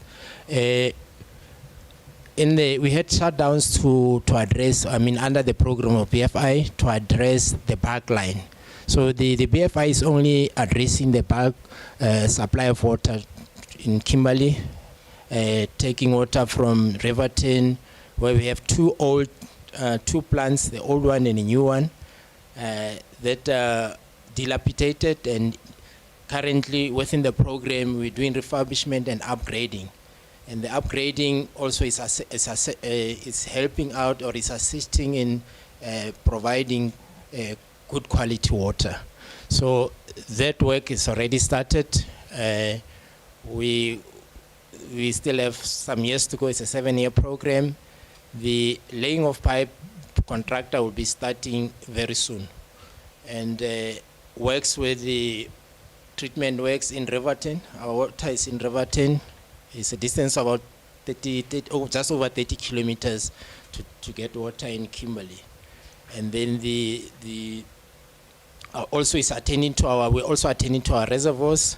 So that is already reaping results in the sense that we had a 5-day shutdown to attend to major leaks on the bulk pipeline. And previously we used to deliver water from Riverton. The volume of water we needed 102 megaliters per day to fill up the reservoirs in Kimberley and Newton reservoirs. But after the intervention, after the fixing of or repair of leaks in June, between end of May, July, first week of June, we reduced, because we needed 100 megaliters to take water to Kimberley to fill up the reservoir. We reduced it to 75 megaliters per day. So that's a huge improvement in terms of the cost. The revenue, we also benefited in terms of non-revenue water. So that intervention is the work is still ongoing. We're starting to reap benefit of that intervention. So with water, the interruption now is more on the internal network, but part of the program, we're going to install zonal meters where we will be able to, and also at the zonal meters, we'll install the pressure reducing valves to reduce or to curb the leakage during the night flow. So we'll be able to further reduce the leakages in the system. But what is still needed, we need to replace the asbestos pipeline. We're engaging DWS to get funding to start removing part of the asbestos pipeline. That is the progress we're making with water. When will you finalize that application? We submitted because again, I think it will need a huge capital amount to address this. But with the limited or the grants that we get on water, we put some of the grant is put in to address the pipe leakages. But But the application to DWS, yes. When are you finalizing that? We submitted previously. We will still need to submit. The focus now was on the bulk, so we'll again go in at a larger scale. When, sir? When are you doing that? No, we prepared. We know our challenges. We prepared the scope of work, what we need to do. Right. Yes. Currently, we just submitted the sanitation business plan. So following that, we will submit for the network itself. So Okay. currently, we are dealing with the bulk supply. Please prioritize that application. Yes. Now, on sanitation, when you address us, I want you to also speak to the complaints that we've received. How and when are you addressing the challenges at White City, Roodepan? Yes. We cannot allow those human rights violations there. People cannot live in sewage. We cannot allow that. And then also Platkloof. I want you specifically to address those two. When will we see change in those two areas in particular? The second complainant has also referred to Hillcrest and the N12 corridor and the Kimberley Canal and all those issues where there are visible and serious sewage spillages. How are you going to address it? And when will it be finalized? We need to give the complainants of Platkloof and of White City some kind of comfort today. We need to give them comfort and say, we will attend to your challenge within the next week or month or 2 months or whatever the case may be. We need that commitment from the municipality today. Yeah, thank you, Commissioner. I'll first maybe start with White City. I'm still new, but I've been to site lately. I'm not sure before. Lately, what I've seen the pump station we're operating, we have full-time team operating that pump station. And is it, maybe I will get more clarification with, maybe need more information. The houses that were demolished there. So if it's the pump station where the houses are demolished there, is operational, we're putting effort to make sure there's no sewage in the area. So that one is being attended. We are monitoring it. We're working on that one. White City has been addressed. It's addressed, but this sometimes because of the, maybe let me give a bigger picture. Our infrastructure, the same applies. The asbestos pipeline, they keep you on breaking. Those are old asbestos pipelines which need replacement. So the same in sanitation network, we're having that big challenge. So the leakage, we're still going to experience, we fix. With the asbestos pipeline, we fix it now. Next time, we have another problem. So hence, we require to replace the entire network with the more durable pipelines, the UPVC, the plastic ones, maybe to simplify it. So that will give us a permanent solution. But with budget, I think we need also to look at increasing our budgets for sanitation. So the municipality needs to really, for us to make an impact, prioritize or put most of the budget for sanitation. This is our big problem.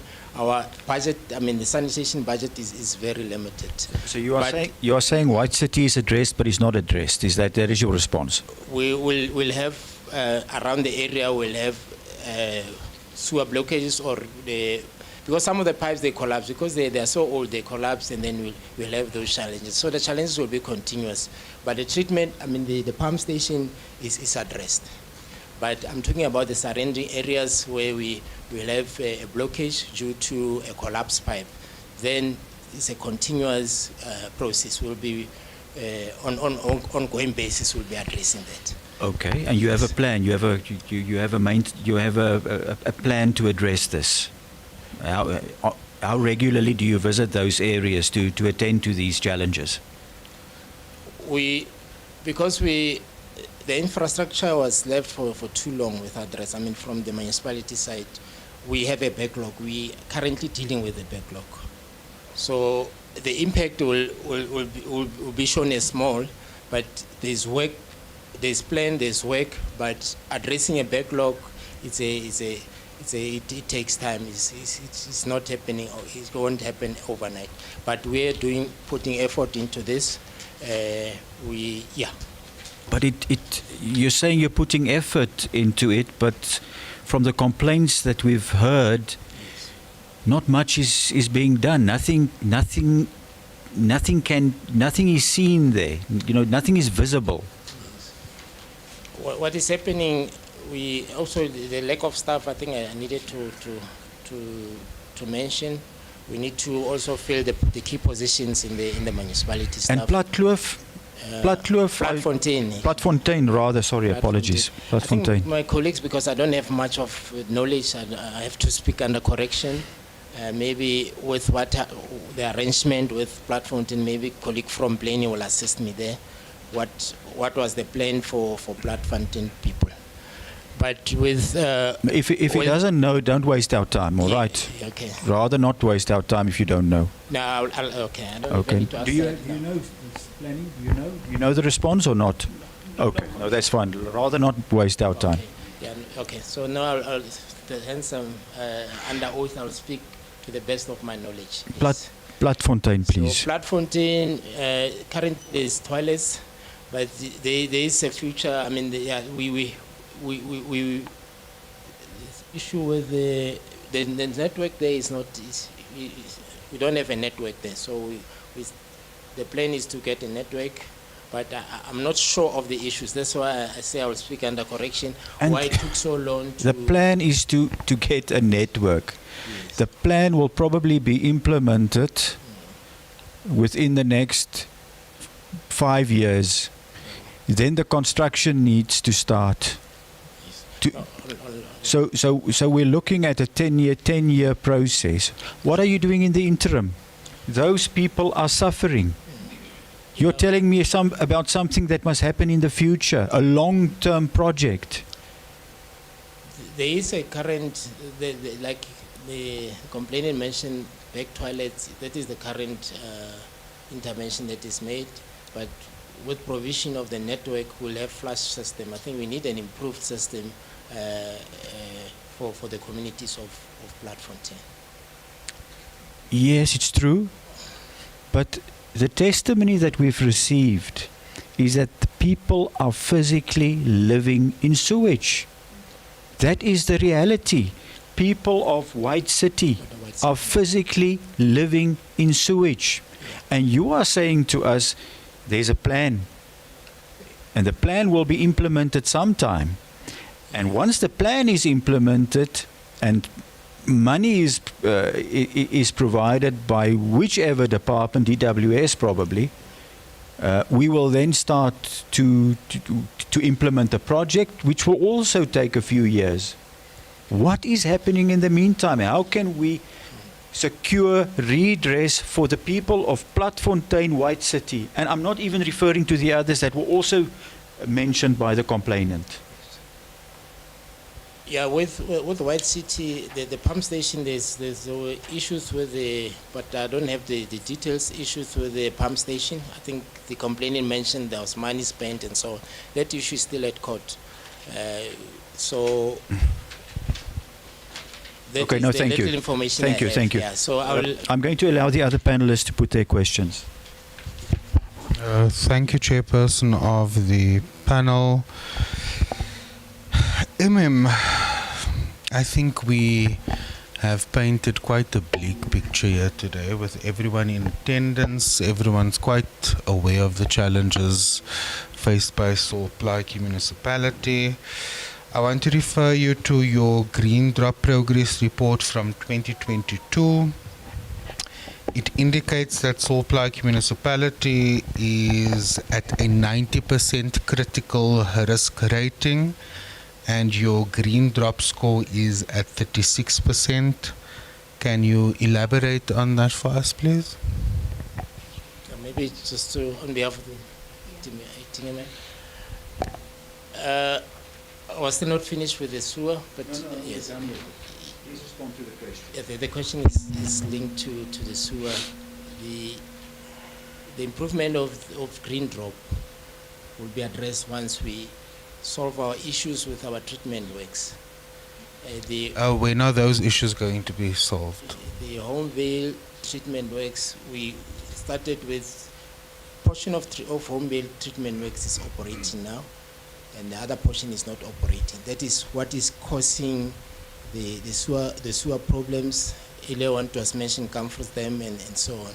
So we, from our internal funding, we already started addressing issues at Homevale.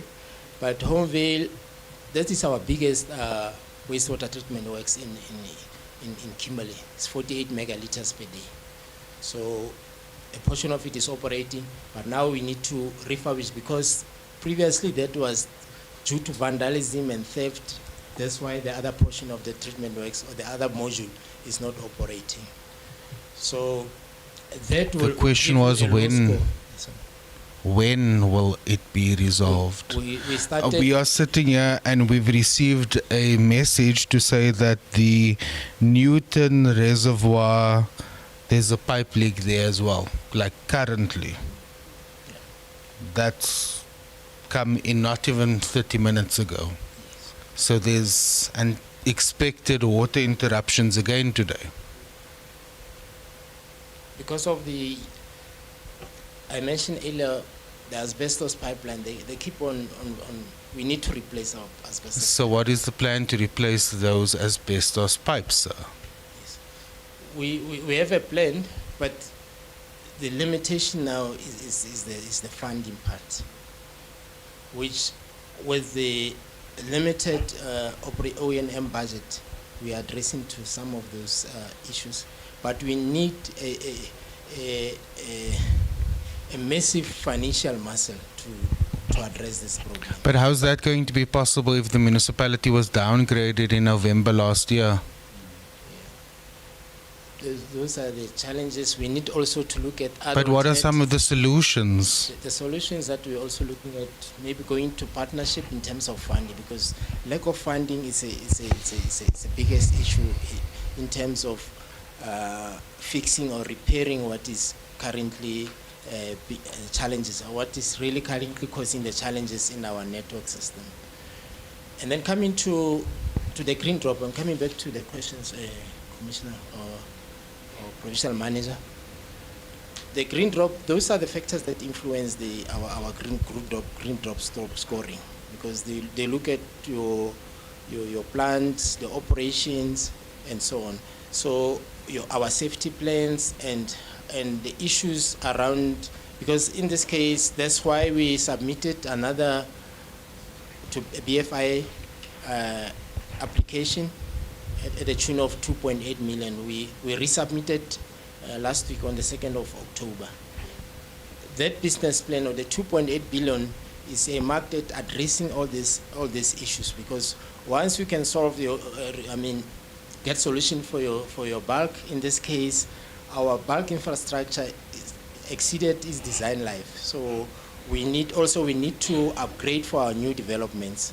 So we're looking at, in our plans, we're looking at building a new 35 megaliter treatment works that will reduce sewer, or if sewer coming to Homevale, so that we can address the environmental issues. So once we upgrade our current treatment works and also address the asbestos pipeline in our network, we'll be able to solve these problems. Okay, sir. I want to refer you to your blue drop status. So there's been a regression there as well. In 2014, the municipality had scored 81.46%, which was notable. In 2023, it is sitting at 52.04%. Can you speak us through those scoring, please? As I mentioned, the treatment works is part of, it's got a huge factor in improving our score. So then if the treatment work seems to be the biggest challenge here, in terms of the quality, what has been progress made with turning that situation around? the progress made now with the current BFI funding, we upgrading and refurbishing the plant, the Riverton plant. It's 162 mega. The two plants, if you combine, it gets to 160. It's a massive plant. We replacing 160 milliliters. Sorry for interjecting. Megaliters per Okay. year, the capacity is. If you combine the two, we just clean the tanks there, the reservoir tanks there in Riverton. We busy with replacing the filters, which will improve the quality of water, because part of the scoring there, it includes your submission on your monthly basis to DWS on the IRIS system on the quality of water. We're doing those sampling and compliance issue on the water. So your scoring there has got an influence on your blue drop. But these are the current. This one I can say we are currently addressing it. Thank you, sir. Can you tell us a little more about the directives and the criminal charges by DWS? Yeah, the directives is more on sewer. I was with our legal guy who was here. He's handling that. We've responded. Part of this is to get the implementation part of it, which is also linked to the budget we have. So where are you with implementation now? What is the current status? The implementation of, say, Homevale is another key. Is key to the court orders, to the legal matters. We currently busy addressing portion of the Homevale with our internal funding, but it's not enough. We've applied, we submitted a business plan to DWS to assist us. We need around 106 million to get that part that is not operating of the Homevale treatment plants operational. So once we get that, we'll address issues of the directives and also the court order that we. So you're unable to address the issues of the directives and the criminal charges in full currently? It's still work in progress at the moment. But you haven't told us what the progress is, so how do we know that it's a work in progress, sir? The progress, with our internal funding, we'll start addressing the pipeline that collapsed, the collapsed pipeline that takes water from the effluent from the treatment works. This is a current procurement we're busy with to fix that pipeline. What is the timeline for that? We will be starting soon. It's part of the. When is soon, sir? Last week we had the adjudication committee on that portion of the pipelines. So what is the anticipated start date? Yes, once we appoint, within a month, we should be able to start with those pipelines. And But it's how just long will the duration of that project be? It's just a small portion. It's 4 to 5 months. Yeah, we plan on 4 to 5 months to replace that pipeline. So if the Commission subpoenas the municipality are going to provide it with feedback on progress 4 to 5 months from now, and it doesn't, what consequences will there be? Again, I think the major portion of funding will be from DWS. We applied to DWS. We're supposed to present in the last month. Very soon we'll be called in for presentation of that business plan submission. So that will depend on the approval of the business plan. Then we'll make more impact, or because the one that we're using with our current is a 5 million work. So I think the 106 million will assist a great deal to get the entire home veil treatment works operationally. Once it's operating, we'll be more or less addressing the issues of the directives. Yeah. Can you address the panel on the percentage of your reliable water supply? In Kimberley, I haven't calculated it, but it's on the high side, say 80% reliability. I can tell you that it is currently sitting at 95% as per the submission that we've received from DWS. It's reliable. We're getting water 24/7, except those.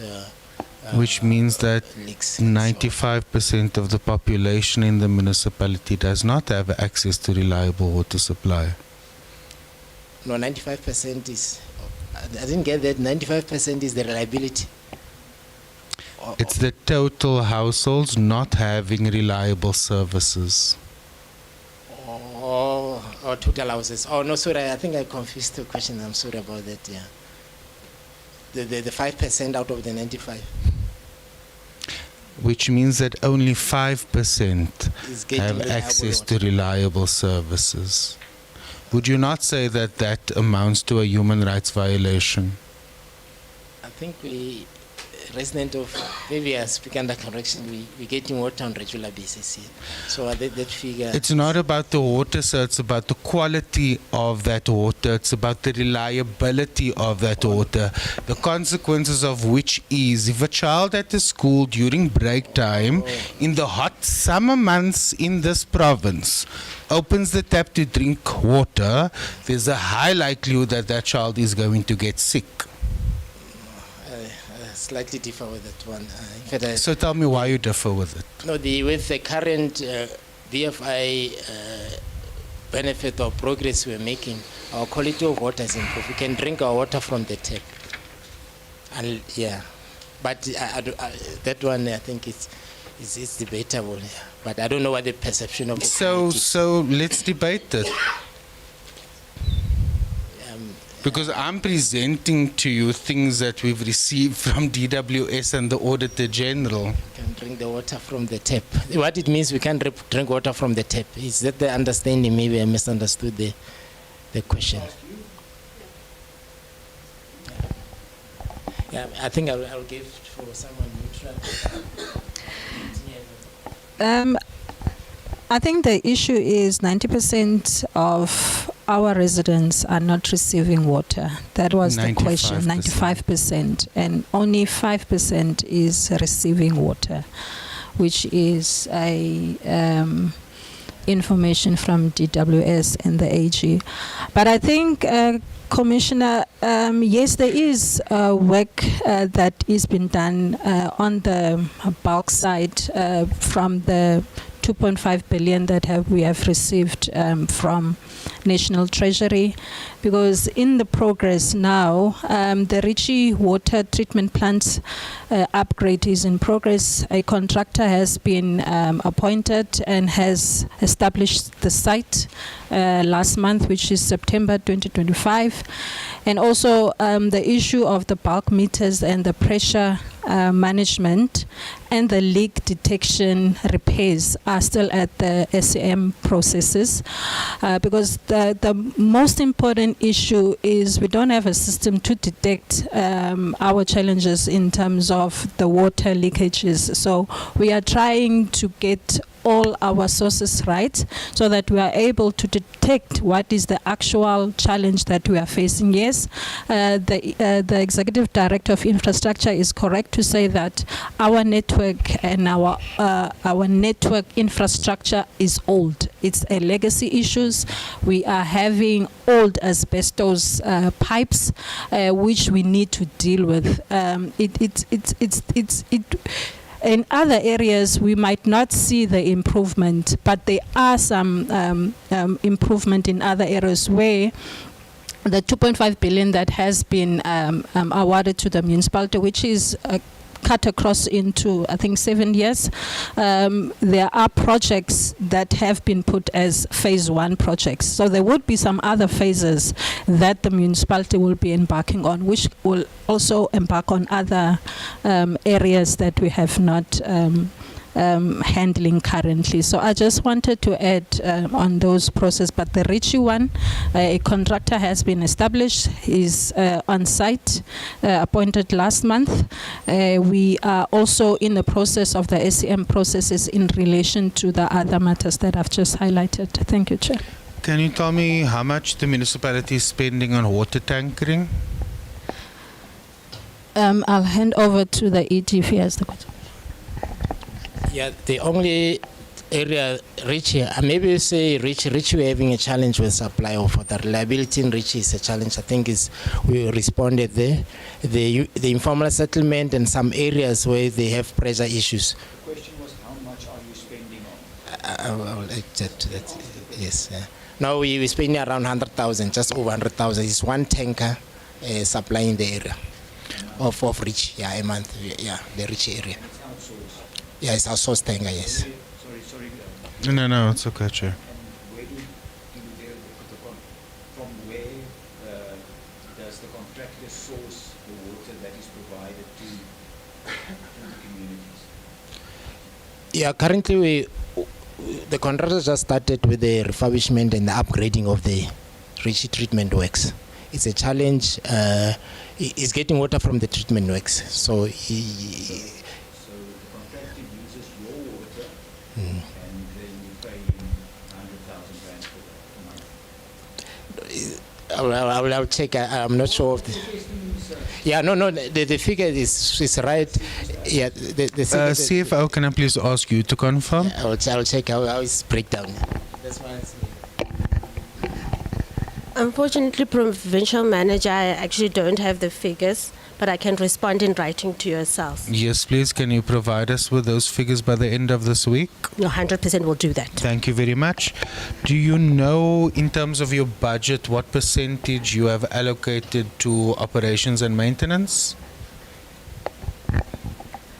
I don't know exactly how much we've allocated for the operations and management, but the bulk of our expenditure goes into employee cost, and also some of it goes into the service deliveries. But we can also provide you the exact figures in terms of the sanitation roads, all of those maintenance. Yes, please.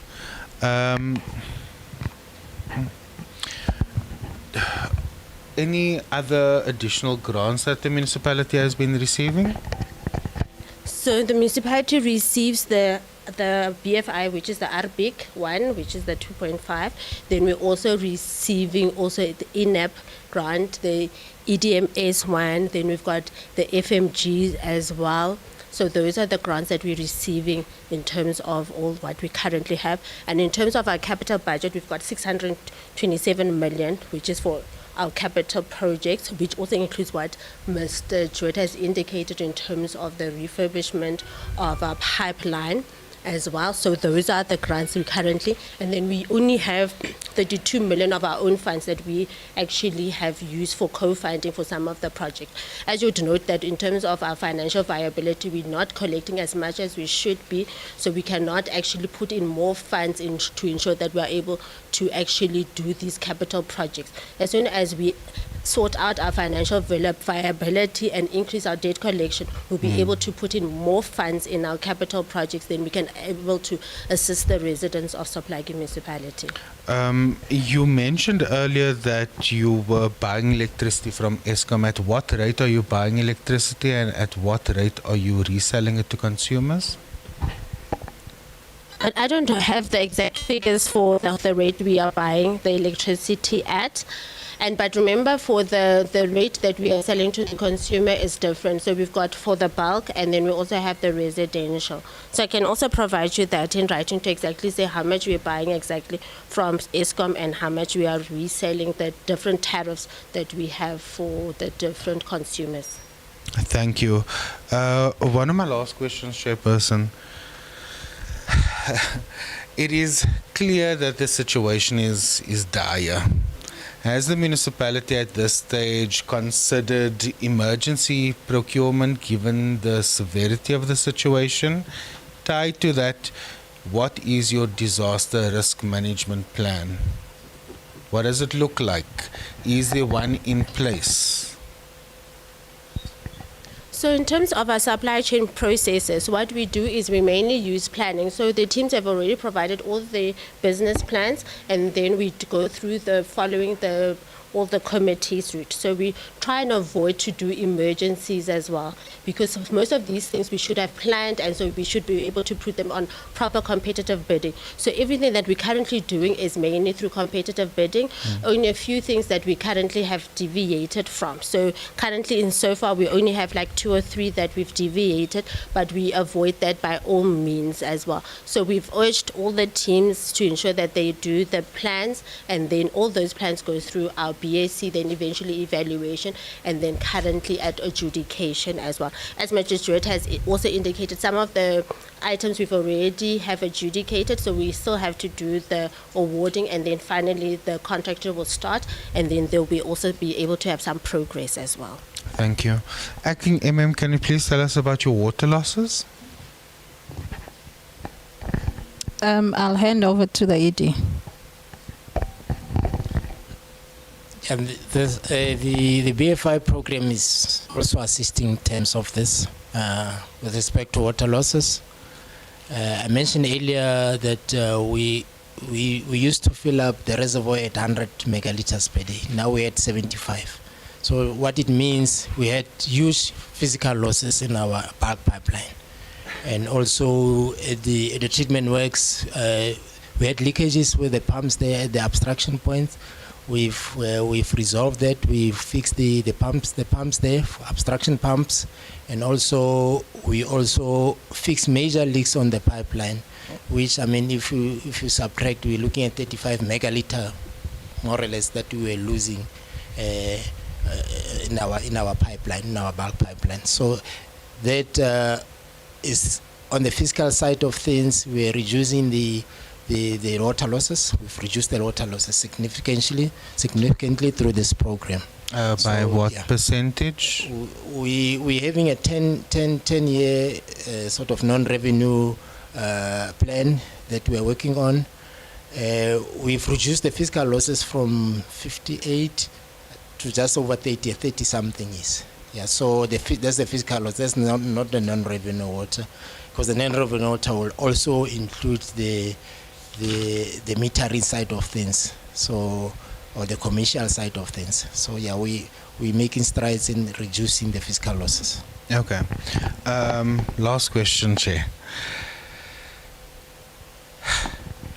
Given all of the challenges, why is it that the municipality has at this stage not made any attempt to turn things around in Platfontein? Our indigenous communities are living in squalor.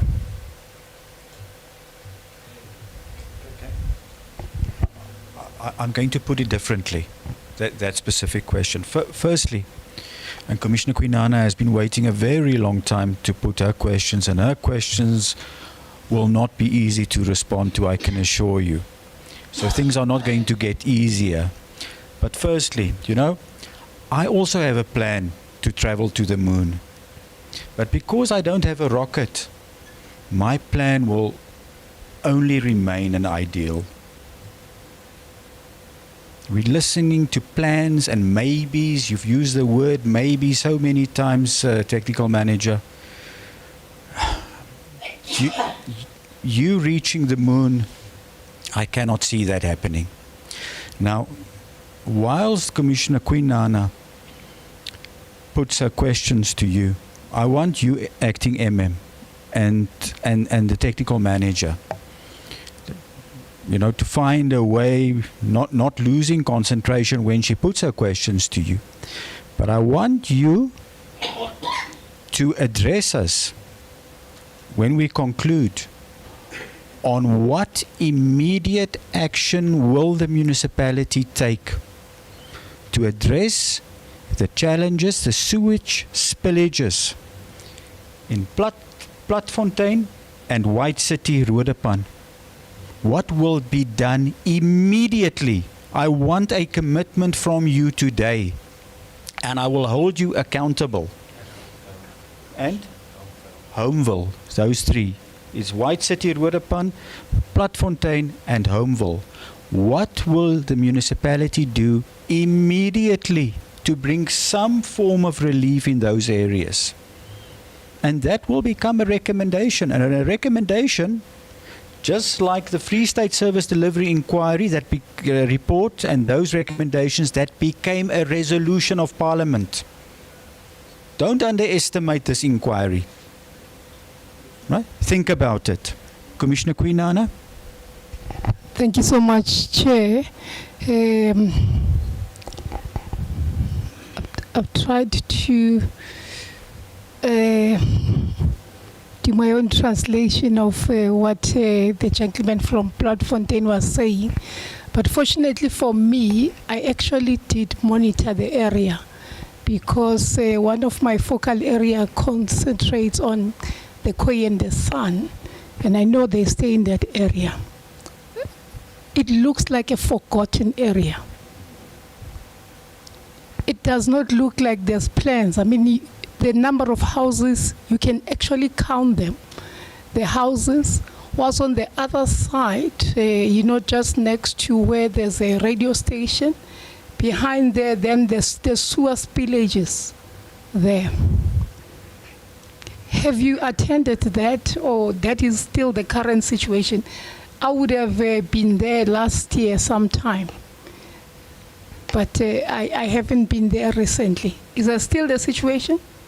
Because from the witness, it looks like that is the situation.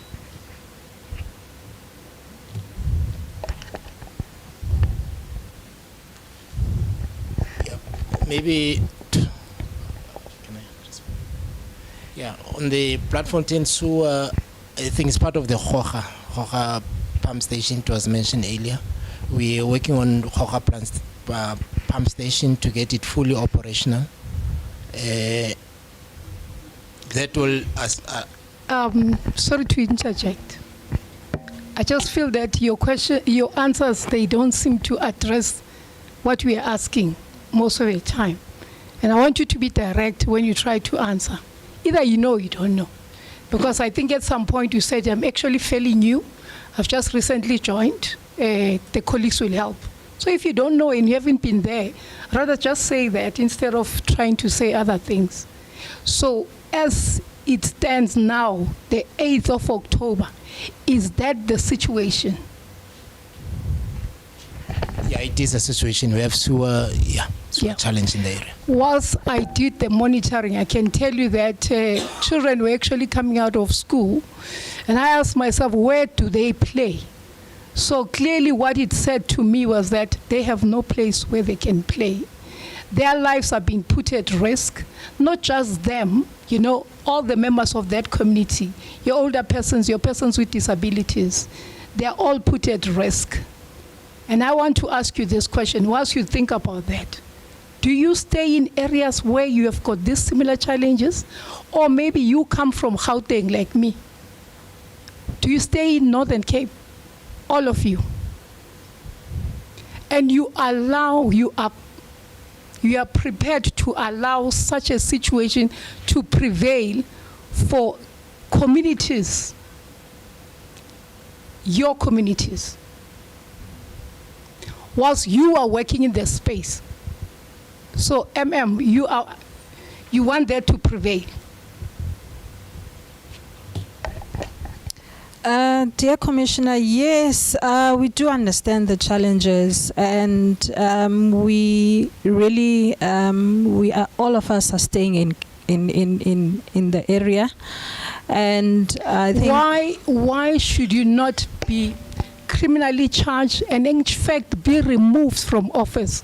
Because you are not doing that which you have been constitutionally mandated to do.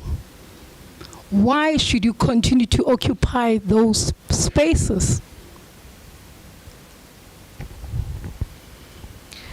As we indicated earlier on, Commissioner, that I think the 2.5 billion that we have been awarded will be addressing most of the challenges that we are facing as the entire municipality, and we are also lobbying, looking for other alternatives in terms of submitting business plans so that we are able to address all the challenges. The 2.5 probably would not address all the challenges that we are facing as the municipality. Do you have timelines? You know, it's all good and well to say we've got plans, you know, do you have timelines? Because, you know, the issue here is whether you have been alert, you've been alive to these challenges as a municipality, or you've just been there and, you know, just string along. So what has been happening?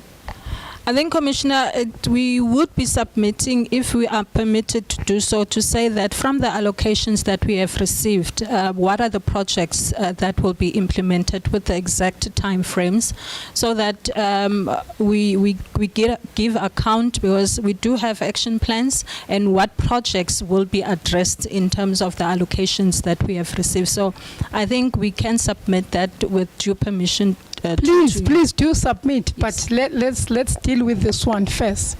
At what point did you realize these challenges? And as at the time you decided, I'm taking on the cap of being an accounting officer, the information that was forwarded to you with regard to plans that have already been designed, do you have that information? What plans have been there? How long had those plans been put in place? And of course, what are the timelines looking like going forward? Unfortunately, Commissioner, I'm just holding the foot for the seconded municipal manager that has joined the municipality last week. That was seconded by the MEC, pending the after the precautionary suspension of the municipal manager. So when were you appointed? On Monday, this Monday, and will be stepping off on Friday. Yes. Do you understand your responsibility when you step into those shoes? Do you understand what it means? Because you don't simply just step in for the sake of stepping in. You're supposed to educate yourself, school yourself of what are the responsibilities of the role.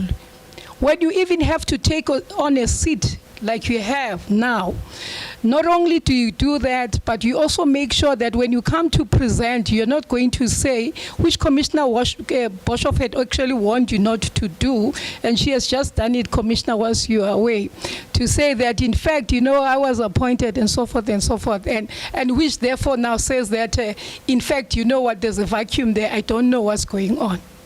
You can't. When you immediately assume a role, you do it with full might. Everything goes. So you can't sit there and say, I don't know.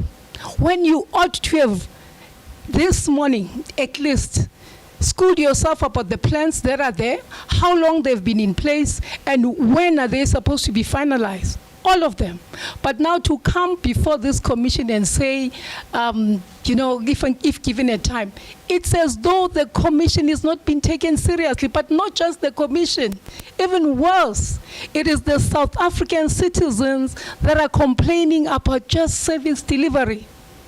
If it was your family, would you allow them to be in the state that the Platfontein and the White City people are in? Would you allow it? Most definitely no, Commissioner. That's why I was indicating it's not that we came not prepared as this team to the Commission. I think we have formulated our responses yesterday on all the issues that have been submitted to us. Do you think it was an intelligent thing to do to assume that role? Commissioner, do you realize that you've just done a disservice to yourself? Because the picture that is now painted is that you came ill-prepared. You don't even understand why you are in that seat. Commissioner, I would a bit disagree to say that I came. Do you not realize prepared. that what you've been doing since you came into that seat, every time a question is posed to you as the MM, you give it to the technical manager. If not, you pass it on to the CFO. But as the person that is there to answer everything, whether being done by CFO or otherwise, it's actually yourself. But you have not really done that. And can I step off that question? Actually, it was just a remark, and I don't really want you to say anything further. With regard to housing in Platfontein, according to the gentleman, 2003, and thus far, has anything been done, or there's nothing in place? I'll hand over to the ED of. There you go again. There you go again. It's exactly that.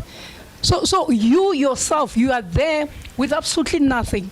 You're just wearing this role, and that's it. I think it's a cap. There is absolutely not. It has no meaning whatsoever.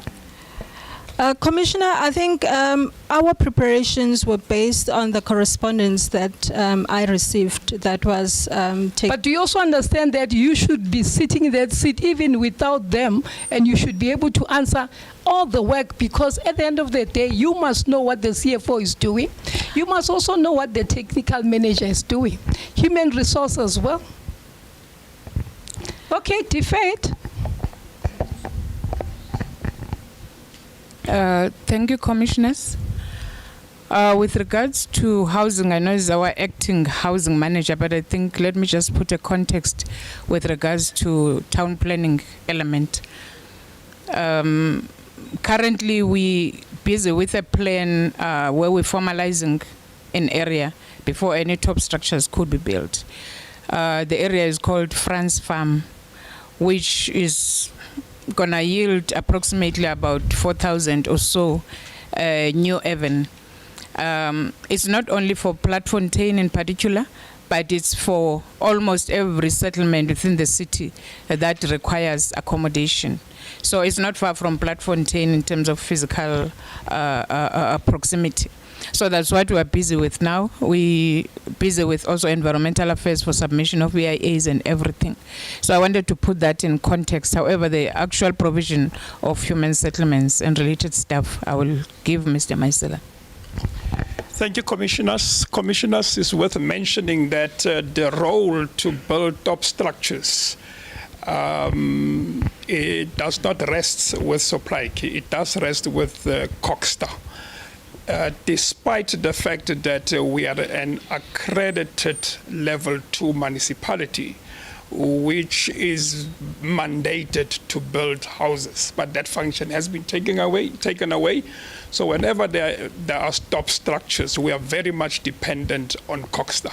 Yes. So that is the comment I take. But you are the custodian of the numbers in your communities, in terms of households, in terms of people that are occupying the municipality. Is that not so? That is correct, Commissioner. What our role in that respect is that we maintain the beneficiary list. So whenever any development has been identified, we are being advised thereof, and then we provide the beneficiary list because we have the database of the people who need houses.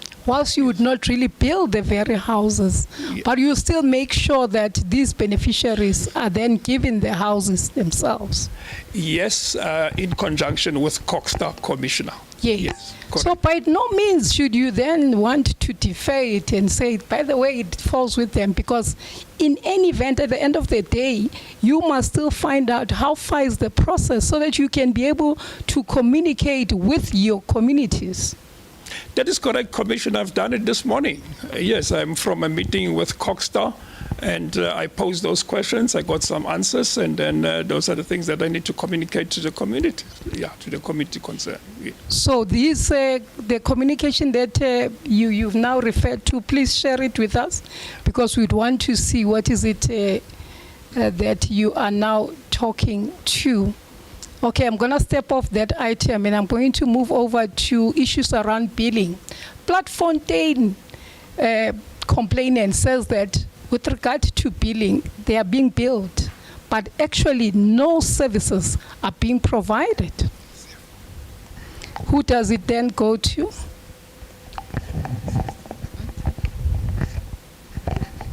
Thank you. Yes, so as the complainant is correct, we don't have meter readers there. So what we do is we just charge a flat rate for Bloemfontein. So that is in terms of our policies as well. So in terms of, because if you receive services, so whatever services you receive, you will charge a flat rate. But there's no meter readers who go out to read the water or anything. But did you hear the allegation? The allegation is that no services. And then they ask themselves, but why are we being billed? Okay. I'm not 100% sure, because from my understanding, as also what the ED has explained, is they're getting toilets, so they've got toilets, so it means they're getting water from us, so we need to bill for those services. So those are the services that we are billing them. Now, the Solplaki municipality, the number of residents, what does that look like? The population is about 270,000. 270,000. 270 population. Yes. 1,000. And how many of those are employed? The employment, it's 87% unemployment rate. 37 unemployment rate. 37 unemployment rate, yes. Now, are we talking youth, elderly persons, or older persons? Or these would be children? The breakdown.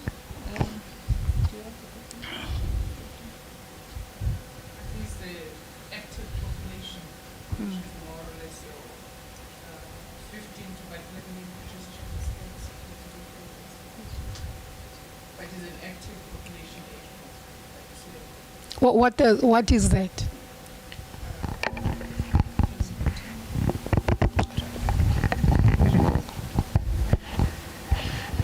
Maybe whilst you're searching that,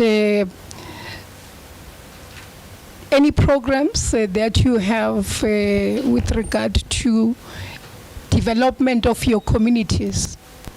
That is, whether we're talking older persons or you're talking about children, you know, or just the youth. Do you have programs? Or persons with disabilities?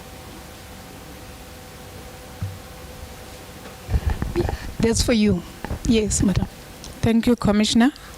The percentage we're talking about for youth from 15 to 34 years, it's about 46%.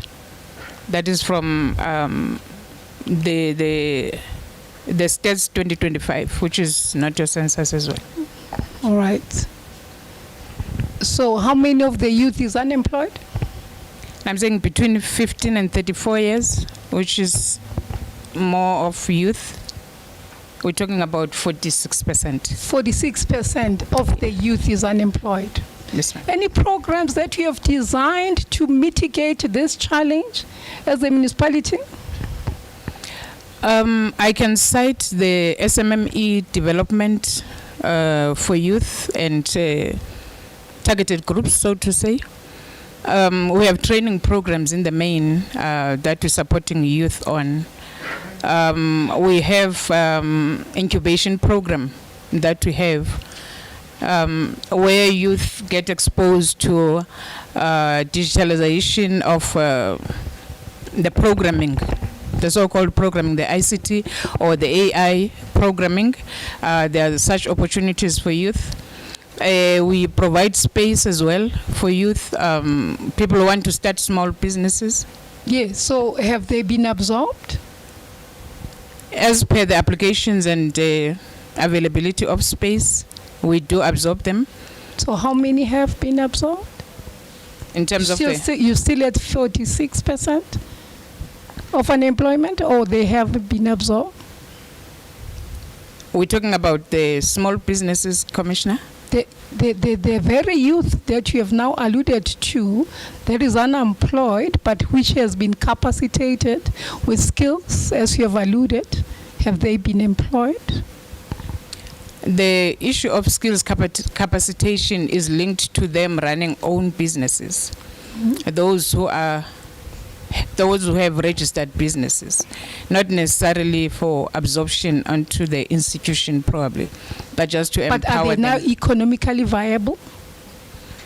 That is a complex question on my side because we don't have stats to provide that these ones have been commercially viable. But the opportunities... So you simply, you just train, and what happens to them, God knows. We can provide that, State Commissioner. No, I'm not interested in the many people you have trained. What have you done thereafter? For me, the issue is track and trace. You know, you might capacitate a person, but if you're not going to hold their hand until you see them through, that they are now economically viable, it means absolutely nothing. It has been done by many of our institutions. It has been done. So as a municipality, Section 153, have you read it? I must still read it, Commissioner. Yes. It's important to really have knowledge of your powers as the municipality. And maybe there's this one you can give to the MMM. MMM, you want to take this one as I read it to you so that you don't forget it. As you wear this cap, you always remind yourself what role you need to play that is pivotal for your community.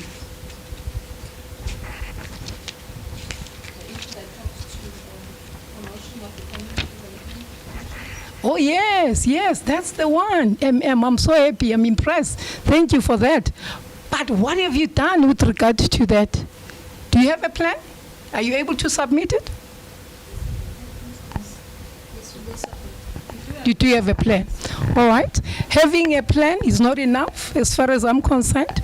You must also then have a plan even afterwards in order for you to be able to say, this is what we are doing for our community. South Africans are concerned. Whilst you sit there, you are employed. There are those that are yearning to occupy this very space. They also want to occupy these spaces. We need to have succession plans. And then I come to the other issue. Is any one of you 50 years? No. Still below. 50? Yep. Right. What plans are there for those that are 60 in the community? Why do we treat our older persons as forgotten people? Do you realize that if he's 50 now, 10 years from now, he must be also regarded as an older person? And if there's no plan, it's going to be an indictment on all of you. Once at the time you had the powers, the responsibility to be able to change the narrative, you would have failed. It is going to be a missed opportunity. Why do we behave as though we don't have older persons in our own homes? Or that we don't think we are going to get old? Because it's looming, it's coming for all of us. So you don't think there's a plan for them? Do you know about forums? Do you know who's the provincial forum for chairperson in your municipality? Commissioner, yes, we do have within the municipality structure, we do have a manager responsible for gender that deals with the women, the unemployed, the elderly, and people. Older. Let's correct the older, terminology. my apologies. Even the Act says Older Persons Act. Because now you talk about elderly, you're no longer talking about the person that's defined an older person in terms of the Act. So you do have a manager? Yes, we do have so a manager. So there is a plan for that? Yes, there is a plan. There are programs in place. Do you know in place. the forum chairperson? I will submit the chairperson's name of the Elderly Forum. You do know him or her? No, I've not met the person. Okay. It's an indictment, on your part to say you are neglecting your constitutional mandate. I'm going to now leave it at that, Chair. I could go on for long. Thank you. You're right. We needed a full week session for Solplaatjie. I will address the community of Solplaatjie just now.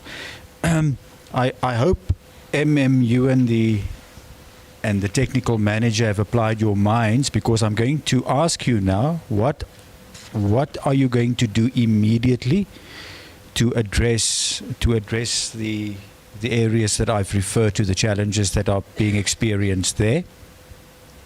And that will become a resolution of this inquiry. I'm going to request the provincial manager. You owe us a lot of reports, and many of them we have not even written down. But what I would like you to provide to us with immediate effect is the grants that you've applied for, all the grants that you've applied for municipal service delivery improvement.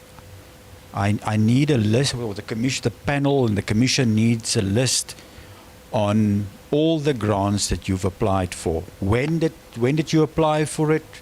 What were the outcomes? The amounts that were applied, if that could be provided,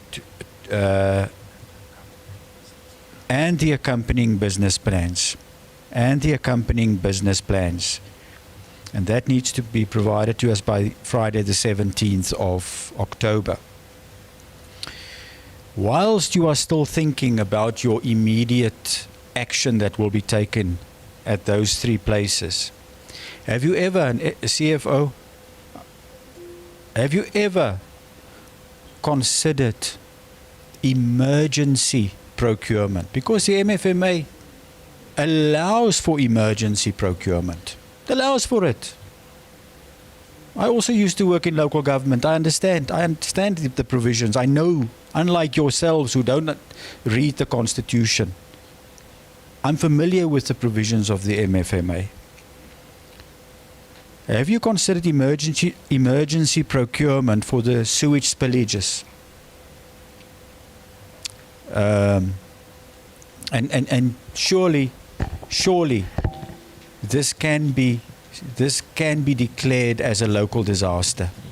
It can be declared as a local disaster.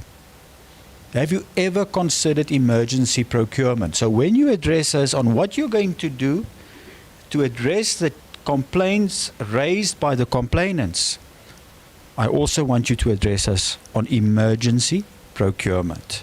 PM, can you just read all the list of all the plans and reports and whatever that they need to provide us by not later than the 17th of October? Thank you, Chairperson of the Inquiry. Please write this down. It's a long list. Your latest water services development plan, your latest IDP, your electricity master plan, the percentage of your operations and maintenance budget allocation, noting, of course, National Treasury's norm is 8%. Your roads plan, a report on how you will engage with communities in compliance with the Municipal Systems Act, the amounts owed to ESCOM and water boards and your plans to deal with that, a report on how functional the municipal public accounts are and how often it has met, the committee that is, to submit a corrective plan on your green and blue drop scores, a report on the requests made to the Department of Water and Sanitation, MISA, and requests to be made to DBSA for assistance on your master plans and technical support,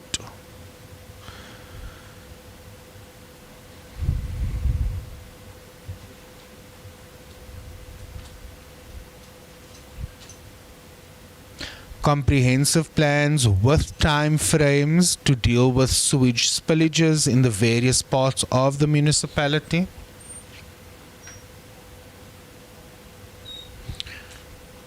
your plan to deal with water supply reliability of 5%,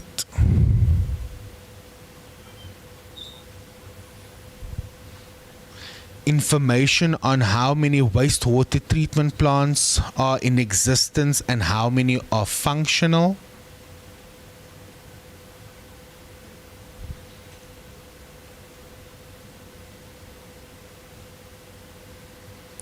a report on water tankering, as well as a report on expenditure of grants, MIG, RBIG, etc. I'd also like to know whether or not there's any disaster risk management plan in place. And one thing I do want to say, Chairperson, is apart from all of the plans, I want to know what progress has been made with the implementation of those plans. So importantly would be a tracking tool or a tracking mechanism of some sort, so that we can actually understand what work has in fact been done, what work is going to be done and is intended to be done, and by when. In terms of DPME, SMART principles, specific, measurable, achievable, reliable, and time-bound. And none of the responses we received today met any of the SMART principles. If you can also indicate if there's any project management unit in place. And this is important because in the AG's report, there's a number of projects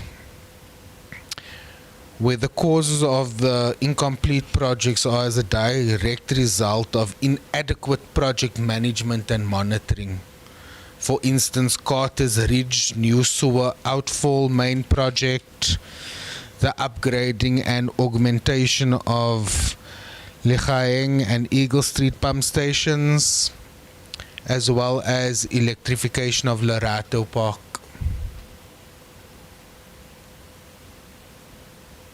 That's it from my side. Thank you, Chair. Thank you, PM.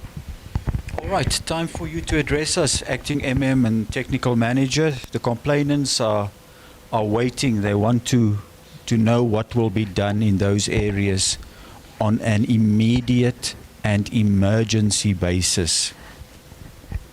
Thank you, Commissioner. As a relief sought in relation to Platfontein, White City and Homevale, Commissioner, I would request that we detail it and submit by Friday, because there would be some financial implications to that, which we would need to go back and check our financial muscle as the municipality, if it's that permissible. Just to clarify, Friday the 10th? Yes, Friday. yes, Friday the 10th. so that we address all the 3 areas Okay. and indicate what exactly the municipality will be doing, and because we need to go back and check our financial muscle. Okay, if so it's there's that a permissible. commitment, and remember, we are live streaming everything here. There's a commitment from the municipality that something will be done. And by this coming Friday, we will receive some communication from the municipality on exactly what will be done, and the cost implications and so on by this Friday. But we have a commitment from the municipality that something will be done on an emergency basis. I'm deliberately not using urgent because that is not catered for in the MFMA. The word emergency is used, and this is an emergency, it's a disaster. All right. Now, in conclusion, are you familiar, the 5 of you, are you familiar with the provisions of Section 195 of the Constitution, the basic values and principles applicable to public administration? Yes, Commissioner. You are aware? Okay. Well, the municipality has not only been responsible for serious human rights violations in the Solplaatje municipality. People have been living in sewage. People have not had access to water. People have not been living in a clean and safe environment. And with regards to the public administration, Section 195 is clear. Efficient economic and effective use of resources must be promoted. I'm not sure whether that has happened, seeing that you've had qualified audit opinions for a very long time. Services must be promoted impartially, fairly, equitably, and without bias. We've heard from the gentleman raising the issues about Platfontein that there has been serious discrimination with regard to services that were supposed to be provided to Platfontein. People's needs must be responded to. It is a value and principle raised in Section 195 of the Constitution. People's needs must be responded to. And the needs of the people sitting here, especially the complainants, have not been responded to.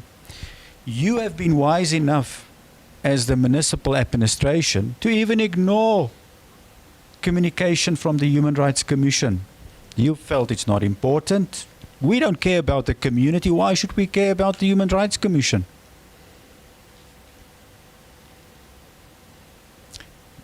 The administration, the management of Solplaatje also needs to take the blame because you have not complied with provisions of Section 195 of the Constitution.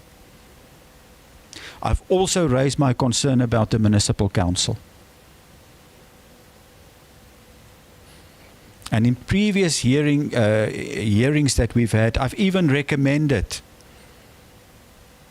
that Municipal Council should be dissolved. I've even recommended that in other provinces. If councillors and municipal officials don't want to serve the communities, find alternative employment. Do something else. Do something else and stop undermining the Human Rights Commission. It's unfortunate that the real acting MM is not here. I don't know for how long he or she has been appointed. It's unfortunate. But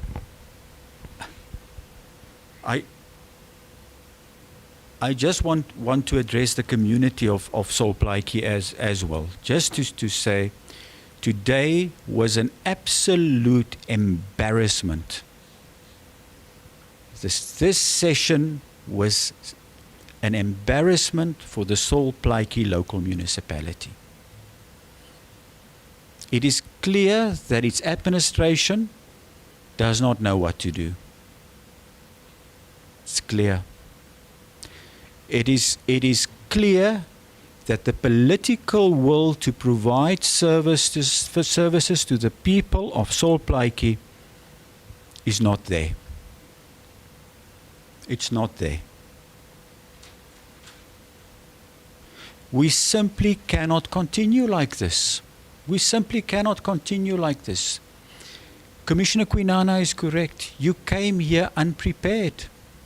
Unprepared. You knew about the sewage spillages. You knew about the water interruptions.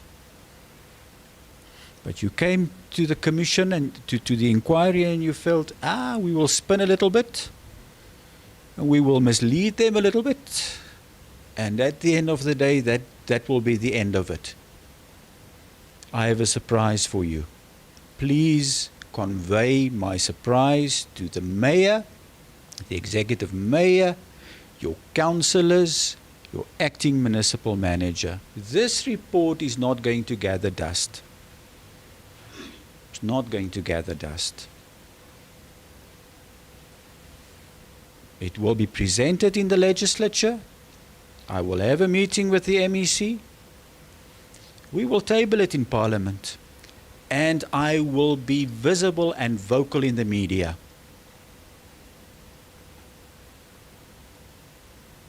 These people are suffering. Start caring. Start caring about your residents, about the communities. Because clearly you are not. Clearly you are not. You are released. Thank you.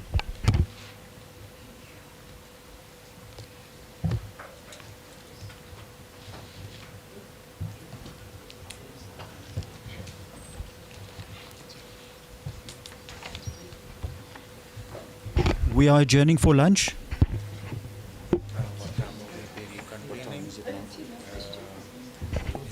We will reconvene at 2:30, 14:30.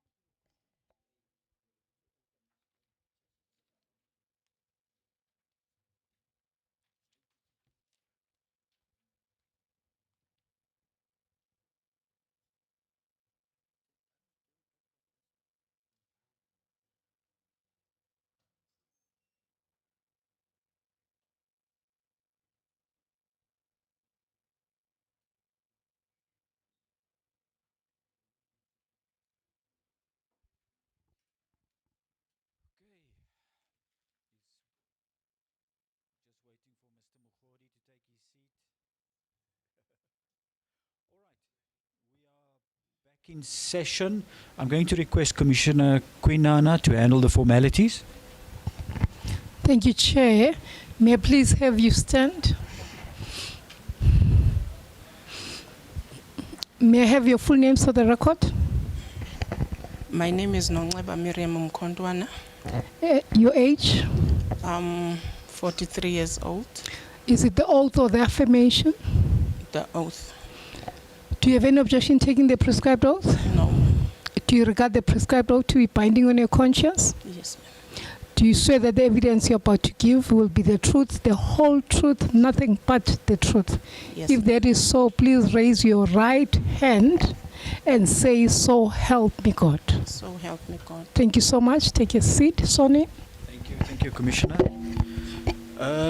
Ma'am, I'm told that you are the Head of Corporate Services at Ubuntu Municipality. That's correct, sir. Why is the MM not in attendance? The MM is attending another meeting, What meeting?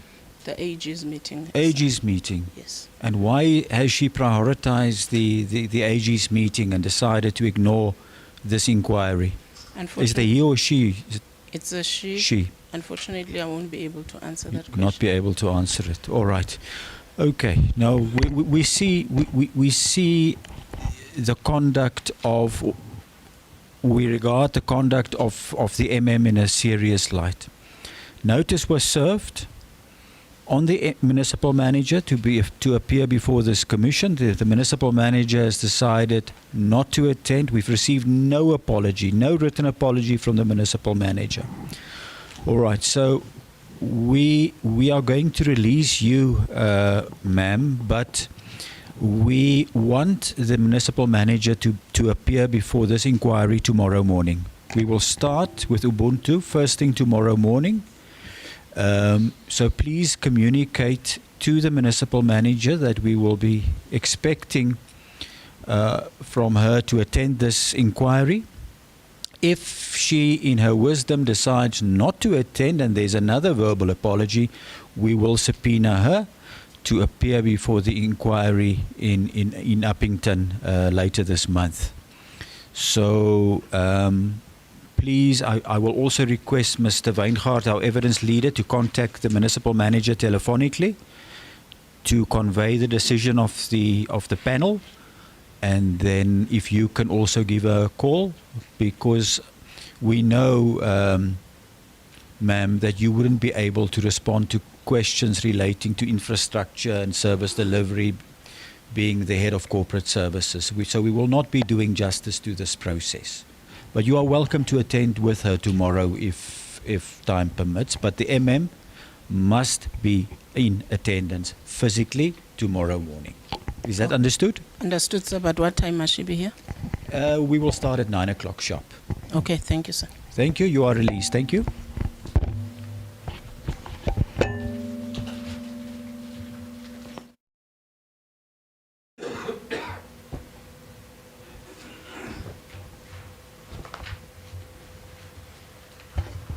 Okay, Mr. Weingart, any complainants for Francis Bard?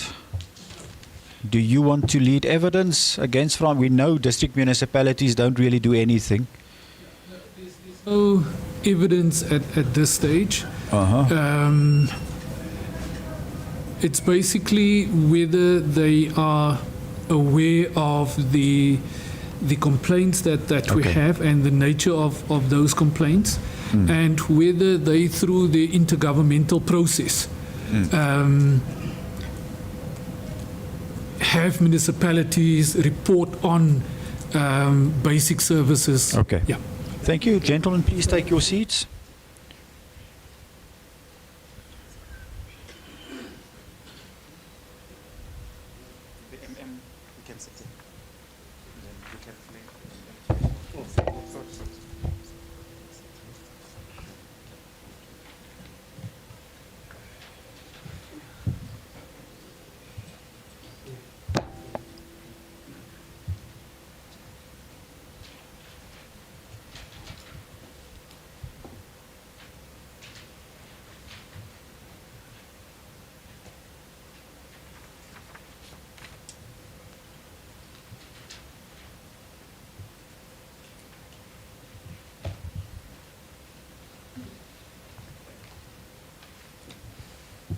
Tell me, is the municipal manager in attendance? Good day, Commissioner. The municipal manager has other engagement, but I'm the acting municipal manager. I beg your pardon, the municipal manager is? The municipal manager is not in, but I'm the acting municipal manager. Where is the municipal manager? Yes? Thank you very much, Commissioner. Commissioner will note that the municipal manager had indicated, I think 2 days before, or if not more than 2 days, that she won't be in attendance, and then she requested the indulgence either to join the inquiry virtually, but then the response was that it's not necessary. It's much better that she delegate to senior officials to attend. Who gave you that indication? I think it's a representative from your organization. Her name is Zukiswa Low. I do have the correspondence that directs along those lines if the commissioner so prefers to see the correspondence. And what is so important for the municipal manager not to attend this inquiry? As far as I understand, there were prior arrangements before the request to attend came to light. Hence, she actually wrote a formal letter requesting such an indulgence, which was granted by the Commission. By the who? By the Human Rights Commission. Oh, because the... Hence, I'm saying that we have correspondence that points to that direction. No, that's fine, but remember the commission consists of commissioners. All right? So the commissioners did not grant that approval. Then from our side, commissioners, our apology, but like I've said, we do have a go-ahead from the Office of the Human Rights Commission, giving the go-ahead that the accounting officer must delegate senior representative, which is currently happening. That's fine, that's fine. Okay, I'm going to request Commissioner Quinana to handle the formalities. Okay. Thank you so much. May I then have the first person to stand for the oath? Let's start with the acting MM. You said you are acting. Yes. Thank you. May I please have your full names on record? Rorisang Ronald Setsogwe, Your age? 33 years. Please stand properly before Commissioner gets a fit. Is it the oath or the affirmation? The oath. Do you have any objection taking the prescribed oath? No. Do you regard the prescribed oath to be binding on your conscience? Yes. Do you say that the evidence you're about to give will be the truth, the whole truth, nothing but the truth? If there is so, raise your right hand and say, so help me God. So help me God. Thank you so much. You can have the next person. Your full names, please. My name is Nchabeni Freddy Nachiboza. Your age? My age is 46. Is it the oath or the affirmation? The oath.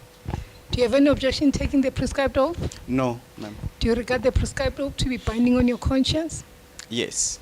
Do you say that the evidence you're about to give will be the truth, the whole truth, nothing but the truth? If that is so, raise your right hand and say, so help me God. So help me God. Thank you so much. You can pass over the mic. Your full names, please. My full names are Khosi Tsile. The surname is Matlakala. Your age? I'm 42 years of age. Thank you. Is it the oath or the affirmation? It will be the oath, Commissioner. Thank you. Do you have any objection taking the prescribed oath? Not at all. Do you regard the prescribed oath to be binding on your conscience? I do. Do you say that the evidence you're about to give will be the truth, nothing but the truth? Yes, I do. If that is so, please raise your right hand and say, so help me God. So help me God. Thank you so much. Thank you. All sworn in, thank you. Chair. Thank you so much, Commissioner Quinana. It's very important just to indicate that on Thursday, late Thursday afternoon, I was informed by the Northern Cape office that there was an unwillingness from municipal managers to appear before this commission. and before this inquiry. I then indicated to the Northern Cape office that they should contact all the municipal managers personally and telephonically and indicate that attendance is compulsory. Now, I'm still concerned that even after these telephone calls were made, that there was still a request not to appear before the Commission. I'm also concerned about the fact that you are saying, and I'm not disputing it, that permission was granted for the not to appear before the inquiry. And again, there is this tendency in this province that Chapter 9 institutions, public representatives are not respected.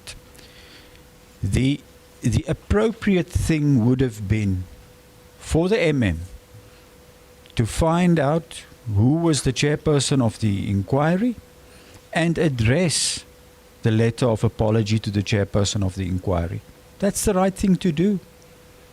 Not to speak to a staff member and make arrangements without me knowing. Isn't that the correct approach?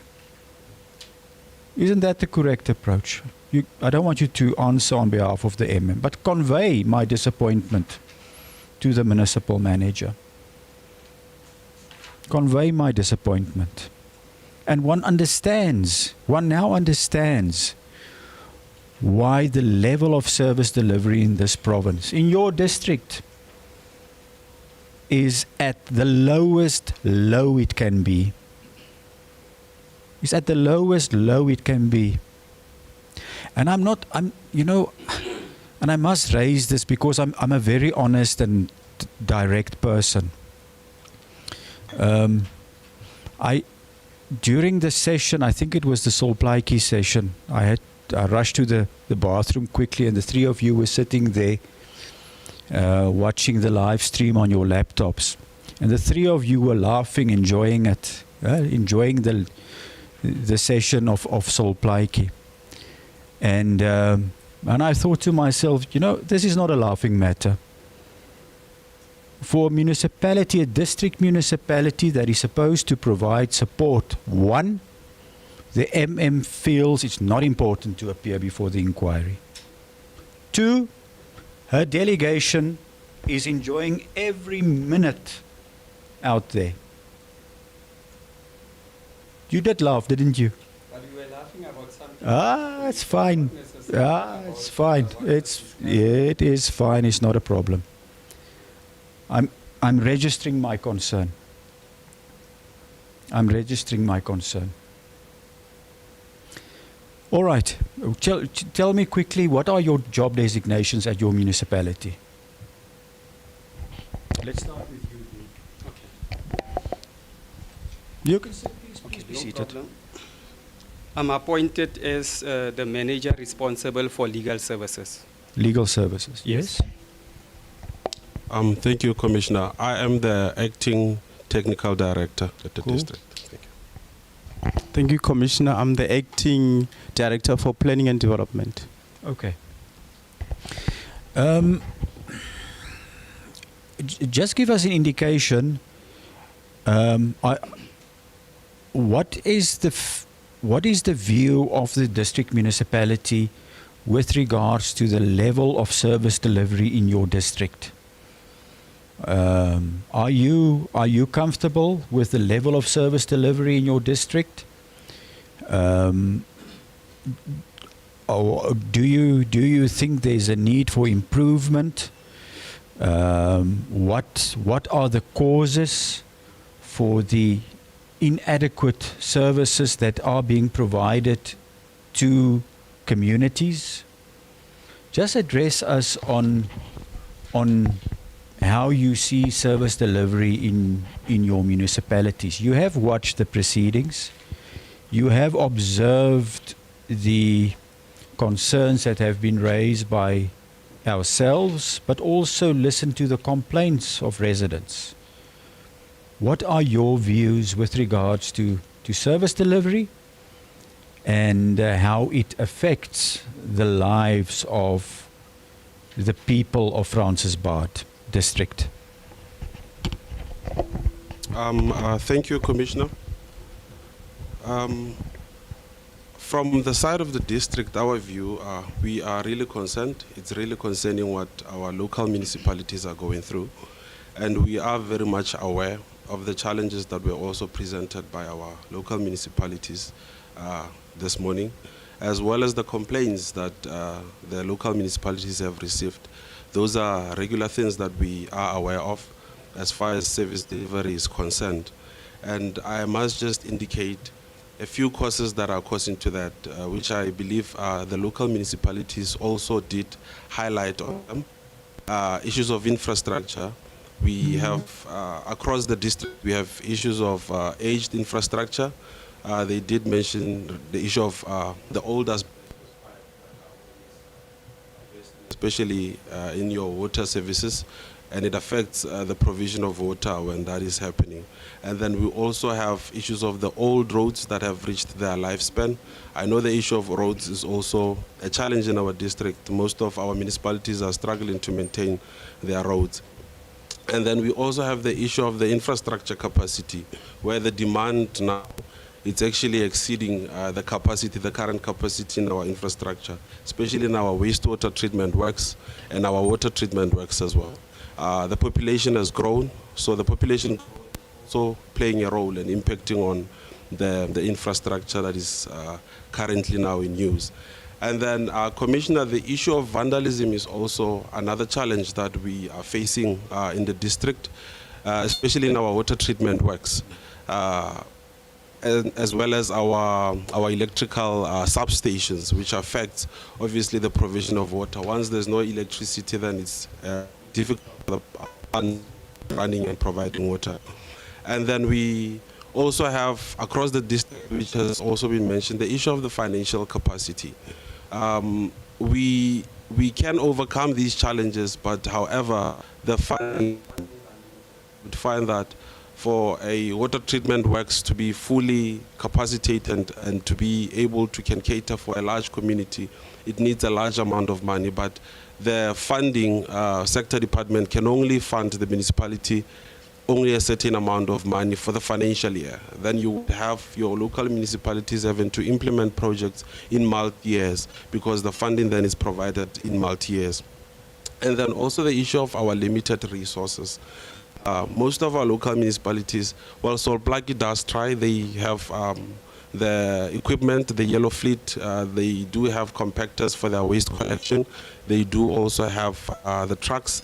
However, some other local municipalities, especially our smaller ones, are really struggling with a yellow fleet for road maintenance, for waste collection, as well as for the provision of water when there are challenges of water. They have the water trucks. Hence, they would some of them resort to these water trucks. And then, I think lastly, the issue of the low revenue collection, it's really also affecting our local municipalities because if they a good revenue, they are able to can budget for their maintenance, for their operation and maintenance. So the challenges, we are very much aware of it. However, I don't know, Commissioner, if you would allow me, there are interventions that we are doing through our support as a district. We can also just indicate what we do as a district, if I can proceed. Yes. So all our 4 local municipalities, we provide support to them, and then we provide technical and financial support for our local municipalities. But these services, our local municipalities deliver the services directly to the community. We providing that support on the other hand. And they are the Water Services Authority. We are not the Water Services Authority. So in terms of bulk services, they belong to the local municipality. But we play the supportive role, as I've indicated. And then our district does not also receive any. Okay. In terms of supportive role, like I've indicated, it's financial support and technical support. So in technical support, we have 3 engineering technicians, that are sitting in the district to support our local municipalities. So these 3 technicians, they support our 3 local municipalities, Magareng, Polokwane, and Dikgatlong, at no cost to these local municipalities. So they offer technical support in projects, in advice, technical advice on service delivery issues. And then we also offer this financial support that we give to our local municipalities. We have 2 types of grants, which is operation and maintenance grant that we offer annually.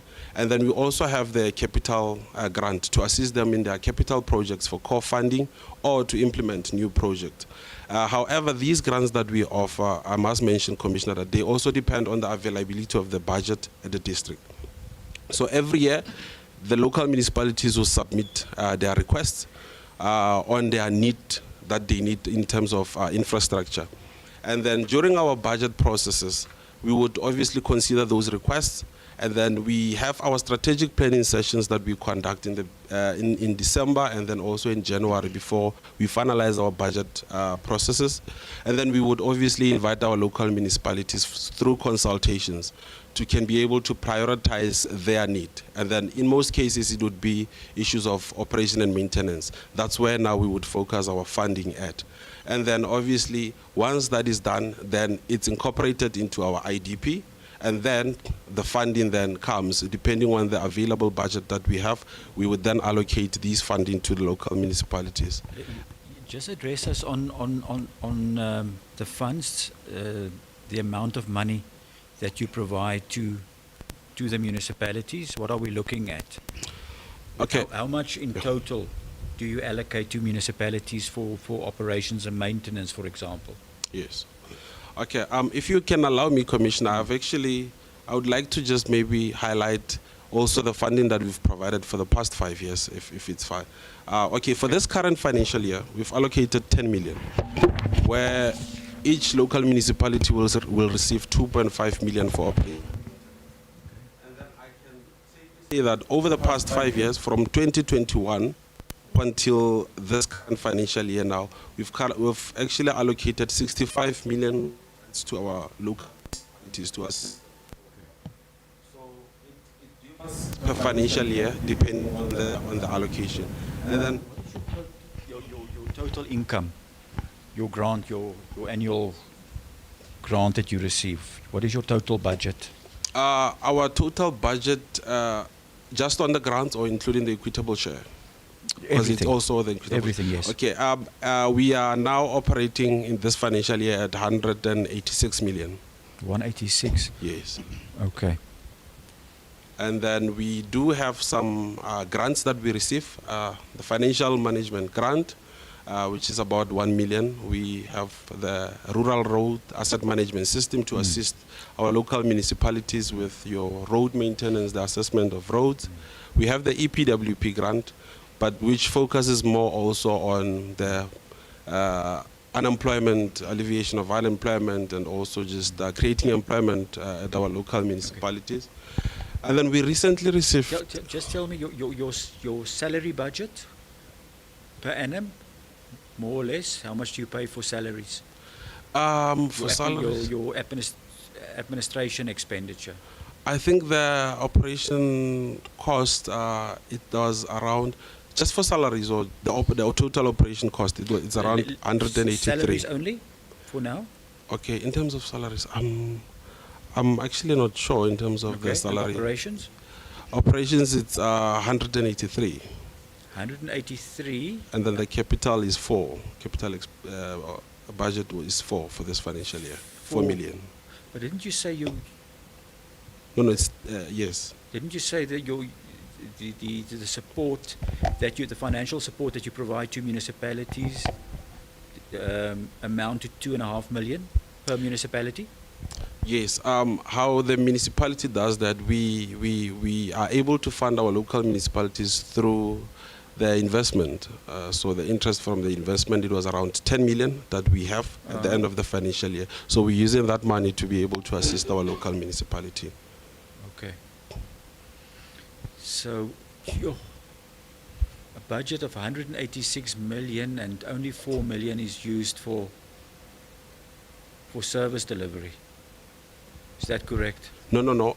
10 million is used for service delivery Well, to support. let's forget about the interest on investments. Of Oh, 186 million, only 4 million or 3 million. That is for the capital cost, like the capital assets of the district itself. Oh. Yes, the internal one, yes. So nothing is actually utilized. Of the 186 million, nothing is utilized for service delivery.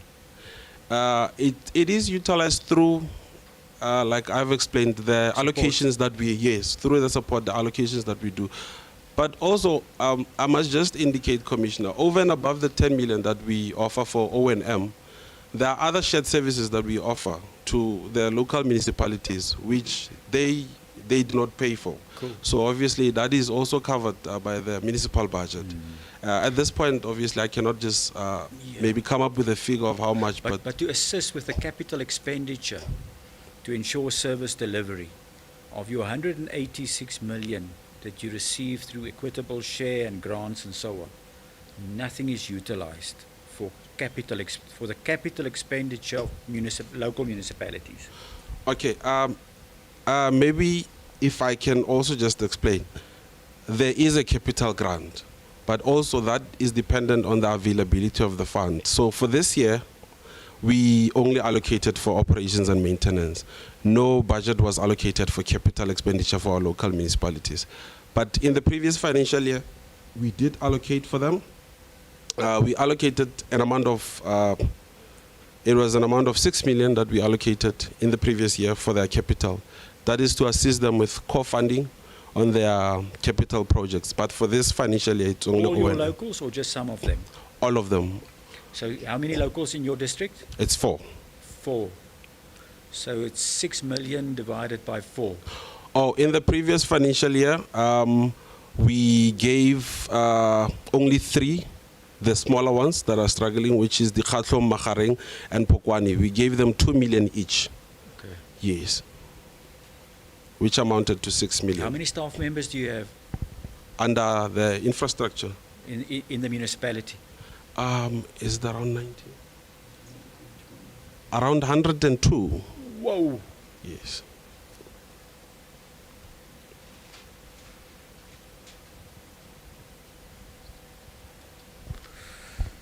Sure, that is concerning.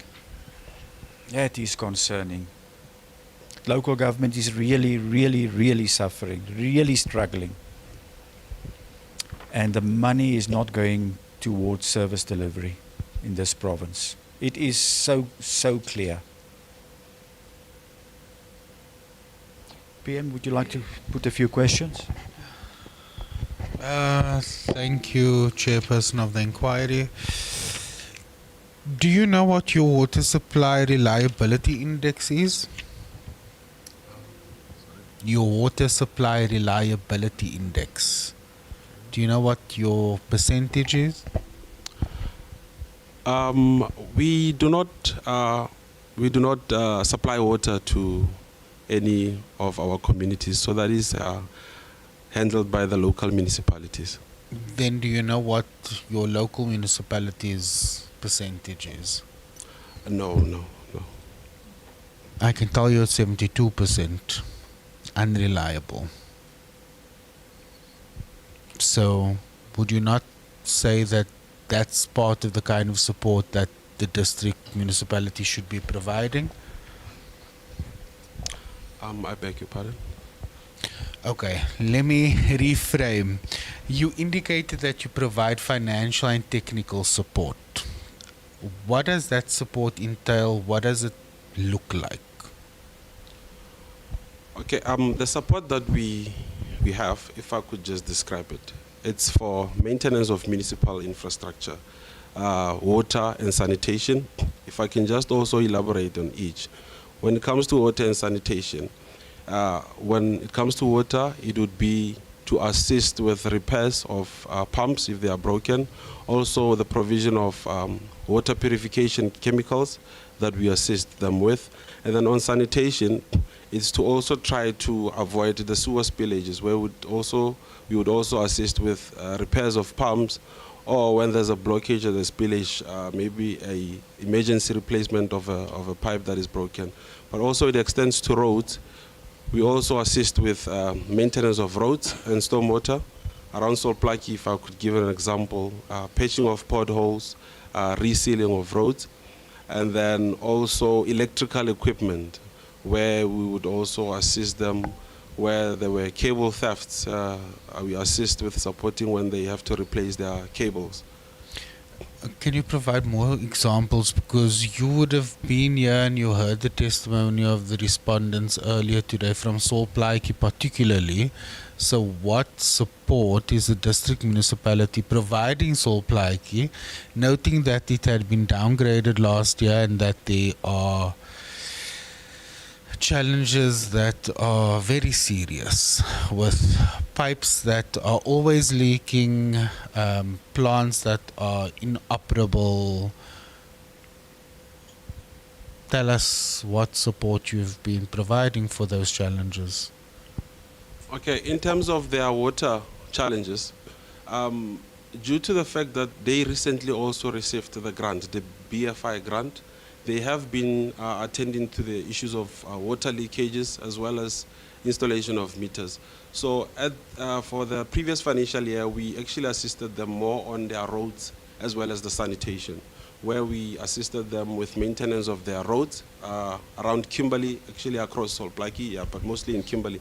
And then under sanitation, we are assisting them in Platfontein, the removal of the urine diversion system, the UDS, where they have employed participants that are assisting with the collection of that sewer in Platfontein and having to take it to Homevale. So in the previous year, we actually focused more on the roads and the sanitation, because in terms of the water function, they are addressing it through the BFI project.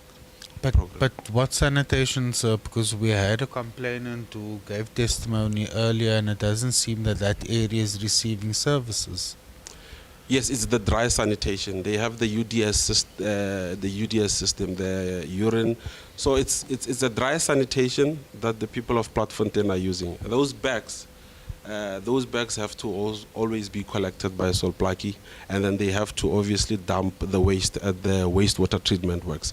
So the support that we offer in that regard, because they have employed people and they procure the bags. They procure the bags and then they have employed people. We assist in terms of paying also salaries for those people to be able to do that service for Solplaki. So what are you doing about the sewage spillages in Platfontein? The sewer spillage in? Platfontein.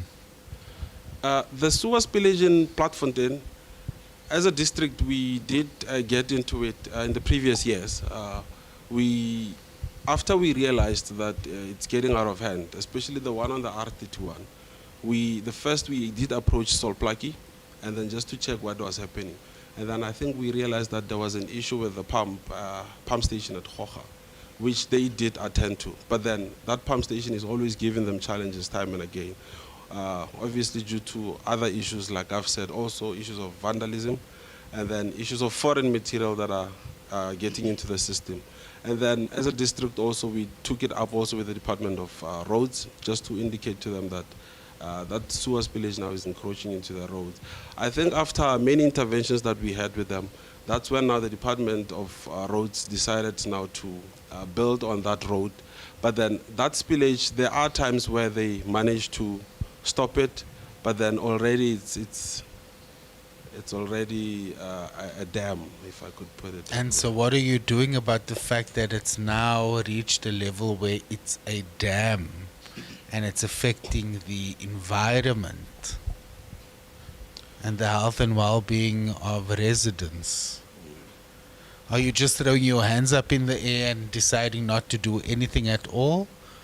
Do you have a plan in place to deal with it? We are not just leaving it like that. Through our engagements when we meet with the municipality, we raise these issues. And like I've said, they would attend to it and repair a pump station, but then it would be maybe for a week. So a long-term plan that's needed for Solplaki, mostly it's issues of funding. They do not have the funds to can attend to the problem entirely. So they would repair the pump. They have the capacity to do that in terms of finance, so they've never actually submitted any claim to us in terms of maybe repairing a pump. But what support are you providing them? Because you indicated that yours is to provide support, and you're not telling me what support you've actually provided. On those one, we would normally provide technical support to advise them on steps to take to be able to rectify the issues that they have. And have you provided them with those steps? Yes, through our engagement when we have our district infrastructure forum, we raise those issues with them. And no follow-up on implementation of those steps? No, we would follow up. Like I said, they would repair them, and then only to realize that a week later the pump is giving a challenge again. So doesn't that point to more systemic issues rather than dealing with the challenge on the surface? Don't you think you need something more suited to deal with the root cause of the problem then? If I can say, we have also just tried to track some of the root causes to these challenges that we have.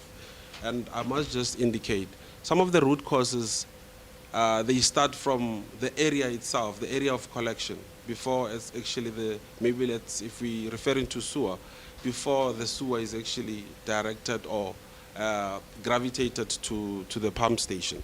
So you'd find that when an area was developed initially, the pipes that were installed in an area, the size of the pipes are so small that they cannot actually carry that much waste that they need to take there. And then the other issue that I've also mentioned, we have an issue of foreign materials that are being thrown into our system, and that really affects our system. And it's issues that we have always came across many times. We would get stones in our system, in our manholes, debris, and just large pieces of unwanted material. And then once those things, they push on the line towards the pump station, the moment they get to the pump station, they affect our pumps. And then those pumps would have to now be taken for repairs, which now delays the delay time of the sewer, and then it would cause a spillage. So we have tracked it. And then Solplaki is currently trying to rectify some of these issues, especially in an area called Greenpoint with the Department of Coxter. The last time I had an engagement with Solplaki, they did indicate that they are talking to Coxter to see how they can address issues of this insufficient supply, pipe collections that are emanating, that are also creating these challenges that we have at our pump stations. So if you're responsible for providing technical support, how is it that pipes that are smaller than what is required had been installed? In that area, those were installed prior, a long time ago. Like I've said, these are things that were done when the community was still small, and now the community has grown. You'd find that now the capacity now, it's exceeding that demand. The capacity now, it's smaller than the demand. So when the community was built, it was built in such a way that the pipes can only maybe cater for a population of 5,000. But then at the point now when the community has grown now, those pipes have to cater for a community of about 10,000, which has doubled. So it's things that were actually installed prior, many years back. That's it for now, thank you.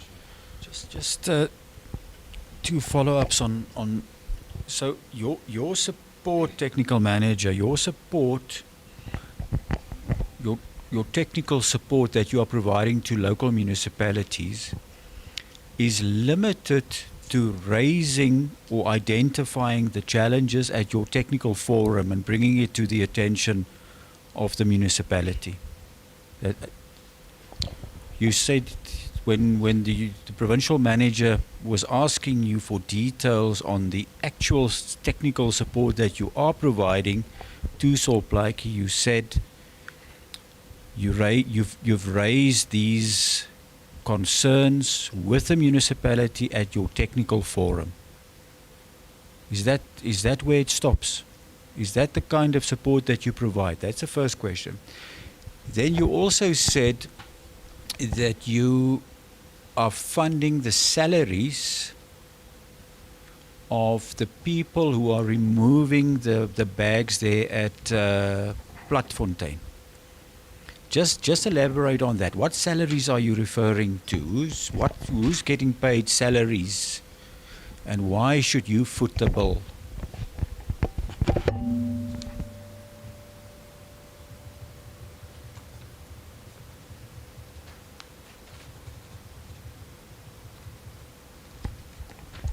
Okay, thank you, Commissioner.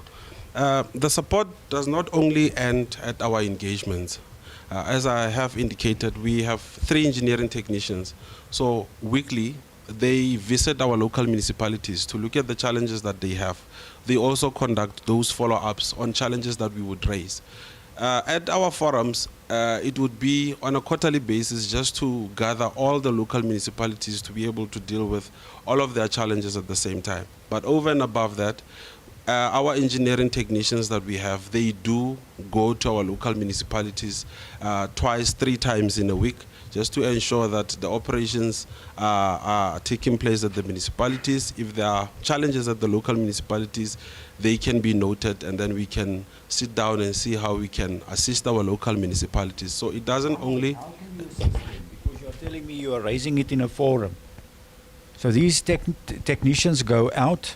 I question the fact that they are going out to Solplaiki, because Solplaiki has a technical department with a lot of engineers and technicians working there. So I dispute the fact that your technicians also visit Solplaiki. On the others, okay, so your technicians go to the other local municipalities. They then also identify challenges, report it to you, and then at your technical forum, you then discuss it. Commissioner, we do not necessarily wait for the forum to take place.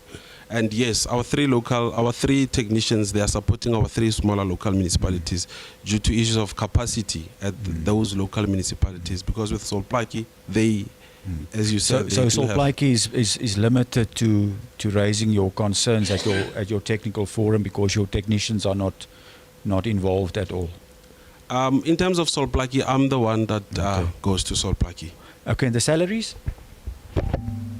In terms of the salaries, so what happens is that Solplaiki has laborers that they have employed that are working at Plantfontein to collect those sanitation bags at Plantfontein. So we don't actually pay the rest of the salaries. We assist them to pay a portion. So they pay these salaries monthly to the workers, to the laborers, and then they would request us to assist them in covering a portion of their salaries through our operation and maintenance budget, because it's maintenance of sanitation. So we don't cover the entire salary bill of Solplaiki, but then we assist them with a portion which assists them greatly.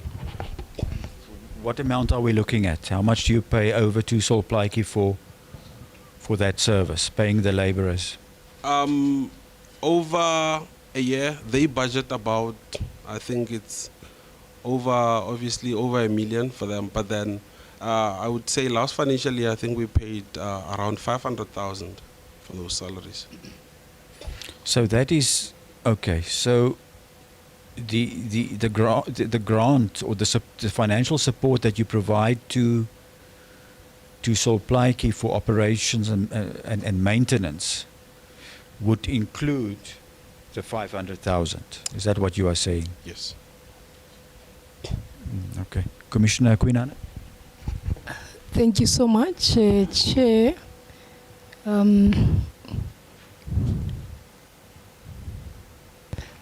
I felt that, the question around the support that is being provided, I'm not really understanding really what is it that the municipality does. So are you saying that if the technical support is about meetings and strategizing? The technical support is not only limited to that. There are many aspects to it where they assist local municipalities to, if they have to identify projects, they also assist in terms of that. And then when there are projects taking place at the local municipalities, our technical team also form part of the project steering committee. They also attend those. And then if local municipalities need assistance with compilation of business plans, technical reports, we also do assist with that. And it's also, Commissioner, not only limited to technical support. It also cuts across in terms of strategic support as well, internal audit and audit committee, where we offer those services we extend those services to our local municipalities, as well as risk management, GIS services. We assist them to print maps when they have to do their data collection, demarcations and zoning, and then as well as, information communication and technology, ICT support as well. And also legal services to assist them with litigations and contract management. So it goes. Just listening to you, I'm telling you, if that was working, I do not think that Solplaki, in particular, Plantfontein, would be in the situation where they are. Because, they would have someone who's always sort of a big brother, for lack of a better word, really, who's always, looking out for them to say, by the way, if this does not work, maybe try this and that and so forth and so forth. But I just don't see it. At what point did this start? Has it always been there? This district municipality, there's always been there. The shared service? Yes. Yes, it has always been there. Yes. But if you were to give an honest opinion, do you think it works? Regard being heard to sewer spillages, the roads, the extent to which that these municipalities are sent to be distressed. Do you think it works? Commissioner, to be honest with you, it does work, especially at our smaller local municipalities. So when you look at Solplaki's magnitude, it's quite a big municipality. And obviously, looking at the issue of our staff as a district, we have 3 engineering technicians, which are limited to all those 3 as well. And like the Commissioner has also indicated that they have a big technical staff, which consists of engineers and many engineers in there. So with Solplaki, the impact is there, but it's not such a huge impact compared to the local municipalities. To the other 3 smaller local municipalities. Yeah. Yes. All right. So, for instance, you've identified that obviously some of the infrastructure would have been better suited for a smaller number of people that would have been residents at a particular place. You've identified that. Then what is it that you do? On a practical level, what is it that you then do? Okay, once that has been identified, we would advise the local municipality to obviously prepare a business plan where we will also be involved to assist them to do that business plan, to apply for funding for upgrades or refurbishment. But then in that case, it would be an upgrade. And then they would then prepare those business plans, and those business plans would then be submitted either to the Department of Water and Sanitation, if it's a water-related matter. And then... Okay, let's take it further, maybe just there. Sorry to interject. Plantfontein, here it is. Every time the same problem persists, you've identified this challenge. So what has been done, practically so? What has been done? Is there a business plan? And at what point was it done, if it was done, or there's nothing? In terms of Plantfontein, because it's a sanitation matter, Solplaki has applied for funding, also under the BFI, the Budget Facility for Infrastructure. They've also, I think, to an amount of about 2.8 billion, which plans to address all their sanitation issues, including the home veil wastewater treatment works and these pump stations, the Hoka pump stations that are causing this spillage. So they have... When? In terms of when, I cannot answer, but I know that they have. Okay. Yes, I'd want you to please submit I would information regarding that, because for me what is important is to know at what point this was realized and when was this reaction. Because I must tell you that having sat since Tuesday in this inquiry, it's as though had it not been for the complaints that were lodged and also the follow-up by the commission, it looks like the municipalities would really not be doing anything. So you said that will be provided.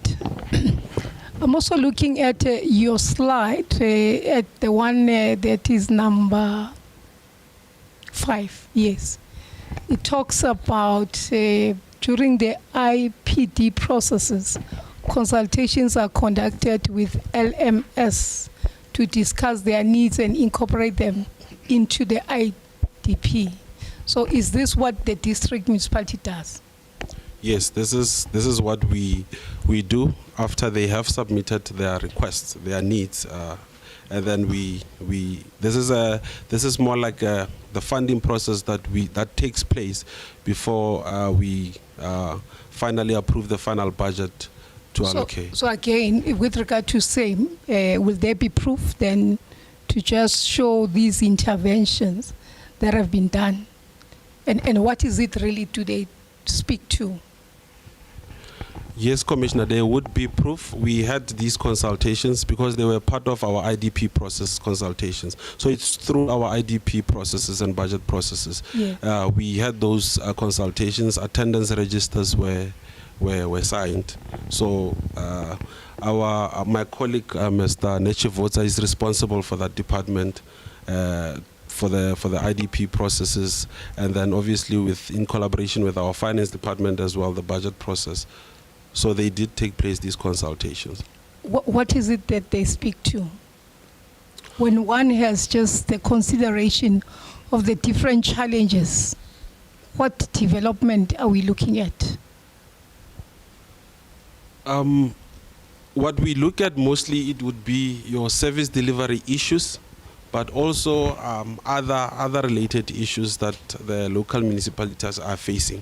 So when they come for these consultations, obviously, they would have raised their issues, as I've indicated, that they would have sent those requests to us.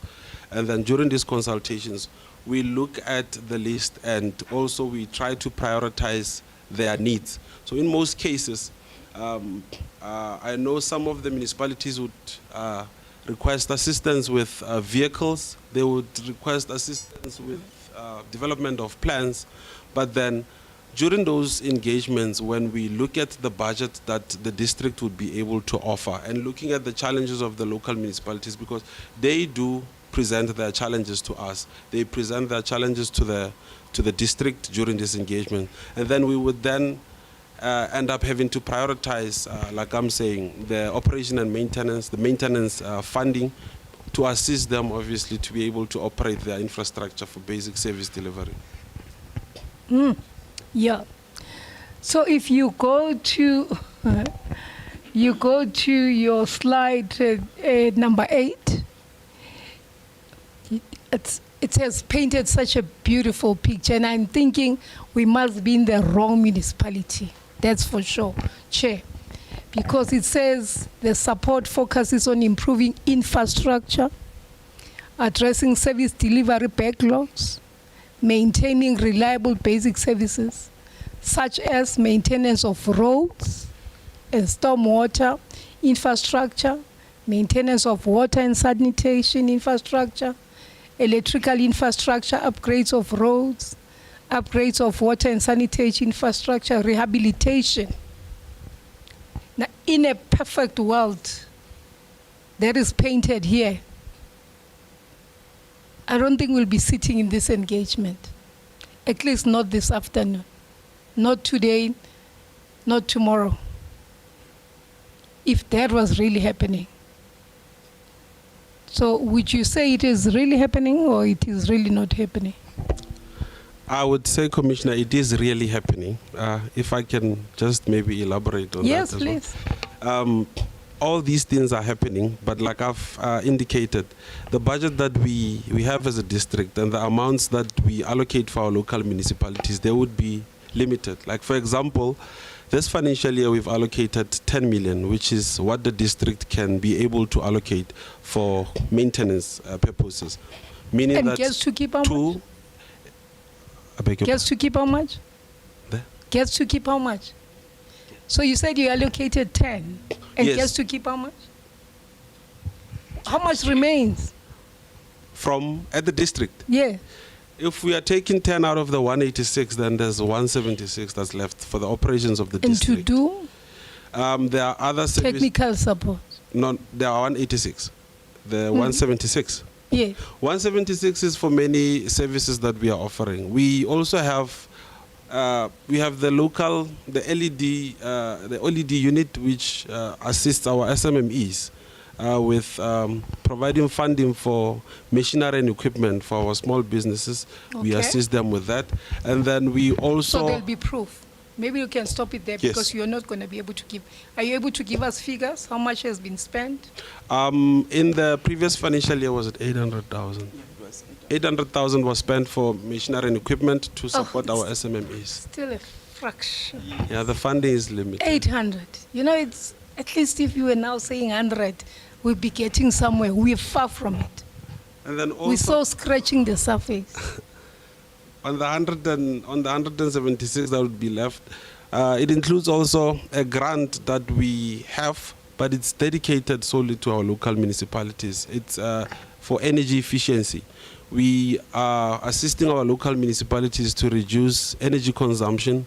So through this grant, it's about 4 million. It's 4 million. It's solely for our local municipalities to replace the old HPS lights. These old yellow lights Yes, that I are saw called, something about yes, lights. with LED lights. So I mean, And that's 4 million. yes, since Again, last we year. are at what now? My maths is very bad, I must say. But 176 minus 4, we're at what? 172? Yes. And then I must also indicate we have a service of environmental health. We have 7 EHPs that are also dedicated to our local municipalities. So at no cost to our local municipalities. These EHPs are employed by the district. And also we have a disaster management unit that also offers support to our local municipalities during disaster incidents, where we would provide temporary structures during disaster incidents. So that is And how also much does that translate to in terms of costing on your side?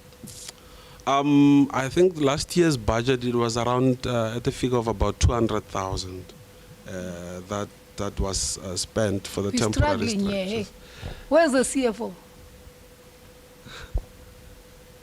He's not here. No, the CFO is also not here. Now we need the CFO, I tell you. Chair, we really need the CFO. And you've got slide number 12 there that talks to the environmental health, as it is in disaster management, as it is with people living with sewer spillages around them, you know, children, older persons, persons with disabilities, you know, the community at large. What is the district doing about that? Has there been any interventions to just try and find out if people have not been affected by this sewer spillages?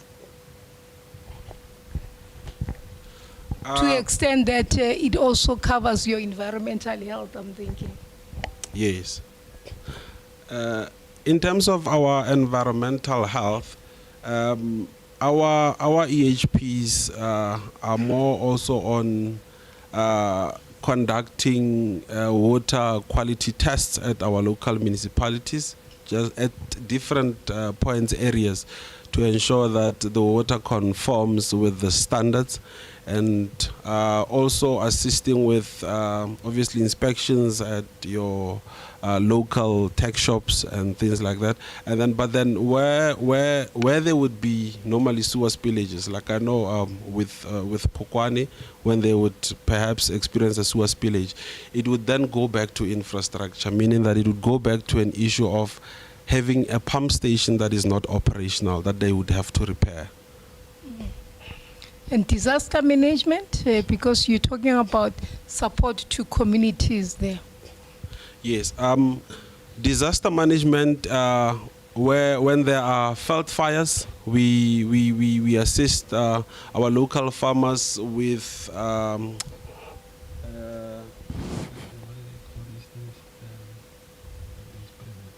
You can allow him to speak. You can give him the mic. no, let me just quickly,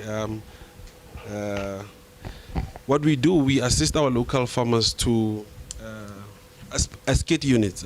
We call them skid units.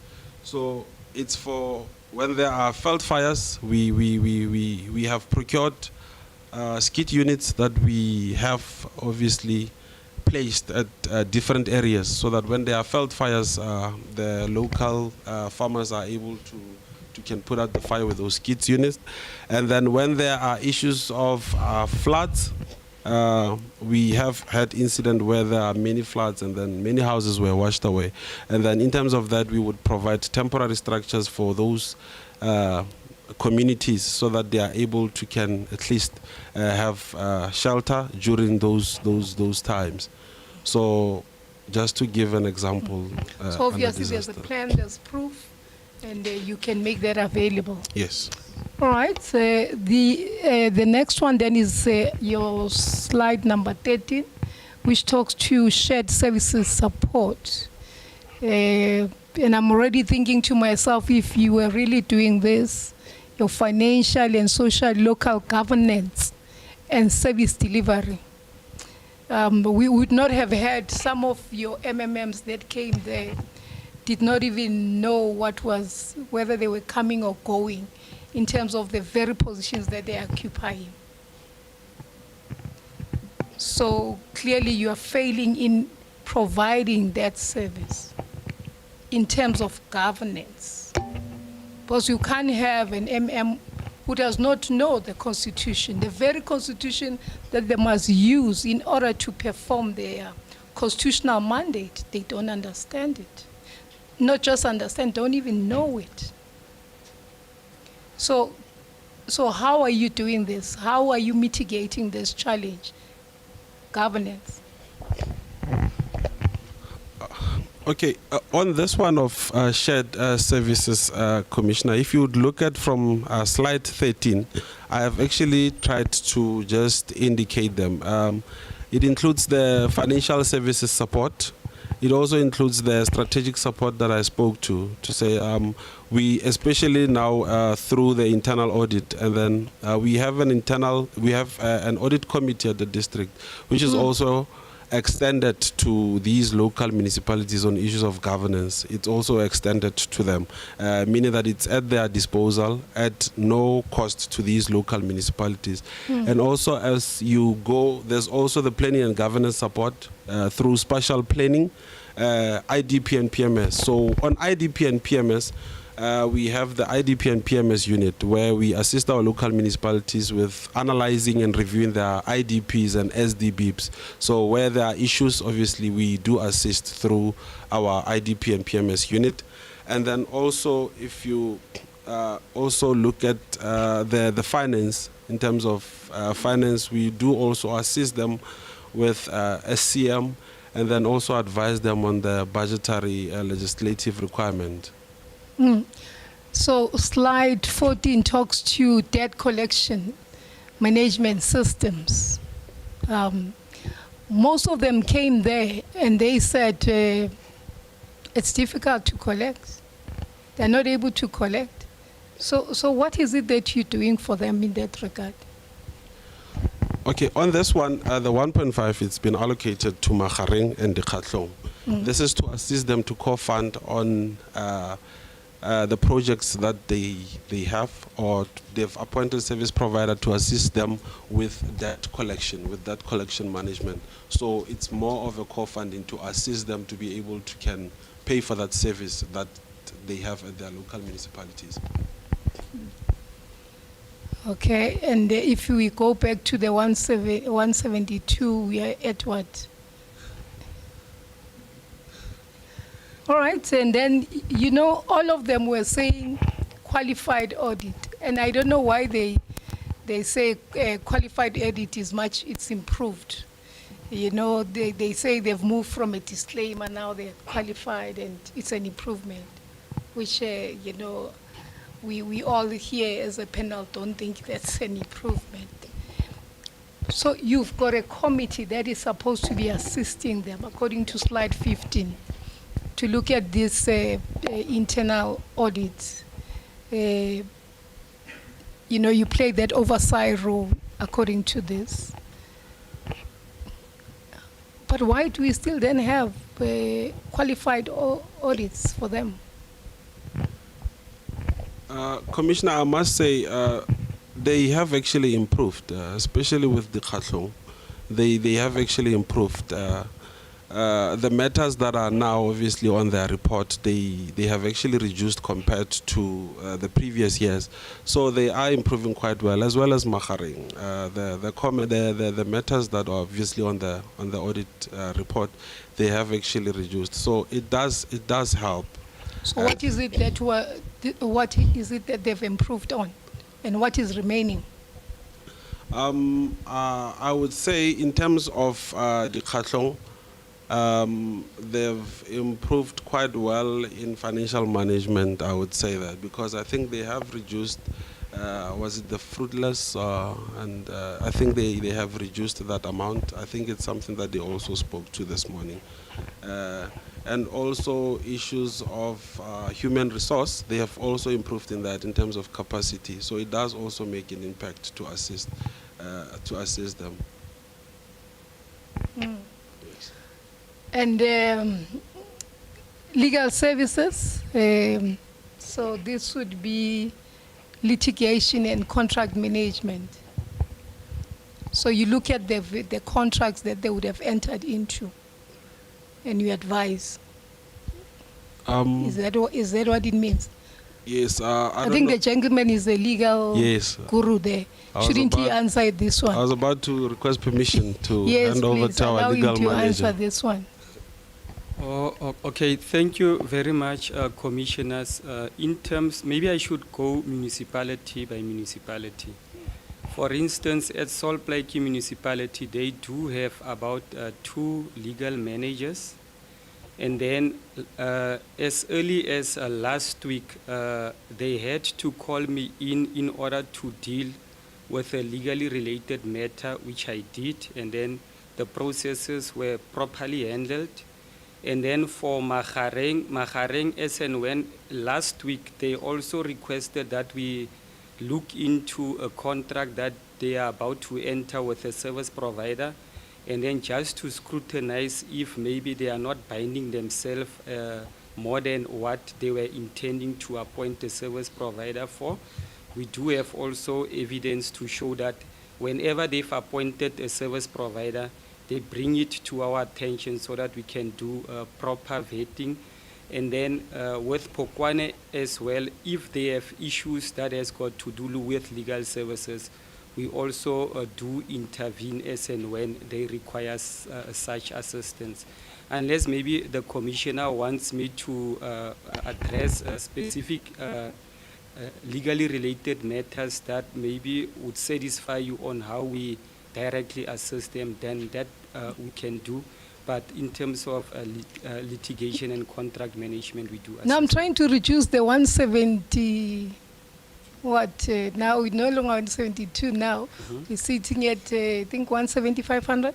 So you would be paid by the municipality, your salary. Correct. So whether you go there and assist them with regard to the reading of the contract, whether you're doing the vetting, there isn't really any special amount that comes out of the budget still. No, in short, Commissioner, remember now we are mindful that our local municipalities are struggling. The district municipality have made it so easy for them to access our services without having a concern of having to pay additional amounts in order to access our services. So even if they can make a call tomorrow, we are always on standby to assist them on legally related matters as and when they request such assistance. Yes, with so much money that has been availed to the district municipality, and with such a minimal amount that is being given to the different municipalities. Do you not agree that this is violation of human rights? I do not agree, Commissioner. Commissioner will understand that, remember now, the reason why the amount is being so allocated, it's as a result of collective agreements. If the collective agreement states that maybe salaries must increase to a certain degree, then those increases will probably paint a bad picture to say that we are getting maybe higher salaries, but then we are allocating a lesser amount. But if things were going our way, we would also wanted to do better, maybe let's say sourcing better funds in order to ensure that there's an impact that we also bring to light for all those locals. But do you think there is an impact? Do you think there's an impact when municipalities are saying sewer spillages persist, service delivery just, it's a no-no in the different municipalities that you are responsible for? I think that within the available budget that we have, I'll safely say that there is. Then I'm saying so because if, let's say, we can get a better allocation, the impact will be felt better. But with what we have, we can safely say that there is an impact based on what we allocate to them. Do you think most of the funds allocated are going towards service delivery, or are they rather retained in the district municipality? When it comes to service delivery, Commissioner will note that the acting MM has already alluded that there's a specific amount that we gave over within our available budget, because if it should be possible for us to do more, then definitely it shouldn't be a problem to do more.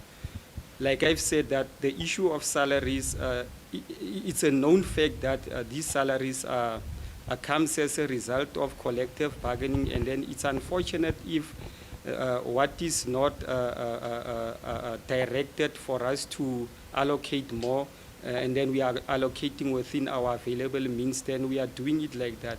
This problem, where I'm sitting, I think the problem is actually something that also begs, maybe for instance, in my view now, maybe national intervention to say that the district municipality can even do better, but only if you can fund them better with a dedicated budget. Then I have no doubt that should that happen, then the district municipality can even do much better than what it's currently doing. So in other words, what you're saying is with the 186 that is allocated, in fact, all of that money has been earmarked for certain responsibilities, which you can provide. Is that what you're saying? Yes, hence I'm saying, Commissioner. No, just one answer, please.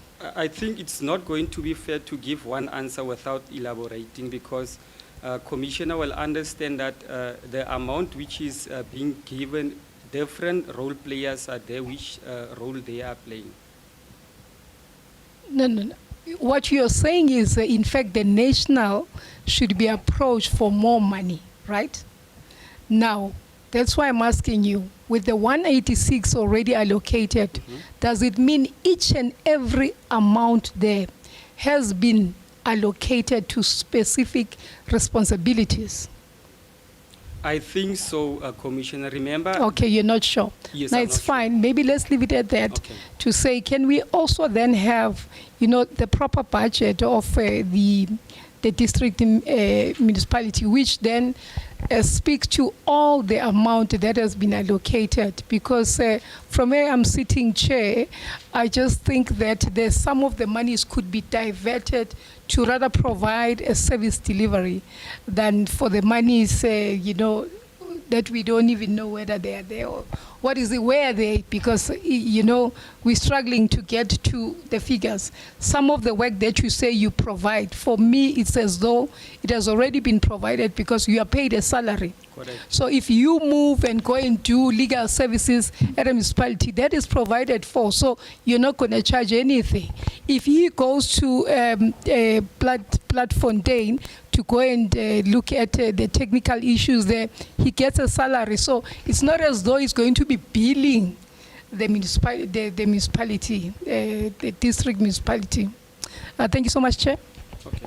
Right, thank you, Commissioner Queen Anna. Just waiting for the provincial manager just to. Something is happening. Is it him that behind you? Yes. Okay.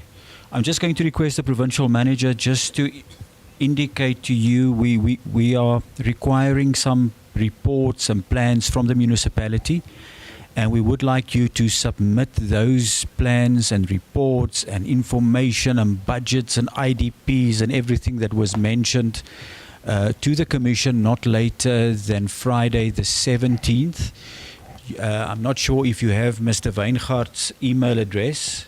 You can just get his email address after the engagement. PM, if you can just, I will come in after the PM has read all those reports and documents and plans and so on. Thank you, Chairperson of the Inquiry. Gentlemen, may I proceed?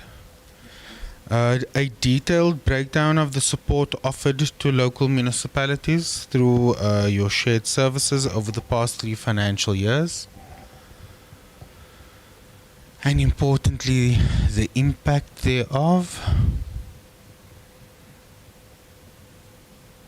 A costed breakdown of amounts forwarded to local municipalities for operations and maintenance. And a detailed report on how local municipalities have utilized those funds.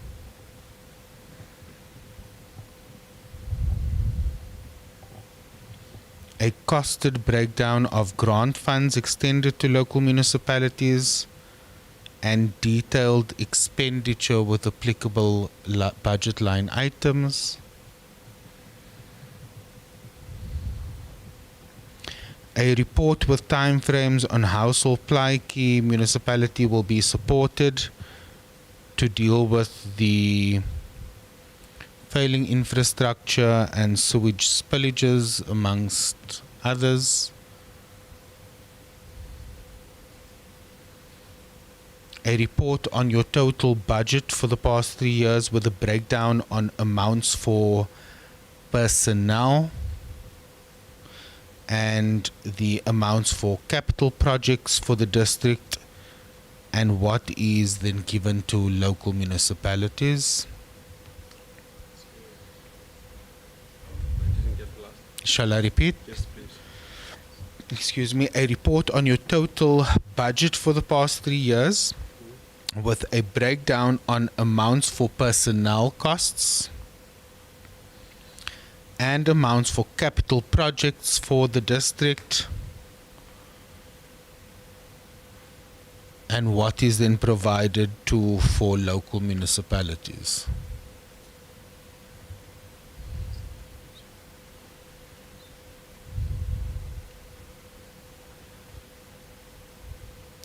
You will also be required to submit information on BFI for Solplaatjie and to submit plans such as disaster risk management plans and your roads plans.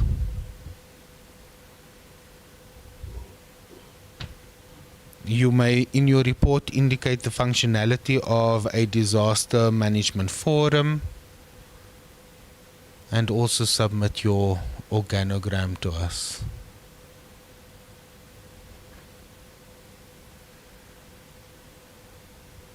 That will be it for now. Thank you, Chairperson. Thank you. It's very difficult for me to articulate the outcome of this engagement. Very difficult. Firstly, you know, when Commissioner Quinana was digging deeper to try and understand how you are supporting local municipalities, she managed to bring down the amount that you use for salaries, etc., to bring it down to 171 million rand. The reality, however, is, technical manager, the first testimony or the first input that you provided with regards to the budget was that Of the 186 million rand, 183, if I remember correctly, was for operational, was your operational budget. And then I assume how district municipality budgeting works is under the specific unit's budget. An amount would be made available for some support, for example, 200,000 for LED or for disaster management or whatever, but that would come from the sub-budget of the specific unit. The reality is that with regards to service delivery per se, service delivery, your municipality is providing 3 million plus the 10 million that you generate by means of the interest you get from your investments. So 183 million of the 186 rand that you receive through the equitable share and through grants is actually used for operational expenditure. That is the reality, and that is per the testimony that you provided. Now,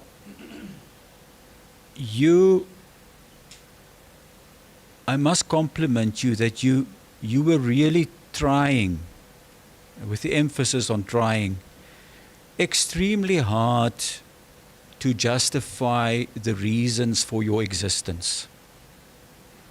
But I'm sure if the three of you were sitting on this side and you had listened to the testimony that you provided, I'm sure you would have said to those respondents, I cannot see the reason for your existence because you are nothing more than a job creation center, 102 staff members. And with regards to service delivery, you don't even provide 10% of the possible funding that you get to local municipalities for support. The support that you provide is limited to convening meetings, listening and identifying challenges, attending another meeting, and that is it. I am very, very concerned about the legal manager. When the Commissioner Kwinana put it to him that there are human rights violations in local municipalities, he was disputing it. Sir, we received testimony under oath from local municipalities admitting that there are human rights violations in their local municipalities. Admitting it, municipal managers admitting human rights violations. You come here and then you dispute it. You are not working for a local municipality. You don't live in those communities that reported it to us. It's very concerning that you come here and you dispute a statement made by a commissioner based on testimony that we received. There are serious human rights violations in this province, in your district. And now the legal manager of this district municipality is disputing it. Cannot be correct, sir. Cannot be correct. Commissioner was probing the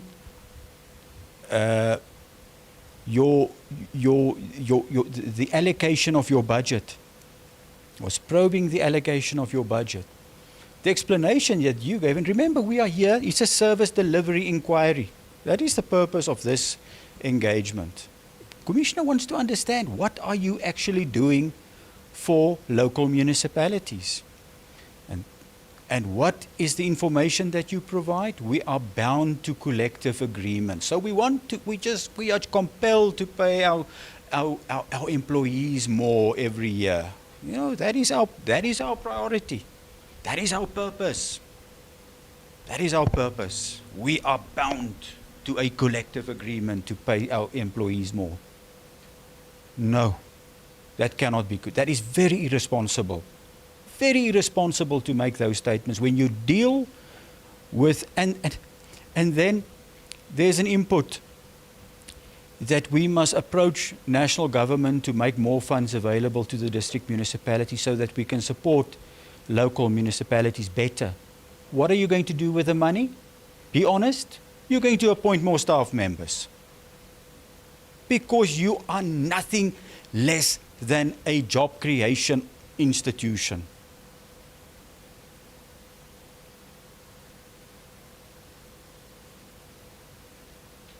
If you were sitting here, technical manager, and you had listened to yourselves, can you honestly justify your existence? Can you honestly justify your existence when people are suffering? When people are suffering, they're not getting services. And all you do with regards to Platfontein is we convene a meeting. We bring it to your attention.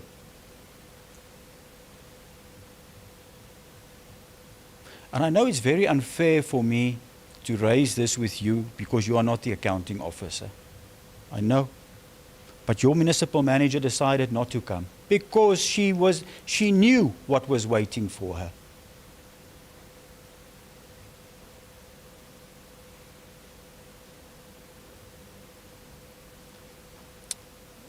I am very concerned about the support district municipalities are providing to locals. Very concerned about that. 183 million of possible 186 million is budgeted for operational expenditure. That is the reality. For actual service delivery, providing water, sanitation, roads, electricity to the communities, we're looking at plus minus 13 million. More or less.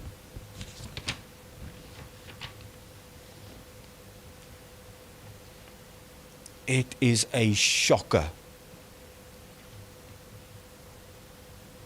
It really is a shocker.